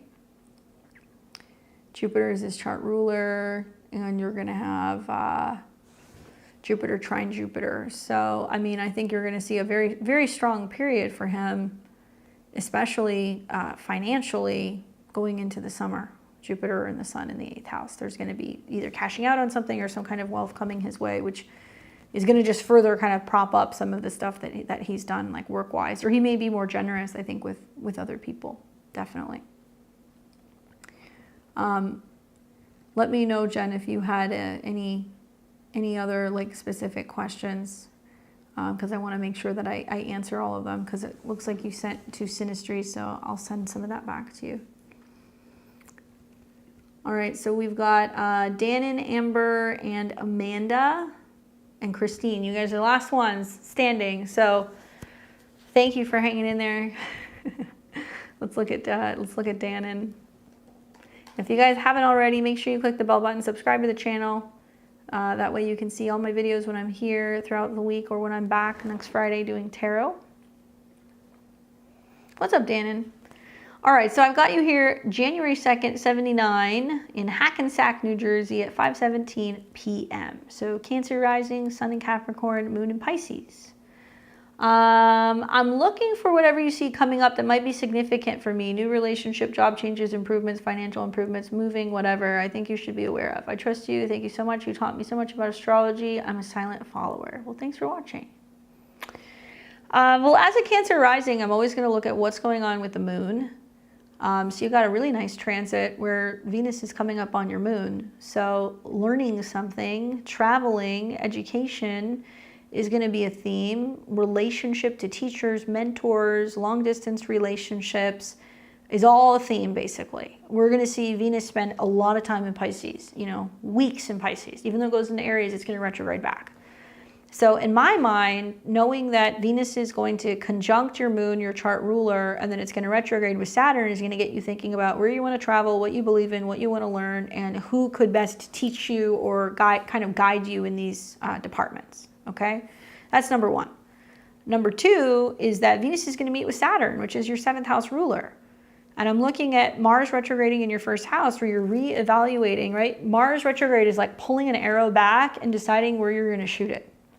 So you're reevaluating, what are my goals? Where am I going? You know, what's happening with work? What's happening with my career? Because that's what Mars is about. And you're trying to decide, okay, does it need to be career, focusing on myself, relationships? You know, it's also scoring the 4th house. You're like, is it home? The next 2 years are going to be big for your career. Saturn and Neptune are going to your 10th house. So you're going to be starting something new, or there's going to be some new vision for yourself that you're going to be focusing on, which I think will be good. You know, obviously from a Capricorn perspective, it's going to be, well, are you moving? Are you working from home? So part of the career redirection could be a new job, you know, industry you're getting involved in, or maybe that you're just working from a new space. I would use Mars retrograde in your first house, number one, to heal, slow down, reevaluate your emotions. Don't just like act, think about things, and start asking yourself, how do you feel in the work that you're doing? Do you enjoy it? Does it feel good? You know, and then lean into February, March, when these retrogrades hit, where you're like, okay, I can change direction. I can go back to school. I can do some training. I can shift my philosophy, and maybe let something go and let something else kind of come in. Even for Capricorn, it's going to be possibly some kind of remedial work or reevaluating something, you know? And Pisces is esoteric, spiritual, you know, it can be, you know, things that are metaphysical. It doesn't mean that you have to go back to college and get a degree. But I do think you're going to start reevaluating, well, what other things interest me? And it's going to be based off of the interest, and it might segue in 2026 into making an actual kind of career change, you know? Dan says, I work from home, but I want to explore new things, and I love travel, and I'm so ready for love. Well, good things happen when you have Saturn transits. So I think Venus retrograding over Saturn several times, if I were you, I would be trying to meet people out of my vicinity. I would be trying to hang out in an airport bar, literally 9th house Pisces. Traveling in airports is the 9th house, and Pisces is bars, usually. Leo can be bars too. I would be trying to plan trips. I would be trying to meet people outside of my location. I mean, if you're open to online dating, I would be like, cool, I'm going to try to meet somebody who might be bi-coastal, or they, you know, live between 2 states, or somebody who's foreign, or, you know, they're culturally diverse in some way. Those might be things that kind of come in. Your natal Saturn is in the 3rd house. So you might meet them while you're traveling, but you may also meet them in your local neighborhood. So you might be going for a walk, you're going to the laundromat, you're doing your thing, you're driving around, and then you're like, you meet somebody who's like, oh, I'm just visiting, you know. Or you might meet somebody through a neighbor, because Saturn is in the house of neighbors. And if you notice, it trines your Sun and your Mars. So it might be somebody who's like asking you like, hey, do you have any good recommendations for restaurants around here or bars around here? And like you start talking to them, and then you're like, oh, it could be them. So pay attention for that. A partner should have some combination of Virgo, Aries, and Gemini in their chart. Pretty strongly pronounced. And even Saturn is in opposition to the moon. So this is like you're meeting somebody while you're in passing, or while you're traveling, or while you're in another place. And even if you travel, you know, I've had situations like this where I'm like, oh, my astrology says if I travel, I'm going to meet somebody, and then I travel and then nothing happens. But of course, you know, upon returning home or something, I'll, you know, meet somebody or get a phone call or a text message, or something got triggered because I traveled. Astrology isn't always like literal. Sometimes it's figurative. And that's what's kind of like, it's a love-hate relationship with astrology for that reason, is that we can kind of pinpoint the things that are going to happen, but it never plays out the way we think it's going to. So don't get wrapped up in the idea that you have to travel and meet somebody while you're on vacation. No, you might meet somebody literally because you traveled. You might come home and then boom, there's a shift, you know? Or hang out places locally where you know that there's going to be people who are, you know, coming to see some of the sites in your city or your town. And I would just get ready for, you know, all of these changes that are going to be happening in the way that you look at, well, how can I make changes in my career, or how much I'm working so I can make time for traveling? Saturn's going to be in your 9th house for a whole nother year. So what a great time to go and explore foreign places, and maybe start doing your research and thinking about it before you go there. Or any courses or areas of study or practice that you have an interest in, even if it's just for hobbies. I think that can happen as well. And Saturn's trining your Venus in this next year too, by the way. So as Saturn trines your Venus, you're going to see also opportunities for love to kind of come in. You got Venus conjunct Uranus, so you're used to kind of maybe having people who are hot and cold, or off and on, or maybe unconventional. It can also mean that, you know, you definitely have a lot of game if you've got that in Scorpio in your 5th house. So you don't have any problems meeting people. I think it's going to be, am I meeting people of substance? Am I meeting quality people? You know, am I meeting people who want the same things that I want? And you're done with your Saturn moon transit. So likely you'll be able to kind of connect with somebody, but they have to kind of share your same kind of belief and philosophy, you know? Yeah, coming out of hermit mode is right. You're going to have a huge power up period in your relationships, basically at the end of this year. So as we're going into the beginning of 2026, there's going to be a Mercury, Sun, Mars, Venus conjunction in Capricorn, and it's going to be right along your 7th house. So that's right when I think things are going to start to kind of get good for you. Hopefully that's helpful for you, Dannon. We got Amber.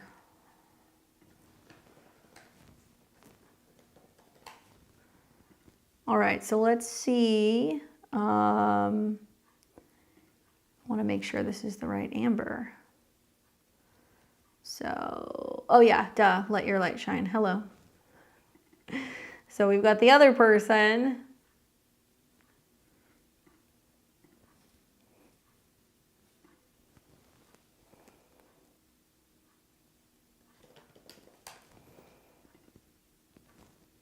Let's see, where is it?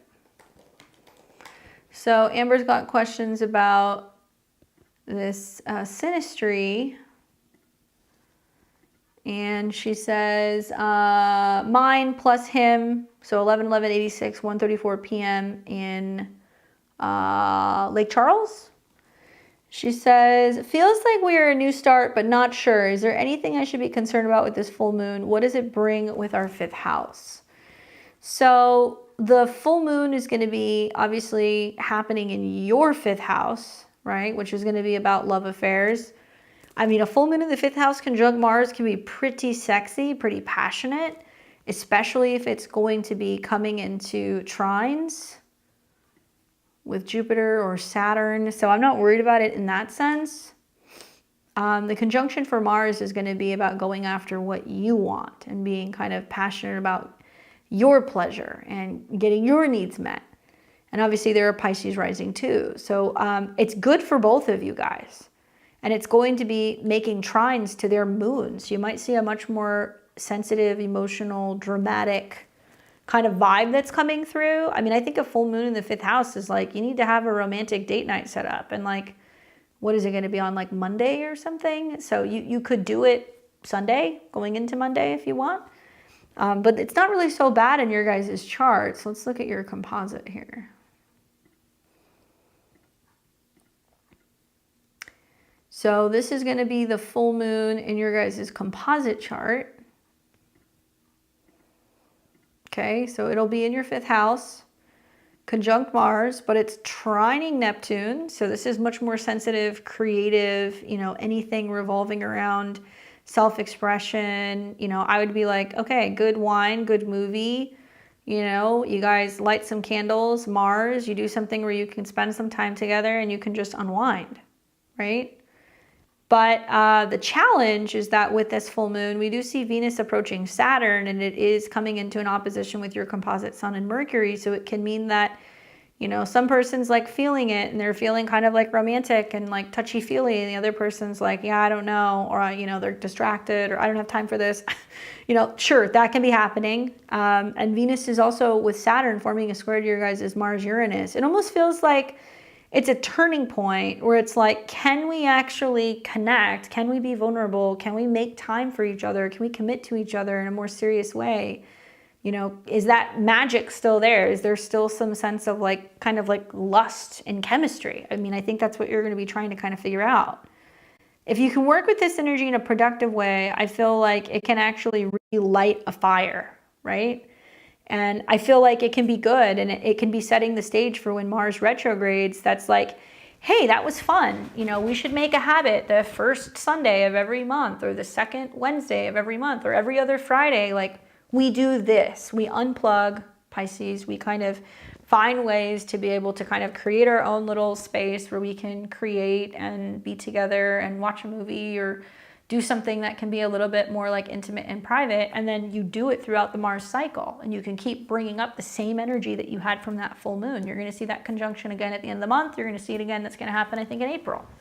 So it can get you into the flow of like literally Mars in the 5th house, just being like having sex more often, like having date nights, like being a little bit more intimate, and it can kind of bring you guys back together.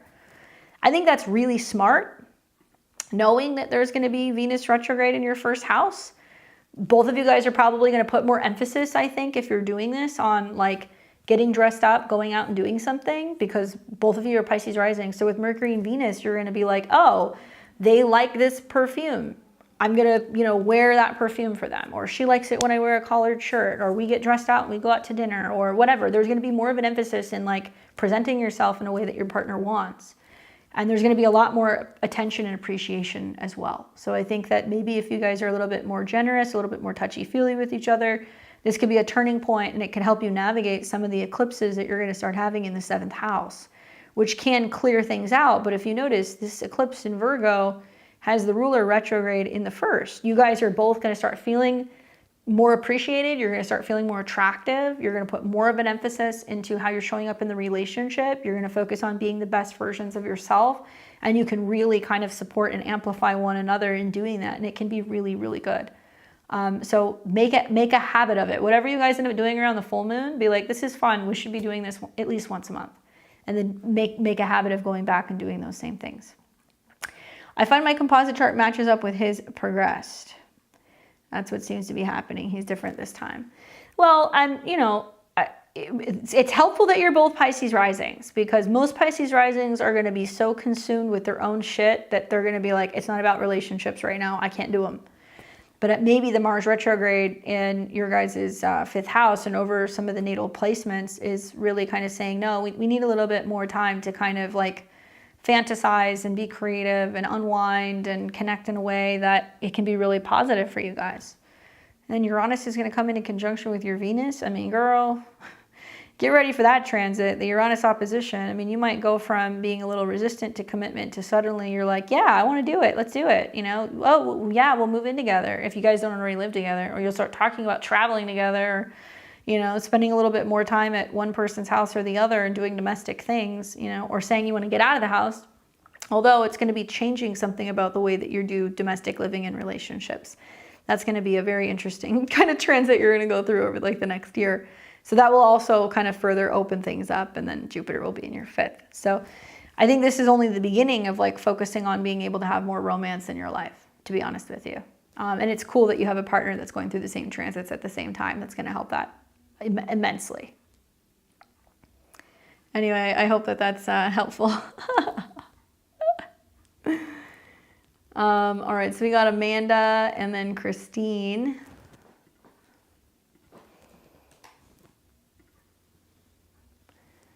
All right, so Amanda, I think this is the right one here.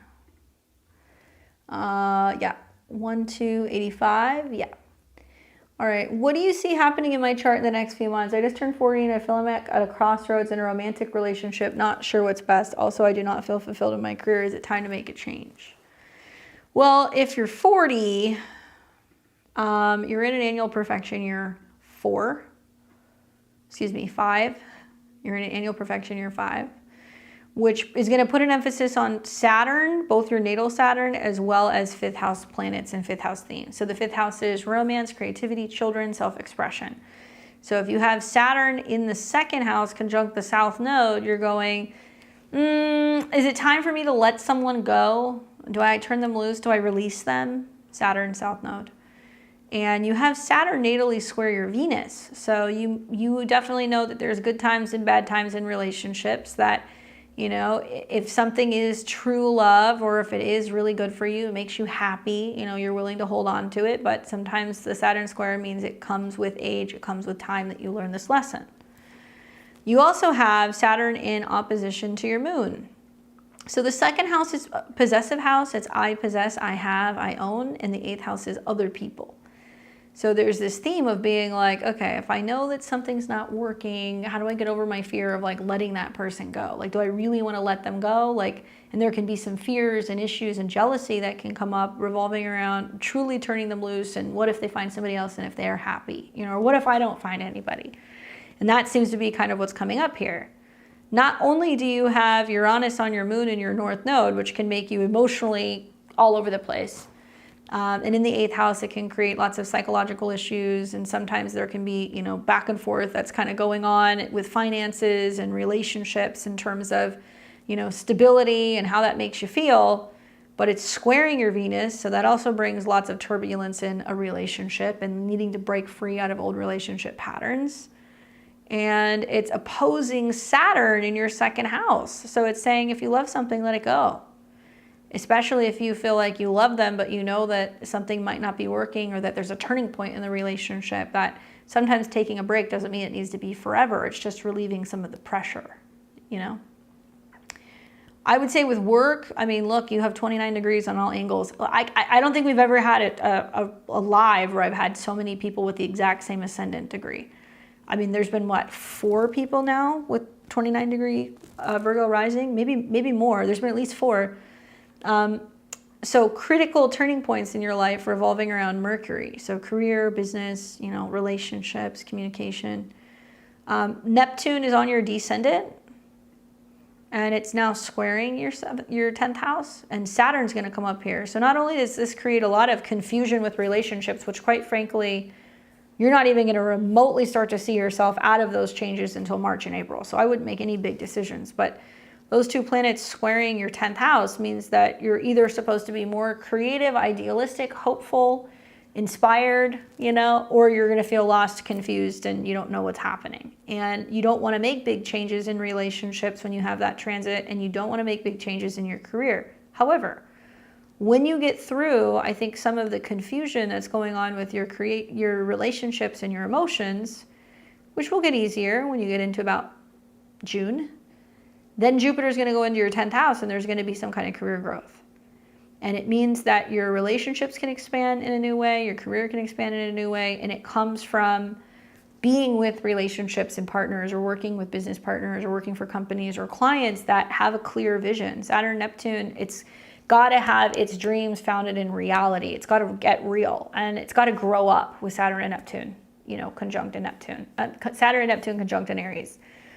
So late Virgo risings, Libra risings, early Libra risings are going to have to start looking at their relationships with a set of really clear eyes and being like, is this person acting like a child? Like, are they, Peter Pan? Are they not wanting to grow up? Do they need to be more serious, more mature, or is there a lack of leadership coming from relationships? And if they don't know where they're going, then I'm going to be more focused on what's going on with my career because, they're lost. So you'll see a dramatic shift in relationships in the spring because there will be eclipses and retrogrades through those degrees. Don't make any serious decisions right now. You got to wait until June. But some people will leave your life and somebody else will most likely come back in during that retrograde period. Or you can make peace and kind of come to terms with what hasn't been working, and you can let somebody go so you can let the right person in, because there's always kind of like soulmates that are clocking in and clocking out generally is what I see with like retrogrades in the 7th house. And you have a lot of growth and things coming for your career. You'll especially see that the second half of this year when Jupiter is in your career house and it's trining your Saturn in your south node, and it's also trining planets in your 6th. So the more that you're feeling good about the work that you're doing, that you're working in a healthy, productive manner, that you're managing your schedule, and also not letting all of this like relationship stuff consume you, the more, I think, better you're going to do with your career. But Jupiter is connected to your relationships. So when we look at your natal Jupiter, it's in the 4th house. So they get better with age. And probably what you'll find is when Jupiter is opposed Jupiter, there's a pretty significant turning point, second half of 2025. I'd be more focused on what's going on with work and not letting yourself get dazed and confused because other people don't know what they want, or they're, not sure if they want to commit, or if they're not reliable, or if they're going through issues. You got to be really careful with Pisces on the descendant at 29. You're going to see issues where people aren't being honest with you, or there's secrets, or, they're not telling you things, or they're drinking, or they're drugging, or they're having psychological issues, because that's pretty common with 29 degrees of Pisces, right? So they're going to be kind of talking to you about things in regards to their past, or they're going to be changing direction with their career, and that kind of needs to happen. So it's relieving some of the pressure from you. So you feel like you have a partner that, is like on the same page as you. There needs to be this rebalancing, basically. And if they've been lack of, commitment, or, lack of responsibility with their career, now that's going to kind of get settled, right? So hopefully that's helpful for you. We've got Christine. And I know I've got you here somewhere. Let me see. So that was for Joy and Gary. I assume you want me to look at your guys' composite chart, yeah? Let's see. So I always find you always tend to be one of the last ones. You're the real MVP for waiting. You cannot make this shit up. Look, we got another one. 29 degrees Virgo rising. Man, the south node's conjunct your guys' like ascendant. Are you guys okay? I'm a Libra rising at 0 degrees. So I've had the south node conjunct my ascendant for like the last week or so, and I'm over it. I feel like I've had like an out of body experience all week. I just can't stay grounded. It's been really kind of funky, kind of weird. All right, so we got that. Let's go and pull up Gary.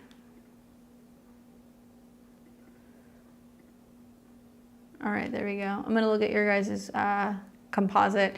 But essentially, you know, Joy, with your transits right now, you know, the South Node's on your ascendant. You got to watch your health, watch your body. There's lots of changes that are going to be happening, revolving around how you're communicating and connecting in regards to your home and your family business, especially like the next week or two. And you also have Saturn and Neptune on your descendant squaring your midheaven. So there's a lot of like, you know, late degrees of Pisces, crying, sensitivity, emotional, unwinding, clearing things out. Like Virgo Risings, you're going to see this a lot the next couple of months. You're going to see partners who are either going to be spiritual, otherworldly, culturally diverse, really into meditation, you know, spirituality, philosophy, people who like to be on the water, people who like to be boating or fishing, or you're going to see people who are just nuts. And you got to be really careful with people who have drug and alcohol issues. Not specifically you, Joy, but I think that because Jupiter rules the 10th house, your partner's going to be like, what are we doing work-wise? Like, what direction are we going in? Like, what changes do we need to make? And you're going to be talking about that. And then for Gary's chart, late degree Libra rising. So he's more so dealing with the Mars retrograde over his 10th house, where there's a lot of reworking that's kind of going on with his career, and it's in opposition to Pluto. So it's going to be talking a lot about how these necessary changes at work have to happen to create more peace and kind of support some of the changes for the home and the family. And that's also coming into a square with his Venus. So learning how to better work with a partner in making some of these changes to kind of better balance out home and family needs, right? So you guys are I mean, you're both doing the same thing. So let's take a look at the composite chart, and let's see what the composite chart is saying for you guys. So together, you guys have a Libra rising with the sun in Leo and the moon in Taurus, okay? So chart ruled by Venus, probably the area that I would be focusing on like the most is the fact that Venus is going to be going into the part of your chart that's about service, health, wellness, and pets. Okay, so like literally, let's say the end of January, pretty much, I mean, all the way until April, Venus is going to be in the 6th house predominantly. So checking in with doctors, taking care of health, getting on health habits, making changes with your diet, taking care of pets, organizing schedules and work, focusing on how to help and be of service to one another. You know, organizing employees, restructuring things in regards to offices or businesses, you know, something like that's going to be kind of happening. And it's all supported because it's going to be trining Mars. So it's like your guys' business, you might sell a business, you know, bring in some resources, restructure something else. You might decide that you want to turn an office into something new. You might decide you want to hire new staff. A lot of this is going to be about productivity, and it's really strong for services, health, wellness, medications, medical stuff. So if there's anything like that that you guys are doing business-wise, I think it's going to be good. You just might see that it's a slow process. With Mercury retrograde, communication slows down and business slows down. With Venus retrograde, you know, money slows down. But you're thinking about making the necessary changes now, so that way one facet of your business or your guys' career stuff can really evolve. Or maybe it's going to be about making more time where you can be like, we're not working, we're spending time with the family. So how can we streamline some things and get some things running so we feel like it can be more kind of like self-sustainable and sufficient? So February, March, and April are going to be the months that you're going to want to do that stuff. So that way you can reap the benefits of it down the road. Obviously, when Jupiter is coming into your guys' career house, and you're going to see a lot of growth and things that I think are going to be really great over the summer. What you want to watch is now these eclipses are going to start kind of dinging your guys' Virgo placements. So there'll be an eclipse in the South Node in the 12th, unexpected health changes, unexpected sleep changes, changes to your bedroom, changes when it comes to your schedule, your routine, and your staff that can come out of the blue in March. You know, you got to really take care of your health, both of you guys and each other, to make sure that you're staying on the path of, you know, prioritizing that and not overworking and not overdoing it, because the North Node will bring more things. So the 6th house is more work, more employees, you know, more schedules to manage. It can also bring more health, you know, emphasis. So you could literally listen to like a Libra rising horoscope, and it would pretty much tell you what's going to happen for both of you guys, like with these transits. Then you're going to see your final Mars return around mid-March. So like right around mid-March to April is when I think things are kind of clearing up and you've kind of streamlined some of your processes and things are getting easier to kind of manage. And then from then on, you're going to expect your Jupiter return and things are looking pretty good. About into July through about August, you're going to see some kind of boom that's going on with the professional stuff. The only thing that you need to think about is the eclipse season. So, an eclipse along your descendant in March is going to be putting an emphasis on better communication, not allowing business in the daily routine and grind to interfere with your guys' ability to be in relationship and be in harmony. And then the other eclipse that's going to be in Virgo, that's going to definitely have some subconscious clearing, some sleep issues, maybe, like I said, changes to health habits, more emotionally. And if you run into some snags, the seventh house is like, you talk to your astrologer, what you're doing, you talk to a therapist, or, you get somebody else to kind of help you like work through some of those issues. And I think just for like Libra rising in general, Saturn and Neptune going into the seventh house is going to be about having less codependency or less time together and being a little bit more focused on what you guys are both doing separately. And like that can actually create some breathing room in the relationship, because if you work together, live together, and you guys are, also married, there's a lot of togetherness. And what you're going to find is that if all of that work is impacting your marriage or your guys' relationship, you're going to be like, we need to be doing other things, or we need to find ways to kind of make this easier. And so we're less involved, so that way it's not impacting our home life or our relationship life. And you'll see those themes come up during the eclipses, both now and also, I think, in the fall in a very, very big way. And it's all in preparation for, I think, Saturn getting ready to come into your seventh house. So you're getting all that together so you can have as much time together as possible. You guys can be, a team, and there isn't anything that's negatively impacting your relationship or your marriage. So prioritizing self-care, I think being more efficient and being more productive is going to definitely be the themes of 2025. So that way you're avoiding some of the challenges of Saturn in your seventh house in 2026. Okay. So I hope that was helpful for you. Obviously, thank you guys to those of you who waited and hung out with me all evening. I'm here every Friday. Next week we'll be doing tarot. Don't forget to give me a thumbs up, click the bell button below, subscribe to the channel. I'm here every Tuesday, Thursday, Friday, and Sunday. I'm going to be back on Sunday with Astro Weather. We're going to talk about everything that we got going on for the week ahead. If you have not seen the full moon in Cancer video, check it out. I talk about some of the things that are likely to be kind of transpiring for the 12 signs then. And you can see more about me and my work by clicking the description below. Head over to beyondtheveiltarot.com.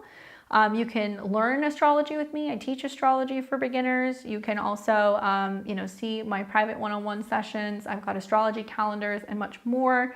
I would be happy to help all of you guys with that stuff if it interests you. Otherwise, I hope you enjoy the rest of your weekend. You guys enjoy your Friday, and I will see you back here next week.